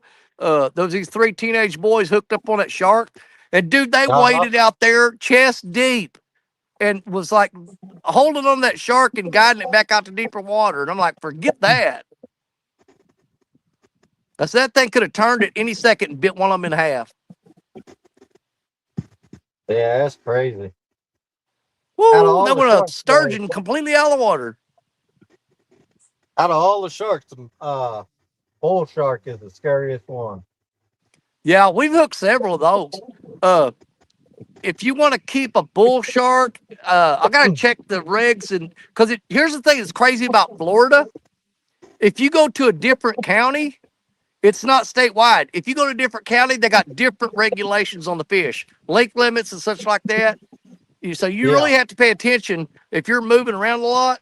If you go from one county to the next, the rules may be different. But Dang. majority of the time, the length limit for keeping a bull shark, it has to be at least 54 inches long. Wow. Yep. It's got to be 54. If it's under 54, you got to release it. I'm like, I've what the caught crap do I need with that much shark meat? right. I caught quite a few of them damn bull sharks on the Trinity River Oh, God, down yeah. in They're thick Texas. in there. Yeah. That's all the females going in there, and that's Yeah. where they give They birth go in to there and their have their babies what they in the call river. pups. They go in there. It's like a nursery. Yep.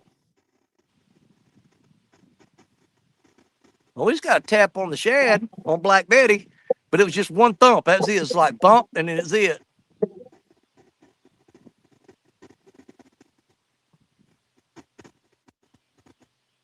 See, what's good about this spot that I'm fishing right now is you can't see it because it's underwater, but there's like a Yeah. staircase of a.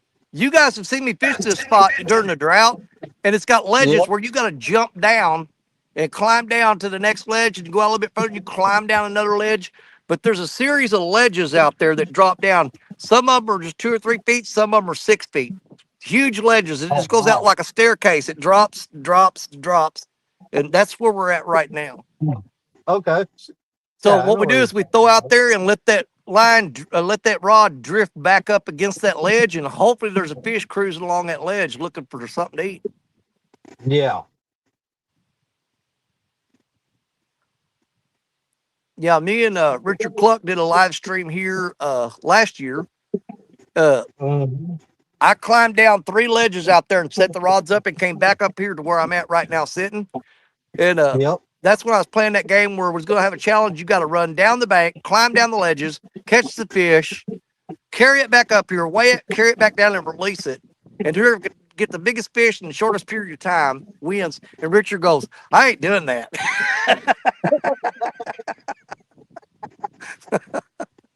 Yeah, because he was on his way over here and my rod went off and I ran down there and it was a big flathead.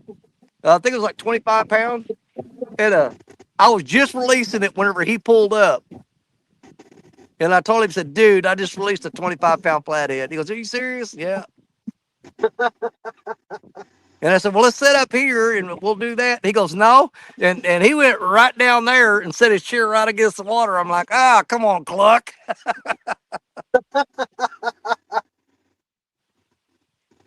Yeah, he didn't want to do all that running and climbing. He said, forget that. I don't know. Nowadays, man, I just want to go out and relax. Yeah. Well, you're going to start seeing me more and more and more in spots like this with where I just pull up here in the truck and hop out and there I am, Yeah. I mean, you can see this is dirt bank. I'm not climbing. The freaking rocks are just getting where there's too much for me. You know what I mean? Yeah. That's this spot right here. I'm sitting in the back of the Escape right now. Yep. I just never have been really fond of these spots because I mean the city is right there. There's the observation deck down there, and the city of New Madrid's right over the levee. And so this spot here, all along the bank here, this gets fished so freaking hard. I mean, everybody, they just walk over the levee from town, come down here and sit down and throw the rod out. But yeah, there's a lot of pressure on this spot. When that water gets low in that area, that's where you can go for some lead. Oh, I do. I walk that bank, but here's the thing: everybody else does too. Literally, there are people they'll pull up here. This is called Cottonwood Park, where I'm sitting at now in the city of New Madrid. Yeah. And there'll be cars pull up here, and they'll get out with 5-gallon buckets and run down to the bank and start walking and scanning them. Some guys come down here with metal detectors and sweep the mud trying to find sinkers and stuff. Damn. Yeah, not too far from this spot, upriver, where I caught a 16-pound channel. Nice. Yeah, there's some decent sized channel cat in this river. During the day though, you don't catch them. You don't catch channel cat. At night though, you can catch some decent channel cat in this area. Oh yeah, I love night fishing right here because it's such easy access. But the crazy thing is, you could come down here in summertime at night, and this is only like maybe 300 or 400 yard stretch right here of open bank next to the town. And you come down here and there's like every 50 feet there's a fire built. People sitting there fishing at night, and they'll build fires along the bank here. Yeah. But last year is right there at that observation deck down there, sticking out there. You see it through them trees. Yep. That's where I was at when I caught I got a 15-pound channel cat. But the crazy thing was, my rod bent over and he was pulling. I reeled him up, and I got my hook out of the water, and it had a swivel hung on it. And I grabbed the line, attached the swivel, pulled it up, and the catfish was on somebody else's hook, and my hook went through the swivel. That is on video, by the way. And that happened last year. I got a 15-pound channel cat. He swam past my hook, and that swivel, just a miracle. The hook went right in the hole of that swivel and hooked up. Gee. So I caught a 15-pound channel cat, and he wasn't even on my hook. You know, that's the second carp I've caught on the original RCT hook. Yeah. Hey, me and Richard went down to John was on the phone on a video call with us yesterday, but Richard had to get he was cooking fish for his mother-in-law, for his mom and his grandma and all the women, you know. But he said, dude, he said, I need a few more fish. He said, but I don't need a lot. I said, well, let's go down to that conservation lake down there at Kennett, Missouri. We'll go to Combs Lake, and we'll snatch out, because the limit down there is 4 per person. And I said, you catch 4, I catch 4, you'll have 8 more fish.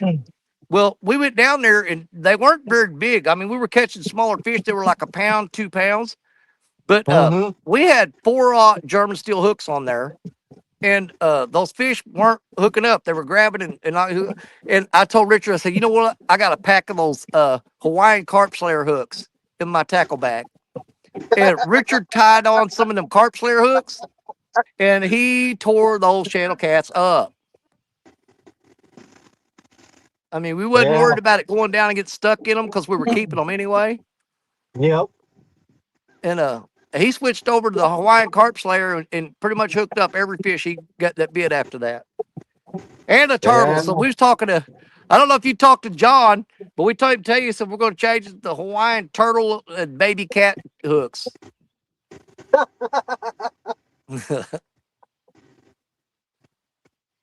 Yeah, John and Stephanie stayed on the phone on the video call with us the whole time we were fishing. Man, we did that. We did that with Richard that one time where he caught 30 he caught 30 fish. Yeah. They're like, damn.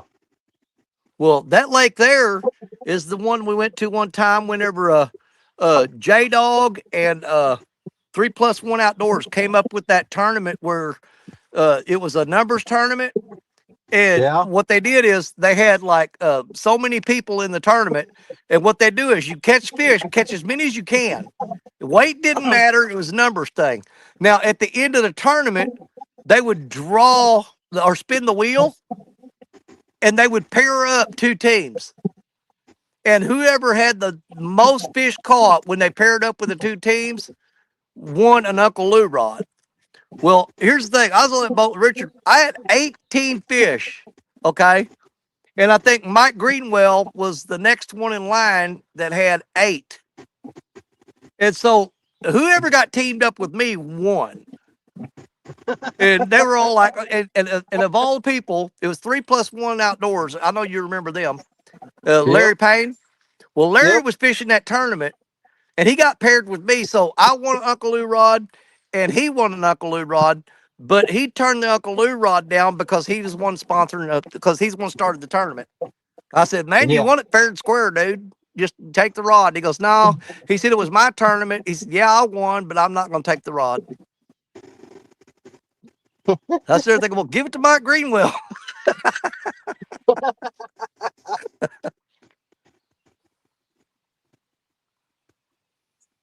Yeah, this year I'm gonna get Audra. I gotta teach her how to throw her bait casters. She I got tell a you what, couple. She got a couple Ancient Mariner set up. that is the one thing that I absolutely hate trying to teach Stacia and Coda. Now, Coda, when you get over her spinning rod, and she'll sling that thing a country mile. But trying to get her and Stacia to figure out them bait casters, they can cast them without bird nesting, but you have to turn the tension up so tight that they don't throw it very far. I'd rather teach a monkey to ride a bicycle than try to teach somebody how to use a bait caster.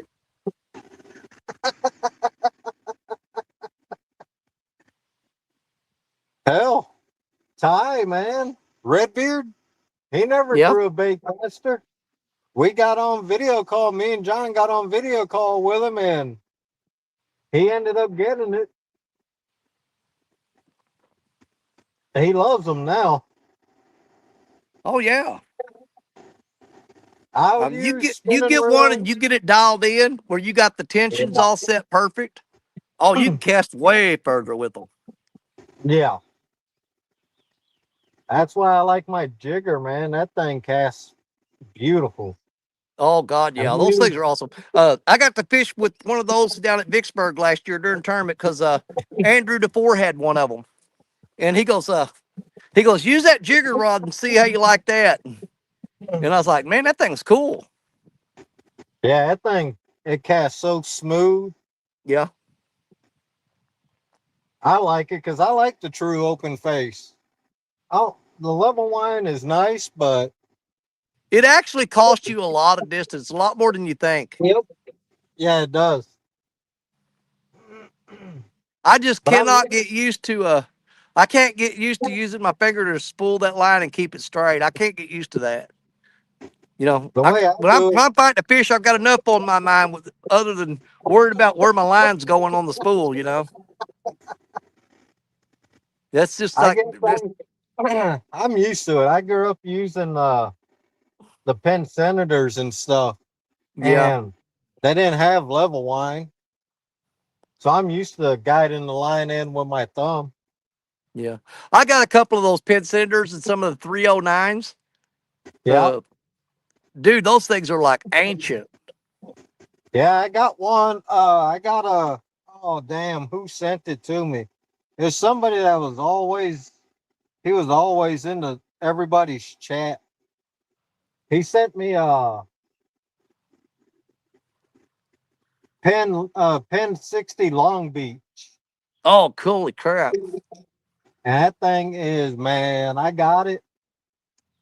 One day I may put line on it again. That thing is, man, that's a winch. Yeah. Well, I'll tell you what I started out using my Penn Senator for when we were on the pier, like we go to Fort Yep. Walton Beach or something like that, and you're on the pier, just using it for dropping straight down because you got so Yeah. much freaking line, you know? Yeah. And like you said, dude, you crank it on those things, you got the leverage like you wouldn't believe. Oh, yeah. We used to use them fishing from the beach in Hawaii on those 15s. Some of our rods were 15, 16 foot. So that was the good old days, man. We used to go, they said the tsunami was coming.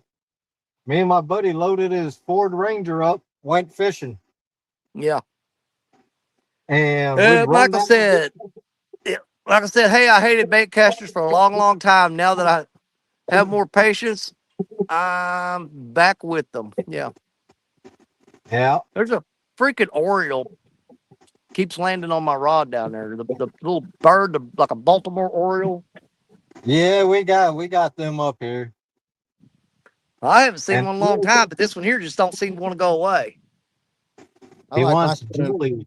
He wants jet. Man, we sell, because I work in Menard. Everybody's coming in for the Oreo feeders. So they can put them out. Yeah. Put jelly and all that out for them. And what's the ones you put out like peanut butter and soot? Oh, man, I can't remember. By our house, we got a lot of robins and stuff. Yeah. You can't hardly put a bird feeder out in our yard because the blue jays just swarm it and run everybody else off. Yeah, blue jay. That's some bullies, man. Dude, they will peck the crap out of your head if they got a nest in a tree and you get within 20 feet of that tree, they'll swoop down and just peck you right on top of the head. Yep. I know Coda was riding her bike out in front of the house one time. She's riding down the street on her bicycle, and we looked out there, and there's a blue jay chasing her down the road, just right on her butt when she's riding that bike as fast as she could, and that bird was right behind her trying to peck her in the head. Them barn swallows, man, they're bad too. Oh, yeah.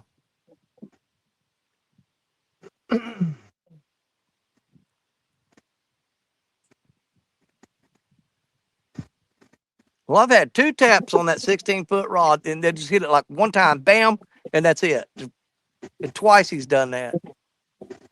That's got a whole threat cut shad on it.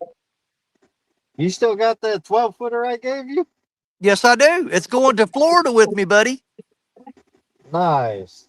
Yep, we go to Florida. We go on the last 2 days of June and the first 4 days of July. We'll be in Florida. And I'm taking Black Betty. I've got the new Ancient Mariner surf rod. That's going. We're taking that 13-footer, the Kuma that you gave me. And I've got a Sunbeam 13-footer. We're going to take that. And Coda, believe it or not, she wants to do saltwater fishing with my Ancient Mariner crappie rod. Hey, it'll handle it. Well, dude, we went to Waveland, Mississippi last year, and that's the rod she grabbed and used. And she caught sheep's head. She caught black drum. She caught a ton of hard-head catfish. She caught whiting. Dude, she caught like 12 different species of fish on that crappie rod. That's what I caught my brown trout on this year. That crappie rod. Dude, those things are freaking awesome, dude. I got mine paired up with here's the thing. I've got an Ancient Mariner 3000 spinning reel on there. Now, Coda's got an Ancient Mariner 4000, but she's got it on her 10-foot Challenger rod. She's got a Challenger spinning rod, and she's got a 4000 Ancient Mariner spinning reel on it. And I have tried to get that reel off of her and put it on that crappie rod, and she ain't having no part of it. I'm going to use when I challenge that 1v1. Yeah. Against Steve Hooker Thomas, I'm gonna break out I'm gonna use the 10-foot crappie rod for one of them. There you go. Because when I carp fish, I only put 2 rods out. Yeah. And Michael said, Lance, my wife set out 6 hummingbird feeders, and I'm allergic to bees. Yeah, I gotta I told Audra I want to put out some bird feeders, and I want to put a couple hummingbird feeders out too. And I'm gonna put them out right in the living room, right by the window. We got the cat tree. So I'm gonna put the bird feeder out right out that window. Because it's fun watching them cats, man. When they hear the birds, they start chirping like what the hell is that cat doing? She's like, there's like birds outside the window. They're trying to imitate them so they can. It's just part of what cats do. Like, what the hell? Sounds like you got a damn bird in the house. You know, we've got the big giant living room window that looks out to the yard, and one of our cats lays up there in the windowsill and watches outside, just kind of being, keep an eye on what's going on, squirrels and such. But dude, we were sitting there in the living room one night, and that cat went batshit crazy. It started hissing and clawing the glass, and went out there. And I peeked out the window, and there were 6 kittens sitting on the lawn chair looking up at her. That was just pissing that cat off, boy. She could not stand it. There were 6 kittens sitting there just looking at her like they were laughing at her. She was just slapping that glass, doing the old skibbity pap on the glass. Oh man. Yeah, she was slapping the glass trying to get to those 6 kittens. She wanted to smack the crap out of them.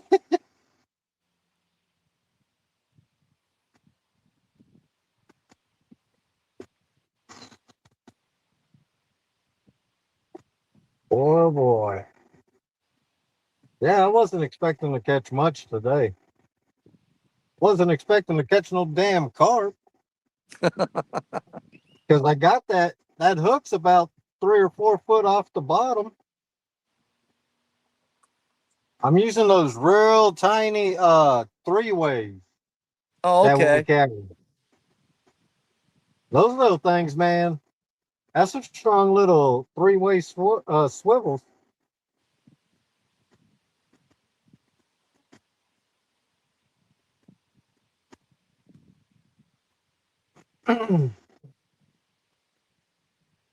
Yeah, I gotta break out we gotta make it out to that's an hour and a half drive though, out to Eureka, Wisconsin. Okay. There's some big channel cat in that because you fish just above the dam there. There's a lot of big channel cat and there's some big flathead in that area.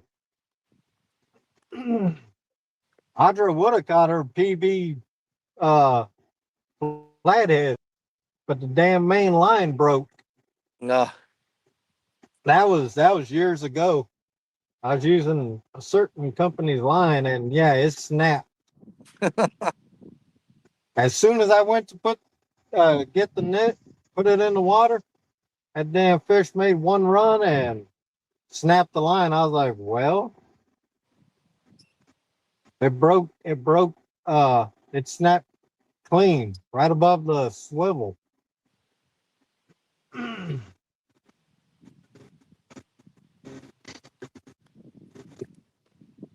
But yeah, they got a campground in that area too. You go in that little store they got there. There's this old man. He broke the state record, but he wasn't worried about it. He told DNR, I ain't worried about no state record. I'm taking this 98-pound, I think it was 92 or something like that. He took the damn flathead, fed quite a few families. Absolutely. He's like, I ain't worried about no state record. This is food.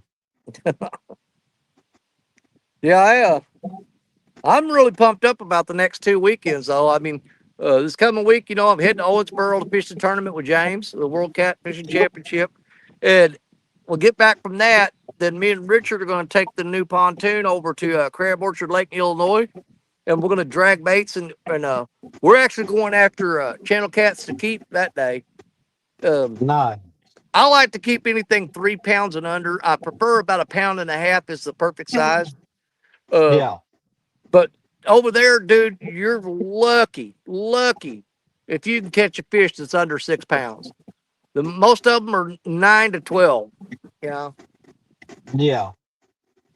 But yeah, we're actually going to take a 48 quart cooler. We're going to take the battery powered fillet knife, and we're going to clean the fish right there on the water. So, because the thing we hate about going after fish to keep, because we'll make trips where we'll go catch fish to keep, is that at the end of the day, you drove all that way, 2-hour drive there, 2-hour back. You've been on the water fishing all day. You're tired. The last thing you feel like is cleaning freaking fish. Yep. So I told him, I said, dude, let's take the 48 quart cooler with about 3 bags of ice in it. Let's fillet them right there on the water. When you get home, all you got to do is rinse them off, bag them up, put them up. Yep. That's why now what I'm going to start doing this year, because here in Sheboygan along the Lake Michigan, you got the cleaning station. Yeah. I'm going to start keeping the catfish, keep them in a cooler, and just go to the cleaning station and clean them there. Because you got the grinder and everything, all the water. Oh yeah. water's Well, they got one of those water's at old. Crab Orchard too. That's nice. You ain't gotta clean them at home. Yeah, I mean that is the most dreadful experience for me when you're tired. You know, long drive there, you're on the boat Yeah. all day long. Long drive back home. The last thing you feel like doing is cleaning a cooler full of fish. Yeah. But you know, if you're not willing to do it, you don't need to keep them. You know, so you got no choice. Yeah. You get home, I don't care how tired you are. You know, oh God, I'm cleaning fish. That's why. Well, you know how big the channel cats get up here, so Oh God, yeah, we keep, man, we keep like three. We keep four. We keep four, and that's good for me, Audra, and then we'll take some to her mom. Now Audra stays with her mom because her mom ain't doing well. But when we do go fishing this year, or anytime we go fishing, we only keep four channel cat because their average 6 pounds is usually the smallest fish we catch. yeah. That's the thing. You're not going to cook that up as a whole fillet. You're going to make nuggets, and that's a Yep. lot of freaking fish when you start cutting it into nuggets. Oh yeah. That's why this last time we went, we had three. We caught two, and this older couple and their disabled son were next to us. They gave us one. So we had two 7-pounders and a 4-pounder. Man, that was a lot of fish. Yeah. Like generally, when we go to Crab Orchard, if I'm forced to, because we'll cull them. You know, we do a reverse cull. Instead of keeping the bigger ones, you put them back for the smaller ones. You know what I Yep. mean? But if I'm forced to, if all we catch is like 8, 9, 10 pound fish, one fish, if I fillet it out, Stacy gets one fillet and I get the other, and I cut them into nuggets. One fish is more than we'll eat sitting down with a full meal, like French fries, hush puppies, coleslaw, pickles, sliced Yeah. onion, all that stuff. Dude, that is a massive meal off of one fish. Yeah. There's one day this year, I'm going to talk to Audra and see because I got that big turkey fryer now. Yeah. It's at her mom's house. I'm going to talk to her. Maybe keep when we go. If we catch quite a bit of fish, I'm going to tell her, hell, I'll clean them all. Invite your cousin to your mom's house. We'll have a freaking fish fry. Oh God, yeah. Is it got that's got the basket that goes in it too, right? I got to buy a basket to go in it. Well, you don't have to have a basket. You can get one of those big, it's like wire mesh ladles. You know what I'm talking about? Yeah. Yep. That's just as good because you throw your fish in there, when it floats to the top, it's done. Pull it off. Yeah. And that's the thing about a basket. If you've got like some thin cut pieces and some thick cut pieces, you put the basket in there. They may not cook, at the same amount of time. So Yeah. I like going with Yeah, that big wire, like the brass looking round ladle that's like made out of wire, Yep. and just grab them off the top when they float to the top. Yeah. That's what I'm gonna probably do. And it's a nice fryer. It's got the spout and everything where when it cools down, I can go right back into the container. Yeah. Just put Drain it right off that spout. Yep. Drain it right off the spout. Put a cheesecloth right over the top of that container and just reuse the oil. Yeah. The only time we ever use the basket on ours is if we're boiling crawfish or crab or shrimp. Yeah. But as far as frying fish in it, just don't use the basket. Get that wire ladle. Yep. I gotta look at work because we sell all that stuff. I want to do some blackened catfish too. Yeah. I like it, but I'm just so, I was raised up on that fried catfish so much, it's hard for me to do blackened catfish. I mean, I'll start getting it out like I'm going to do. I'll do blackened catfish, and it'll wind up being fried every time. I'm like, Yeah. reboot.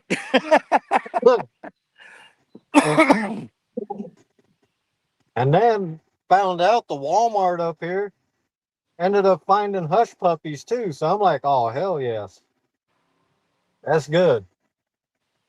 Fry up some fish, hush puppies, and have some coleslaw. Yeah. And Audra's like, I never ate this much fish before. Well, that's what happens when you get with a guy that fishes and eats every Yeah. damn fish he catches. The only fish I don't eat is the damn carp. Yeah. Hell, Well, I'm growing past up, fish. we grew up. We were like, you had the poor people, and you had the people that was like looked up to the poor people. And dude, it wasn't nothing for us to go gig a bunch of carp off the ditch. And mom would put them in a pressure cooker, and then she would make fish cakes out of them. And man, we ate carp growing up like crazy. Yeah, they say it's flaky white meat. Yeah. I got some Asian buddies that they love eating carp. Yep. Well, the thing about and I've tried it, the Asian carp. Now here's the Yeah, thing about those things: they're super slimy and they stink. But it's only the outside. If you will fillet it and take that big strip of meat right off the top of the back, if you yeah, slice that into like silver dollar sized nuggets and you fry that yep, up, dude, it is white and flaky and good. But most time when you're cleaning it, it stinks so bad you think there's no way I'm eating this. It just smells so bad. But the thing is, though, that's on the outside of the fish. The skin and the slime is what stinks on those. If yeah. you cut that fillet out of there, and I'm gonna do it, I'm gonna come down here. I've been talking about doing it for 2 years. I'm gonna come down here and snag an Asian carp, and I'm gonna catch it, clean it, and cook it. And I'm gonna get the kids there so they can taste it, so you get an unbiased review from them. I'm not gonna tell them what it is, you know, but I'm gonna let them try that and see if they say, "Man, that's good, that's good." And I'm like, "Okay, that's Asian carp." They're gonna spit it in the floor, but they'll sit there and eat it till you tell them what it is. Yeah. It's like we had a potluck dinner at church one time, and I went out and trapped a dude who's like a 48-pound beaver, and that was a good hit on Black Betty. Woo, man, he bent the crap out of it.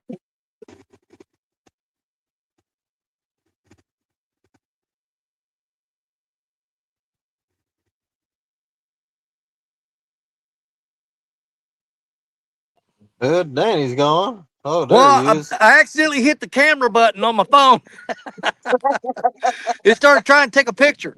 Yeah, I had one good hit, but Black Betty, like the tip of her bent down real, real hard. Just that's the third time he's done that, but that time he actually put a pretty good bend on it. But no, I went out and trapped a 48-pound beaver, and I cleaned it and I parboiled it, and then I barbecued it on the grill and chopped it up and put barbecue sauce on it. And I took it to the church potluck dinner. Dude, they were putting that on hamburger buns and coleslaw on it, and they were sitting there talking about, oh my God, this is the best barbecue beef I've ever had in my life. And I let them eat like 10 pounds of that crap. And I said, that's actually not beef, it's beaver. And they were all acting like they were gonna get sick. I'm like, you loved it before I told you that. Yeah. Man. It's your mind is a very powerful thing. Yep. Power of suggestion. I mean, there's absolutely nothing wrong with if you've ever had barbecued beaver, it's better than the finest barbecued beef you've ever had because they're strictly vegetarians. I mean, Oh, there's, yeah. it ain't like you're eating a possum. Now, possum will eat anything, dead on the road, whatever, they don't care. Yep. But a beaver is one of the cleanest and closest to beef you'll ever get.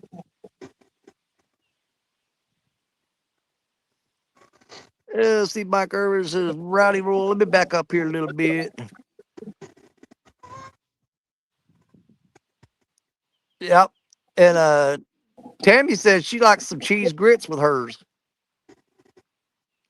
Rowdy Roll said, we were so poor growing up, us kids would try to eat the fruit off of the wallpaper. There's H. Lee Osborne. Welcome in, H. Lee. What's I up, was H. not I was absolutely not planning on staying live this long today, but I'm in a comfortable spot right now. It'll take me a total of about 4 minutes to pack up and head home when I get ready. So I'll sit here for a little bit. Yeah, I'm only 5 minutes from the house, so Yeah. Oh, I got a 25-mile drive to get home, but like I said, this spot here is way easier to get out of than the spot that I was at earlier. I I was got five. struggling getting all that stuff packed up out of there. I got five or six traffic lights I gotta get through. But dude, whenever that spot that I was at earlier today, I come walking up Yeah, that hill and got all the gear packed up in the truck along that parking lot. Dude, there were some blackberries growing there. Those things were big as quarters, and I was sitting there grabbing handfuls of those and eating them. I would have been doing the same thing. Dude, they were huge and sweet. Man, blackberries all over that parking lot. Damn, I remember doing that as a kid, man, in Yeah. Texas. And my grandma and my grandpa Glenn, that's who she was married to at the time. He's the one that got me into fishing, man.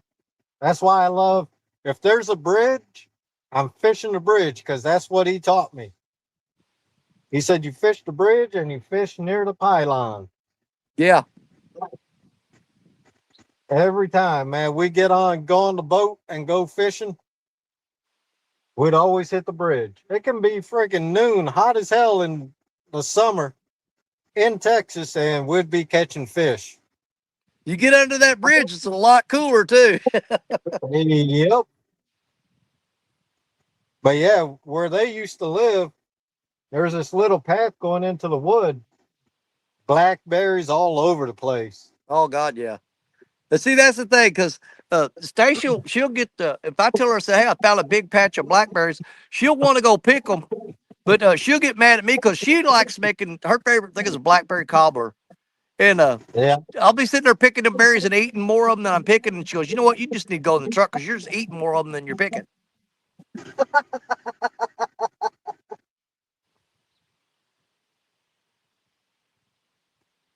Man.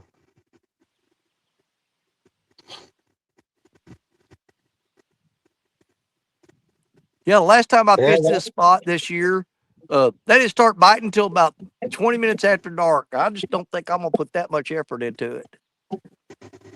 yeah. The catfish here, man, in this area, like I said, they start biting at dark and throughout the night, but I might have to work tomorrow. I might not have to. So I ain't staying out here. Yeah.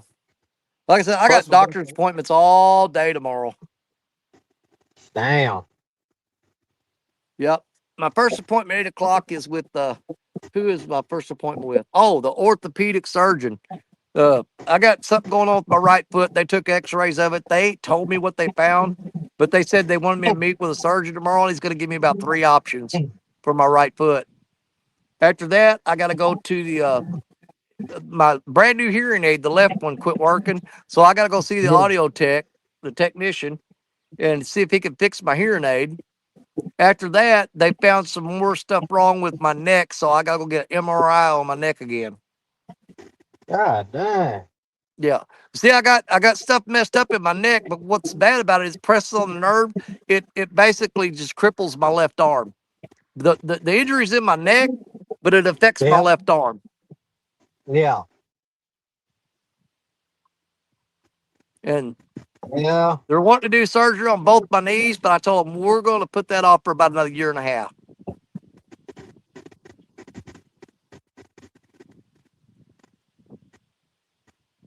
That's what I was talking to my mom about, man. She's 66. She'll be 67 this year. And not long ago, just a month or two ago, she had 2 toes amputated. Yeah. She's like, yep. I said, it sucks getting old. She goes, tell me about it. Because she got that done and she's on dialysis and man. Yeah, hey, your mom ain't much older than me.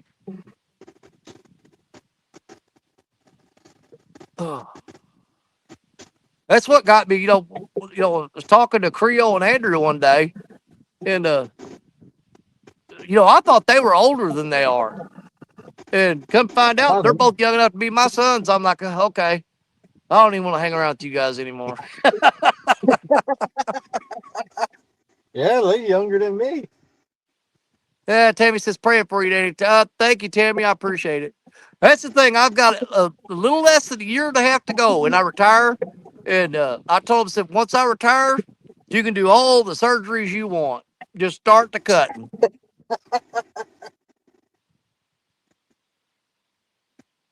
But I don't think I'm gonna have any choice on this foot thing. I've got something going on my right heel. It is so painful. I actually walk on the side of my foot instead of stepping down flat footed. I turn my boot sideways and I walk on the side of my foot when I'm walking. But Damn. whatever they do on that, they're gonna have to go ahead and get that done. Yeah.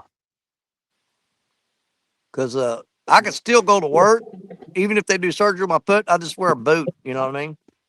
Yeah. Yeah, old guy at work, he's 72, 73. He's got to get knee surgery too. He said Dude, the Army beat him up. I do not want to do them knee surgeries. Have you ever watched the videos on that?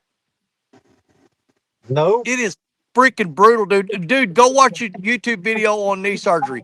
They actually take a giant mallet and a chisel and bang that chisel into your knee and chop it. Oh man, it'll make you nauseous.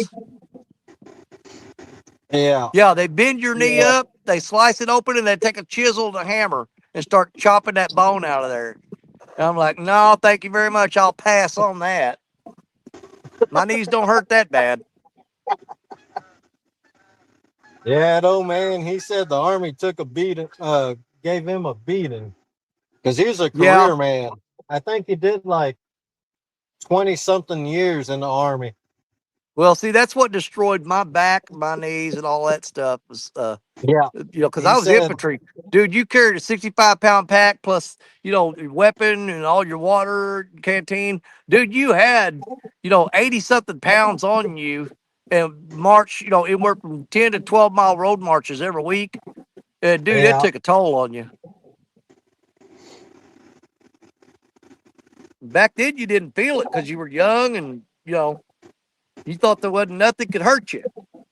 Yeah. But when you get older, you find out you wore out parts you didn't know you had. That's what he said. He said, man, back then, he goes, there was nothing. Get up, do what we had to. He goes, now I feel everything we did when I was in the service. Exactly. It stays with you.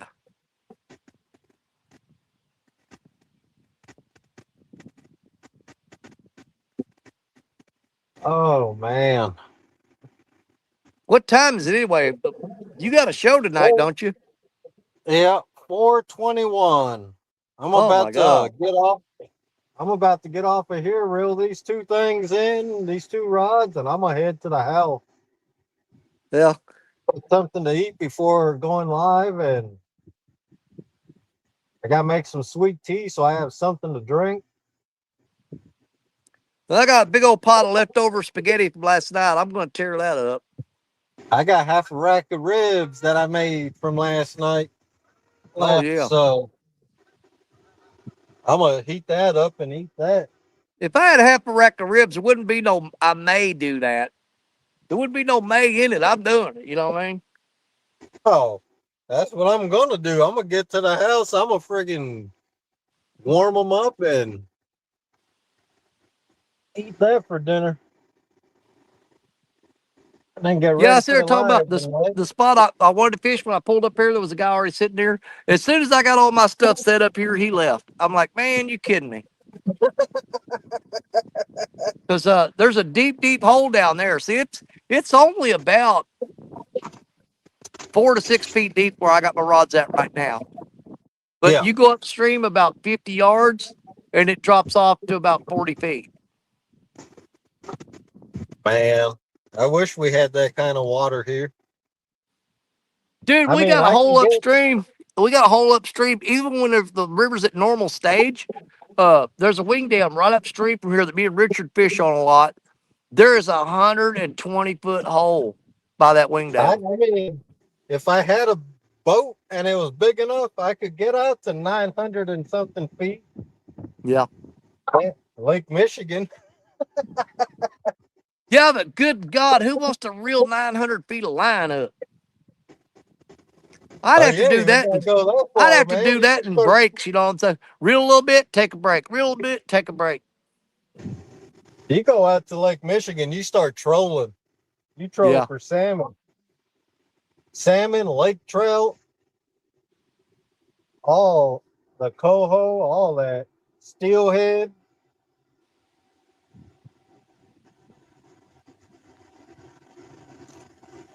But yeah, I'm gonna jump off of here, Danny. Thanks for having me up here, man. All right, brother. If I'm still fishing, I'll pop up on the show. But at the very least, if I'm home, I'll be in chat. All right. We'll All see you right. guys Go later. get ready. Go get ready for the old RCT show. Yeah.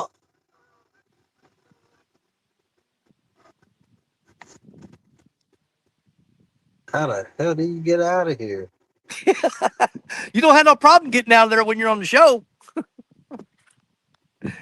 Yeah. There he went. He'll be on the show and he'll hit the button and kick himself out all the time. But when he wants to leave, he can't figure out how to get out of there.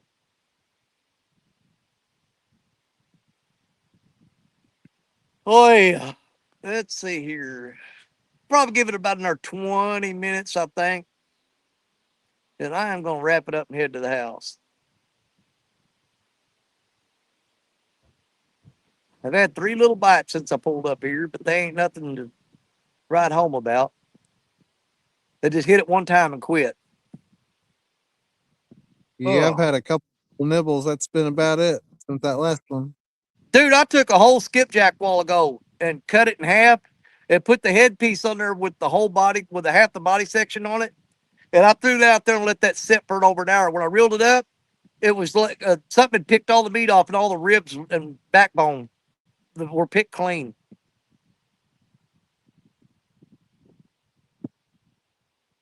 Them piranhas, huh? I think it's some little bitty eels down there on the bottom. They grab a hold of that and spin. And that's why your rod tip just barely twitches, is because they're grabbing that bait and spinning and tearing off pieces of it. And it just makes your rod tip twitch. I've never caught an eel before. Oh God, I've caught hundreds of them here. I've got one that I caught year before last, in this exact spot that was 37 inches long.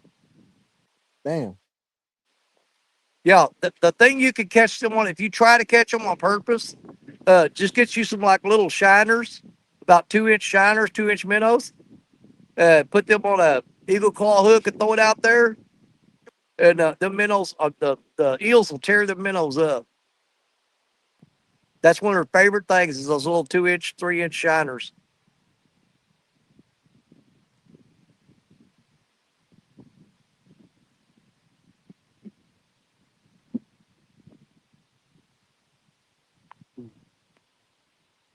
Tammy says she's fixing some seafood casserole.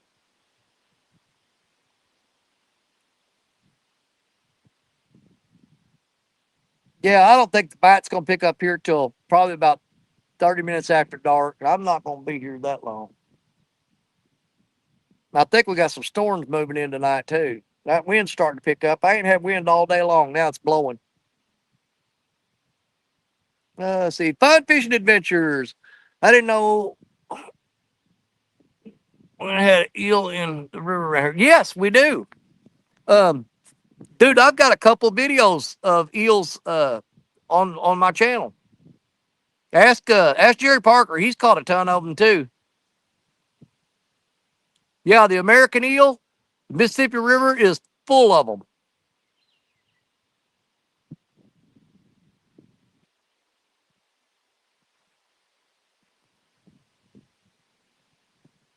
Yeah, you go through. I got a video I put up like a year and a half ago of a 37-inch eel, 36 or 30, 37-inch, I think, eel that I had that I caught pretty much right here in this spot. Eel is good if you cooked right. Yeah, I just can't clean them. They're too damn slimy. You never caught one in the Mississippi? Well, stick with it. You will. Um, get you about a 2/0 eagle claw hook and put a 2 or 3 inch minnow on it and fish it on the bottom. Them eels cruise along the bottom, just grabbing any kind of pieces of fish or whatever they can find. But yeah, you can target those eels and actually catch them on purpose. I've caught a few on worms, but I think it was just swimming along and ran into it and said, "Hey, I'll go ahead and eat this." But you put a 2 or 3 inch minnow on there on a number 2 eagle claw bait holder hook, and you will definitely get into some eels.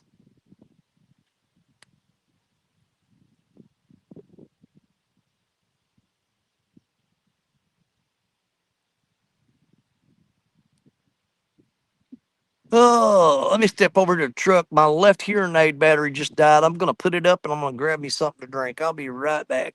Oh. Oh.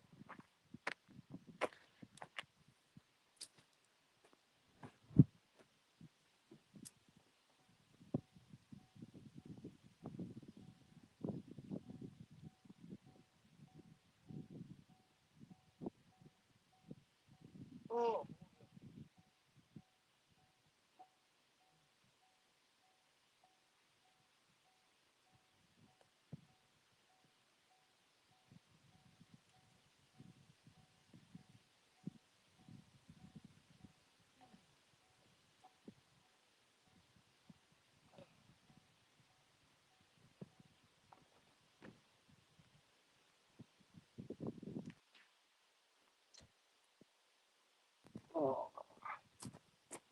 Good God.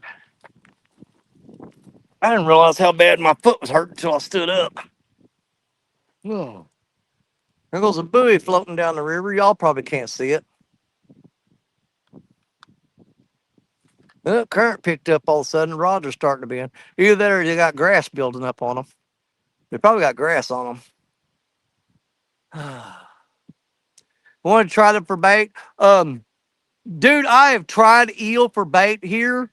And I know them guys on the Potomac River, that is their favorite bait to use. I have absolutely caught nothing on freaking eel. Oh, well, that's not true. I caught one channel cat on eel. But I would catch eels and chop them up and wouldn't even get a bite. One time I caught a channel cat. That was it. But yeah, I've tried eel for bait here. There's a bunch of them in here, but I ain't never caught nothing using them for bait. It's about like a drum to me. And I know when you put them on the hook, that skin is so freaking tough. You have to get a razor blade to cut that. When you're done with that bait, get a razor blade to cut that skin off of the hook because you can't get it off there.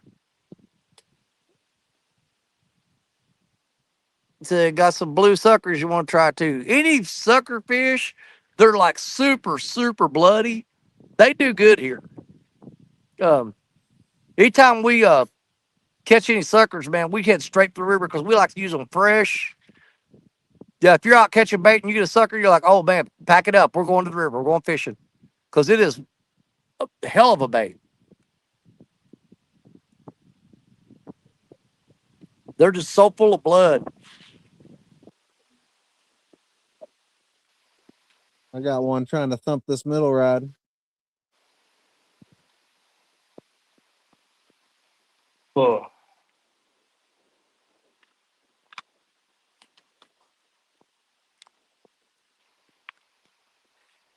Yep, I've got next 2 weekends. I've got, man, it's going to be absolutely insane excitement. I am just like so pumped up, ready to go.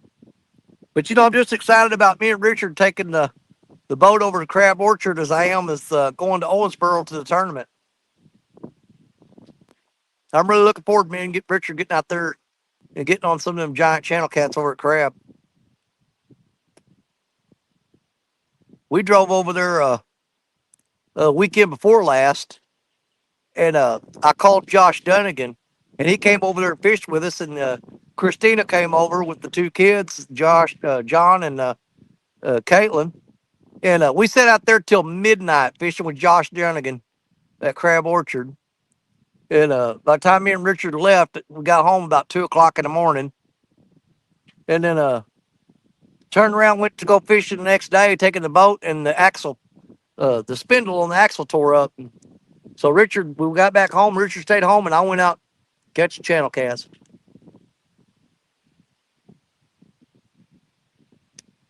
But I can't wait to get that pontoon over at Crab Orchard. Get all those rods out there dragging baits is going to be a blast.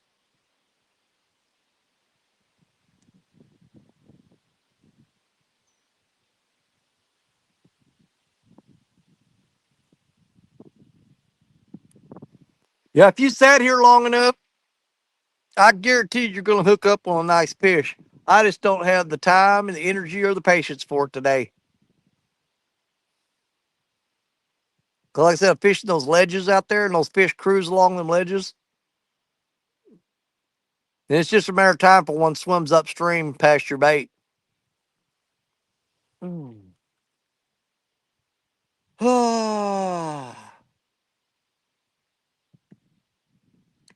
See, you've been live for 5 hours. Ethan, I'm going to give it about another 28 minutes. I've been live for 5 hours and 2 minutes. I'm going to give it another 28 minutes and I'm going to call it and get out of here. Sounds good. Yeah, I ain't had nothing but a pack of sugar wafers today to eat and a cup of coffee. Starting to feel a little bit lightheaded. I need to go home and eat. Oh.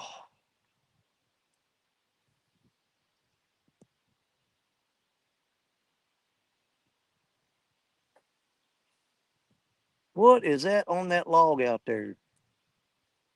Wait for it to float by. I want to take a look.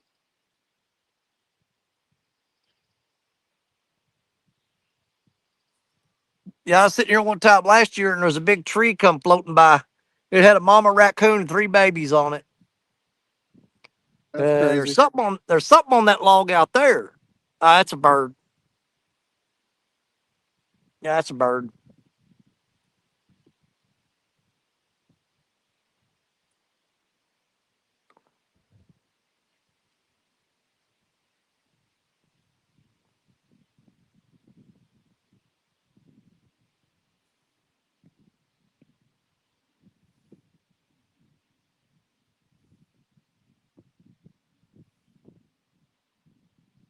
No, it looks like a bird. I don't know what that is. It's a bird. It's about 2 or 3 birds huddled together. Look like something big, but it's just birds.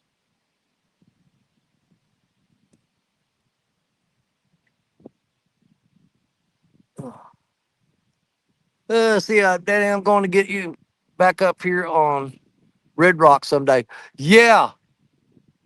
Dude, I had to go to Pella, Iowa for 3 weeks one time training on some heavy equipment and stuff.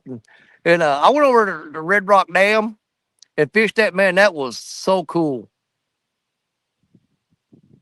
We were actually catching a ton of crappie right on the downstream side of the dam, right up against the rocks. Man, we were pulling crappie out of there like crazy. Here went another sturgeon jumped out of the water.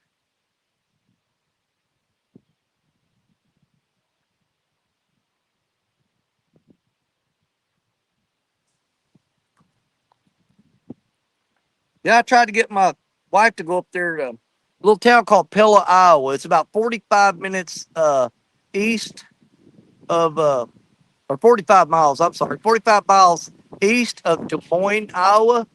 It's a small town, but the Vermeer company that makes all the Vermeer heavy equipment, that's that's where they're stationed at. Their hometown is their main factories and stuff are up there. And dude, that little town has got huge windmills on every block. They've got cheese shops, meat shops, wineries. And they do all kinds of festivals. It seems like every week there's a festival about something in that town. In just a little out of the way spot. But if you ever got a chance to go there for a vacation, You would be amazed at that little town and everything they got going on up there. And it is old school rules in that town. Like on Sunday, all the stores are closed. Nobody works. The streets are empty. Uh, I think there was one guy got in trouble for mowing his yard on Sunday one time. They come down and try to say, "Hey, we don't do that here." But yeah, every store's closed on Sunday. It shuts down. The streets are empty. But man, Monday through Saturday, there's just like all kinds of festivals going on. They got a tulip festival. They got a windmill festival. They got all kinds of crazy stuff going on. It's a blast.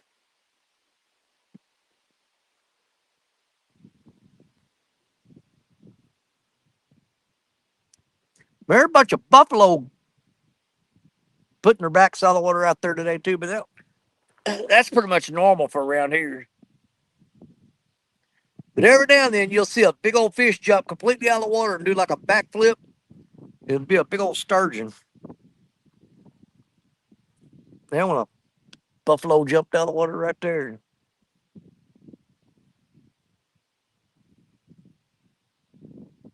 Okay, 23 more minutes.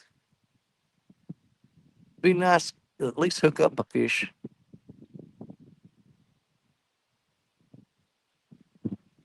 Think about throwing that big rod upstream into that hole. I can hit it from here. Yeah, just past that stump right there. There's a deep hole right there. I can turn around and throw that rod upstream and hit that deep hole. It's probably what I need to do.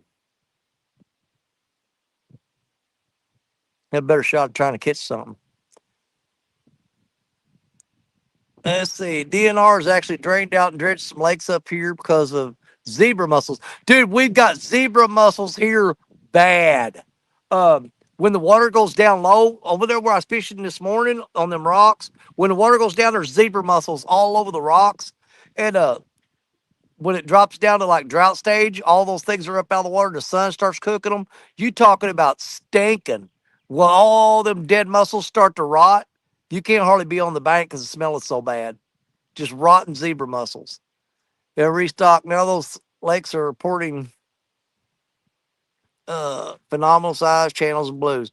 Well, a lot of times you'll catch blue cats here, and the skin on their bottom jaw will be wore down to where its bone is showing. They'll actually wear the skin down off down to their tooth pad because they're chewing them zebra mussels off the rocks. And you'll catch a channel cat or a blue cat. I mean, blue cats. I ain't never seen channel cats eat them. Blue cats will. You'll catch a blue cat and you hold it up and you kind of squeeze his belly, and it feels like there's rocks in there, and it's all the zebra mussel shells. Because what they do is they'll chew those zebra mussels off the rock, and they'll get a belly full of those mussel shells in there, and it'll digest the meat and stuff like that, and then they'll regurgitate and throw up the shells. But yeah, you catch blue cats here all the time. If you ever just gently squeeze his belly and it feels like there's a bunch of rocks in there, and you can hear them kind of grinding, that's those zebra mussel shells. And if you ever had a blue cat, when you get him in the boat and they just squirt this white poop all over the boat that stinks, Jody knows what I'm talking about. She had a live stream one time where a blue cat pooped down her back. That's the ones that's been eating those zebra mussels, and they poop out this white, it's like calcium lime looking stuff. It's from all them zebra mussel shells and stuff, the part that they digest. Yeah, and they'll poop out this chalky looking white stinky stuff. And I remember one time Jody caught a big old blue cat. She threw it up on her shoulder, and she had its tail hanging behind her back. And that thing pooped all down. It got in her hair. It went down her back. It was all over. And it pooped all in the boat. Nasty. I felt bad for her that night. She was wearing that black shirt, and that white poop showed up all over it. Well, I bet. Everybody was laughing, dude, because she turned around and looked. It was all in her hair on the back of her head. You know that had to stink, man.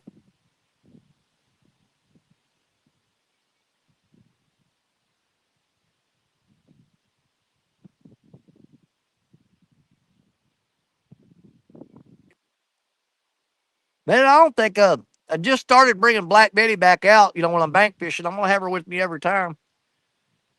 Uh, I don't think I've caught a fish on her yet this year.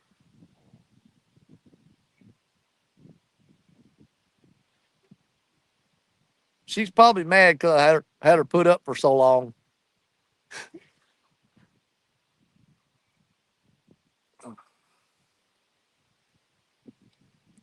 Yeah, I put that rod up in storage, and I should have never done that. I need to keep that rod out.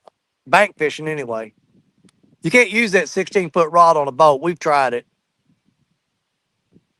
It's just too dang big. I mean, we've used it on the boat and caught fish on it, but man, you talking about an inconvenient.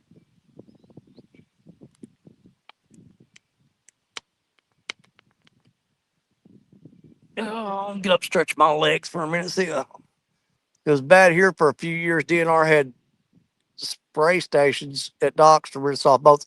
Yeah, because here's the thing on those zebra mussels, the the I guess the you'll call larvae or whatever they are from the zebra mussels. They're like microscopic, and they'll stick to your boat.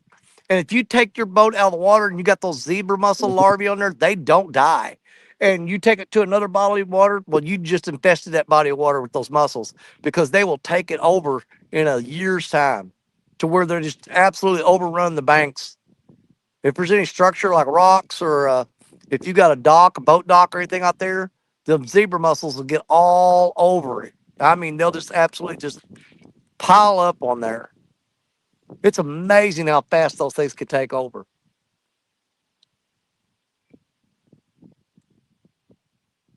I mean, I don't know what damage they do because I know the blue cats eat them. And being a mussel or a mollusk, uh, to best of my knowledge, stuff like clams and mussels and stuff, don't they like filter the water and stuff? So I don't know how the zebra mussel would be necessarily a bad thing, but I don't have a whole lot of knowledge on them. So, maybe something I'm missing there. It's another one of the things where if it's not supposed to be there, you don't want it there. You know what I mean?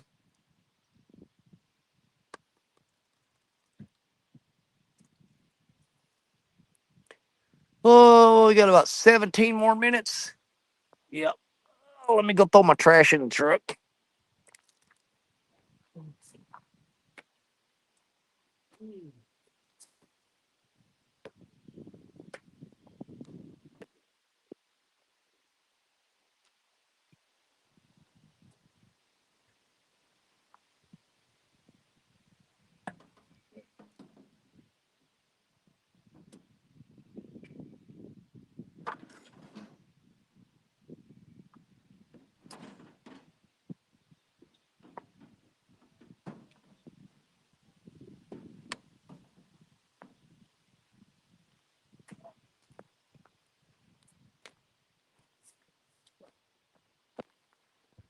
Now, since we got 17 minutes left, I'm gonna throw one more rod out to give us a little bit more of a chance. We'll throw out one more for the last 17 minutes.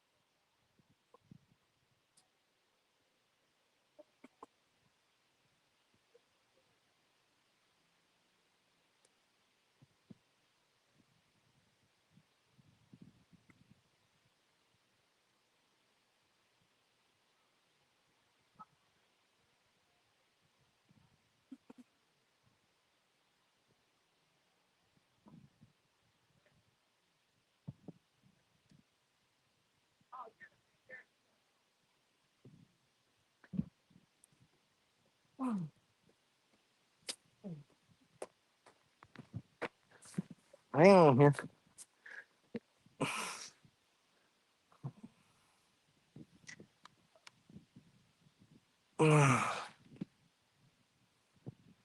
Let's see. Well, no DNR, the wisdom put rock riprap along the banks for erosion control. Crawdads and some water have green algae on them. Who is that? Oh, I thought that was Ethan talking. It's some kids up there on that on that observation deck. I'm out of. I just walked right there a while ago, and I am absolutely out of breath. I still gotta get that rod baited up, get out there because we got 14 minutes left.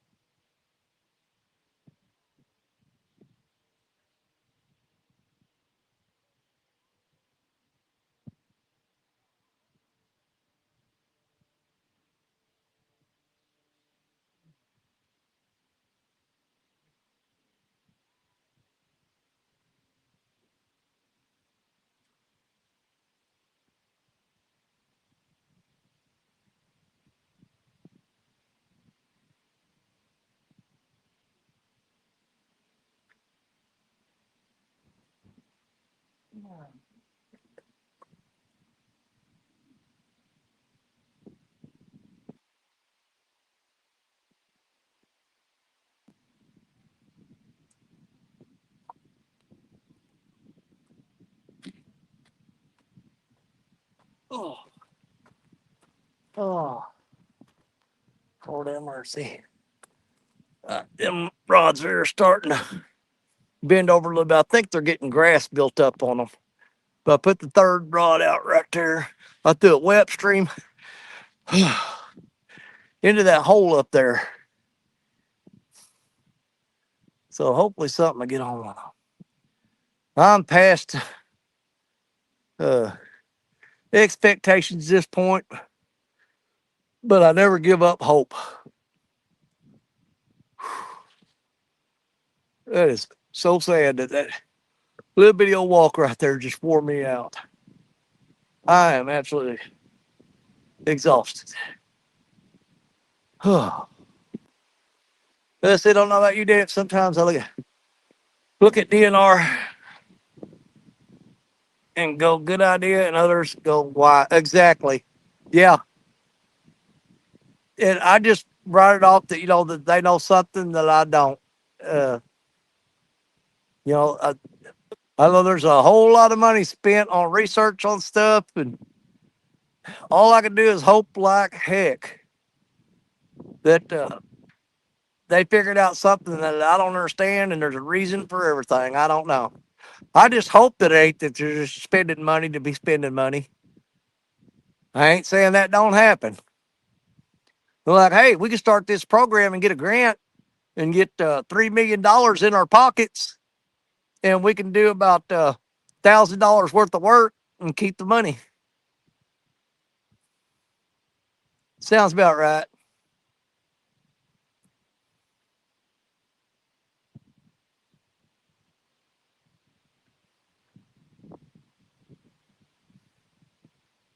I mean, I know there's been times they've done studies and spent millions on it that I thought, man, that shouldn't have cost them more than 10 grand to figure that out.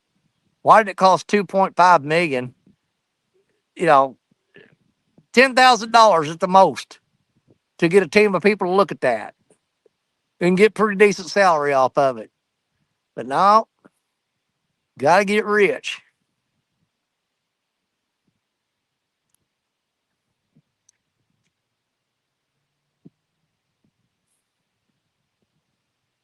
I'm surprised they ain't done a study and spent like 1.5 million to figure out why the hell I keep coming back out here.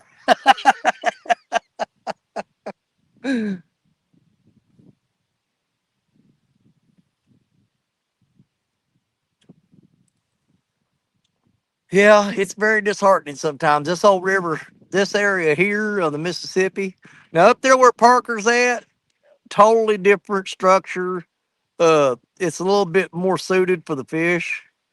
That being said, man, this used to be one of the biggest hotbeds for big channel cats, big blue cats, big flatheads, and it is just it's a shadow of what the fishing used to be like here.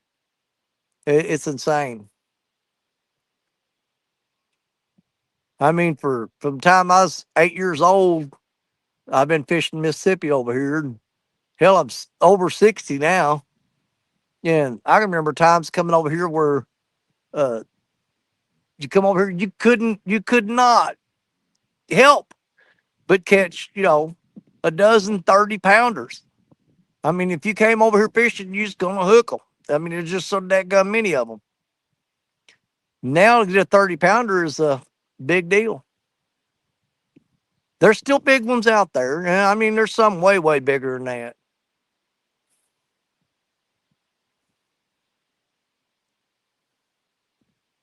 But the fishing, the commercial stuff here is really, really, really hard in this area. It's not that easy for them to set nets up here around Parker's area because it's the river's a lot narrower, and when the trash rolls through there, it tears their nets up.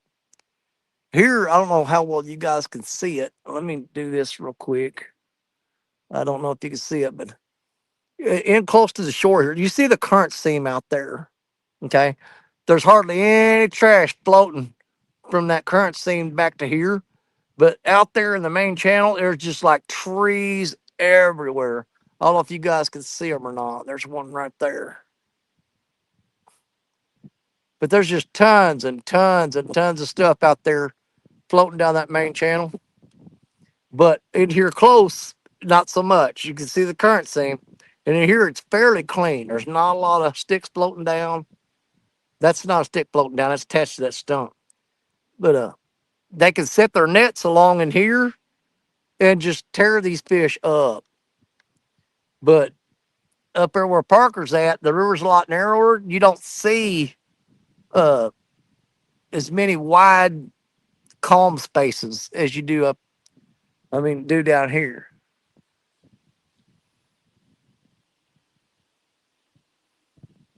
And then if you're wondering why there's a current seam there and all that stuff is pushed out there is because you can't see it from here, but there's an island right up there, and the stuff hits that island and bounces off and goes out there, and that island kind of protects this little area here for a couple miles downriver. It just pushes all that stuff out there. You know what I mean?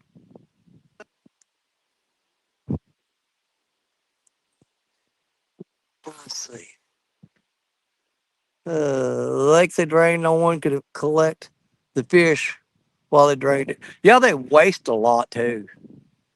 Again, they probably had some reason, but yeah, I've seen them drain conservation areas. Dude, I would go down there and look, and they'd have they'd cut a hole in the levee and let the water pour, and you would see like tons and tons of channel cats and all kinds of bass and crappie and stuff, and it'd be blasting out through there and just like spreading out on the ground, flopping. And they'd have a game board in there sitting in the vehicle watching, and absolutely would not let you go get those fish. And I thought, my God, what a waste.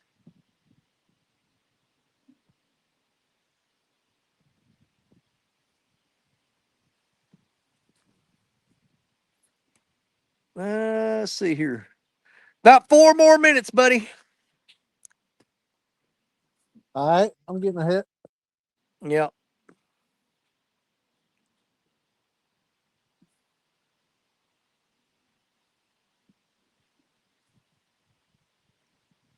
Gonna be one of them days where I turn the camera off and the rod bends over double. I'm not counting on it though.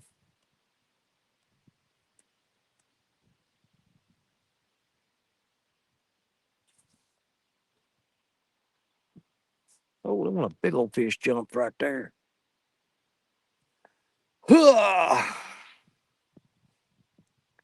Get centered up there. There we go.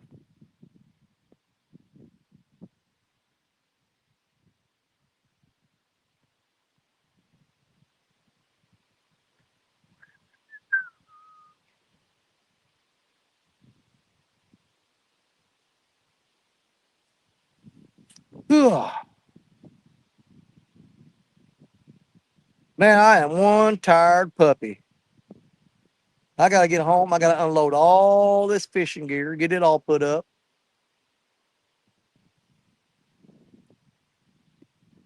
Tis what it is.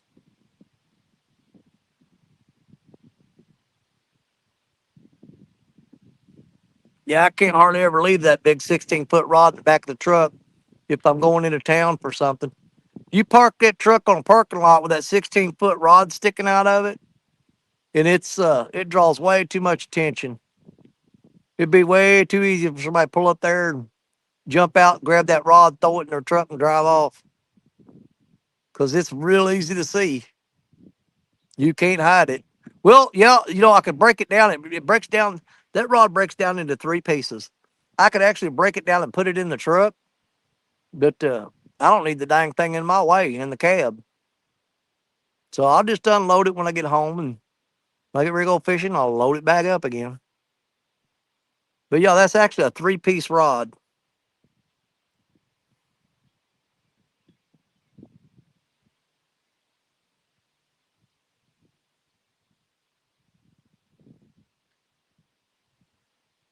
Mm.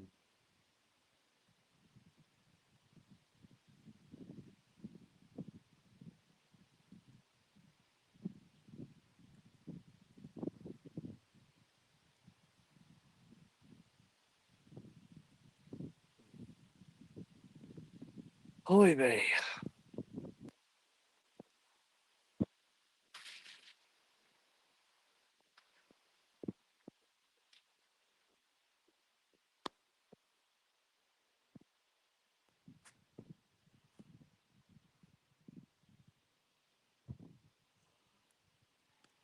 Oh. You can see I ain't got far to go. Freaking gnats, man. Bugs buzzing me. All right, Levi. Don't come up here and tell everybody bye. I'm going to get out of here. Go home. Is that Eagle? Yeah, you show up now. At the end of the day, figures. That boy can't hear me for nothing, can he? There he comes. I was getting a hit on 2 of them. Was you? They still hitting it? I'll give you a few minutes if you think he's going to get on there.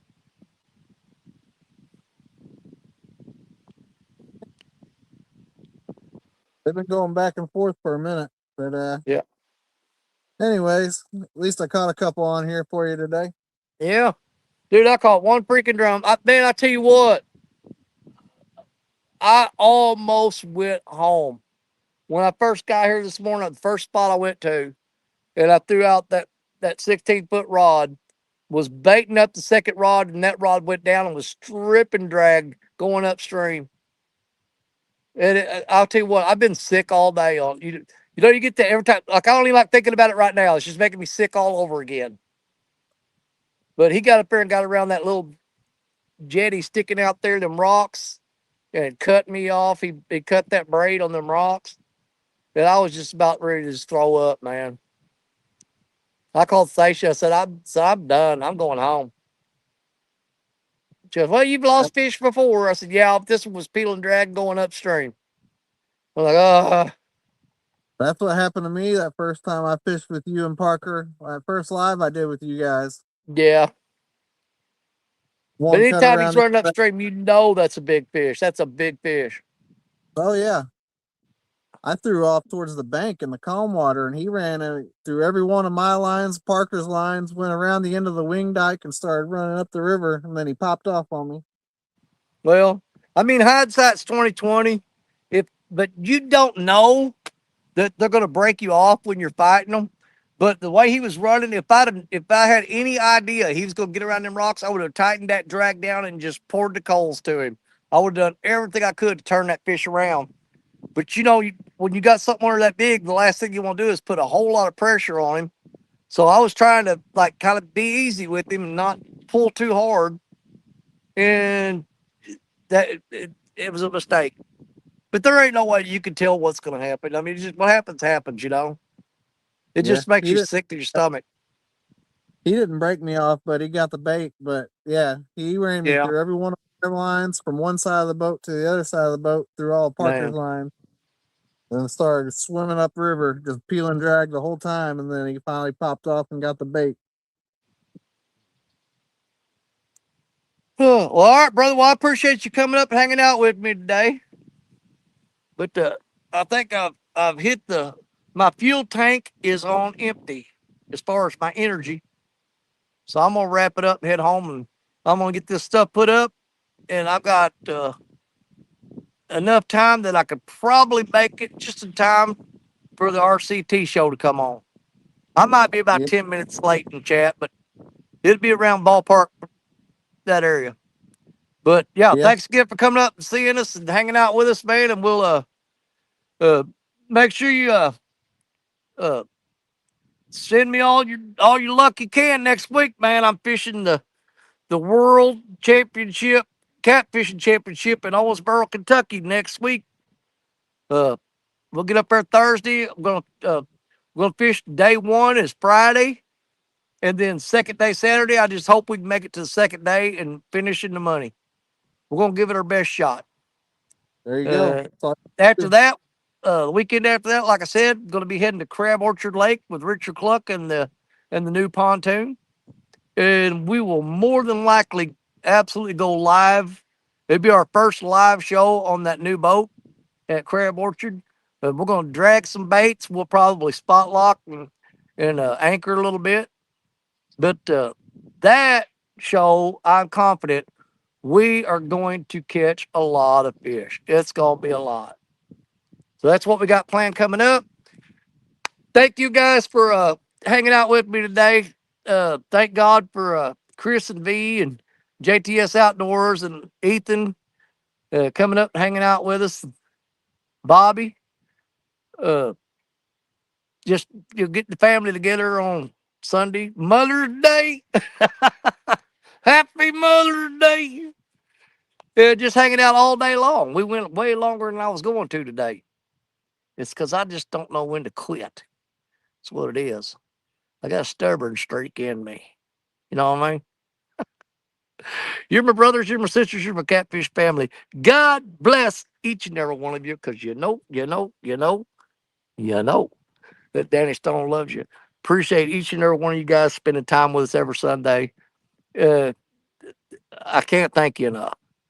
But as for that, I'm getting out of here. I'm gonna load that stuff in that truck right there, and I'm gonna buggy to the house. God bless you. Bye.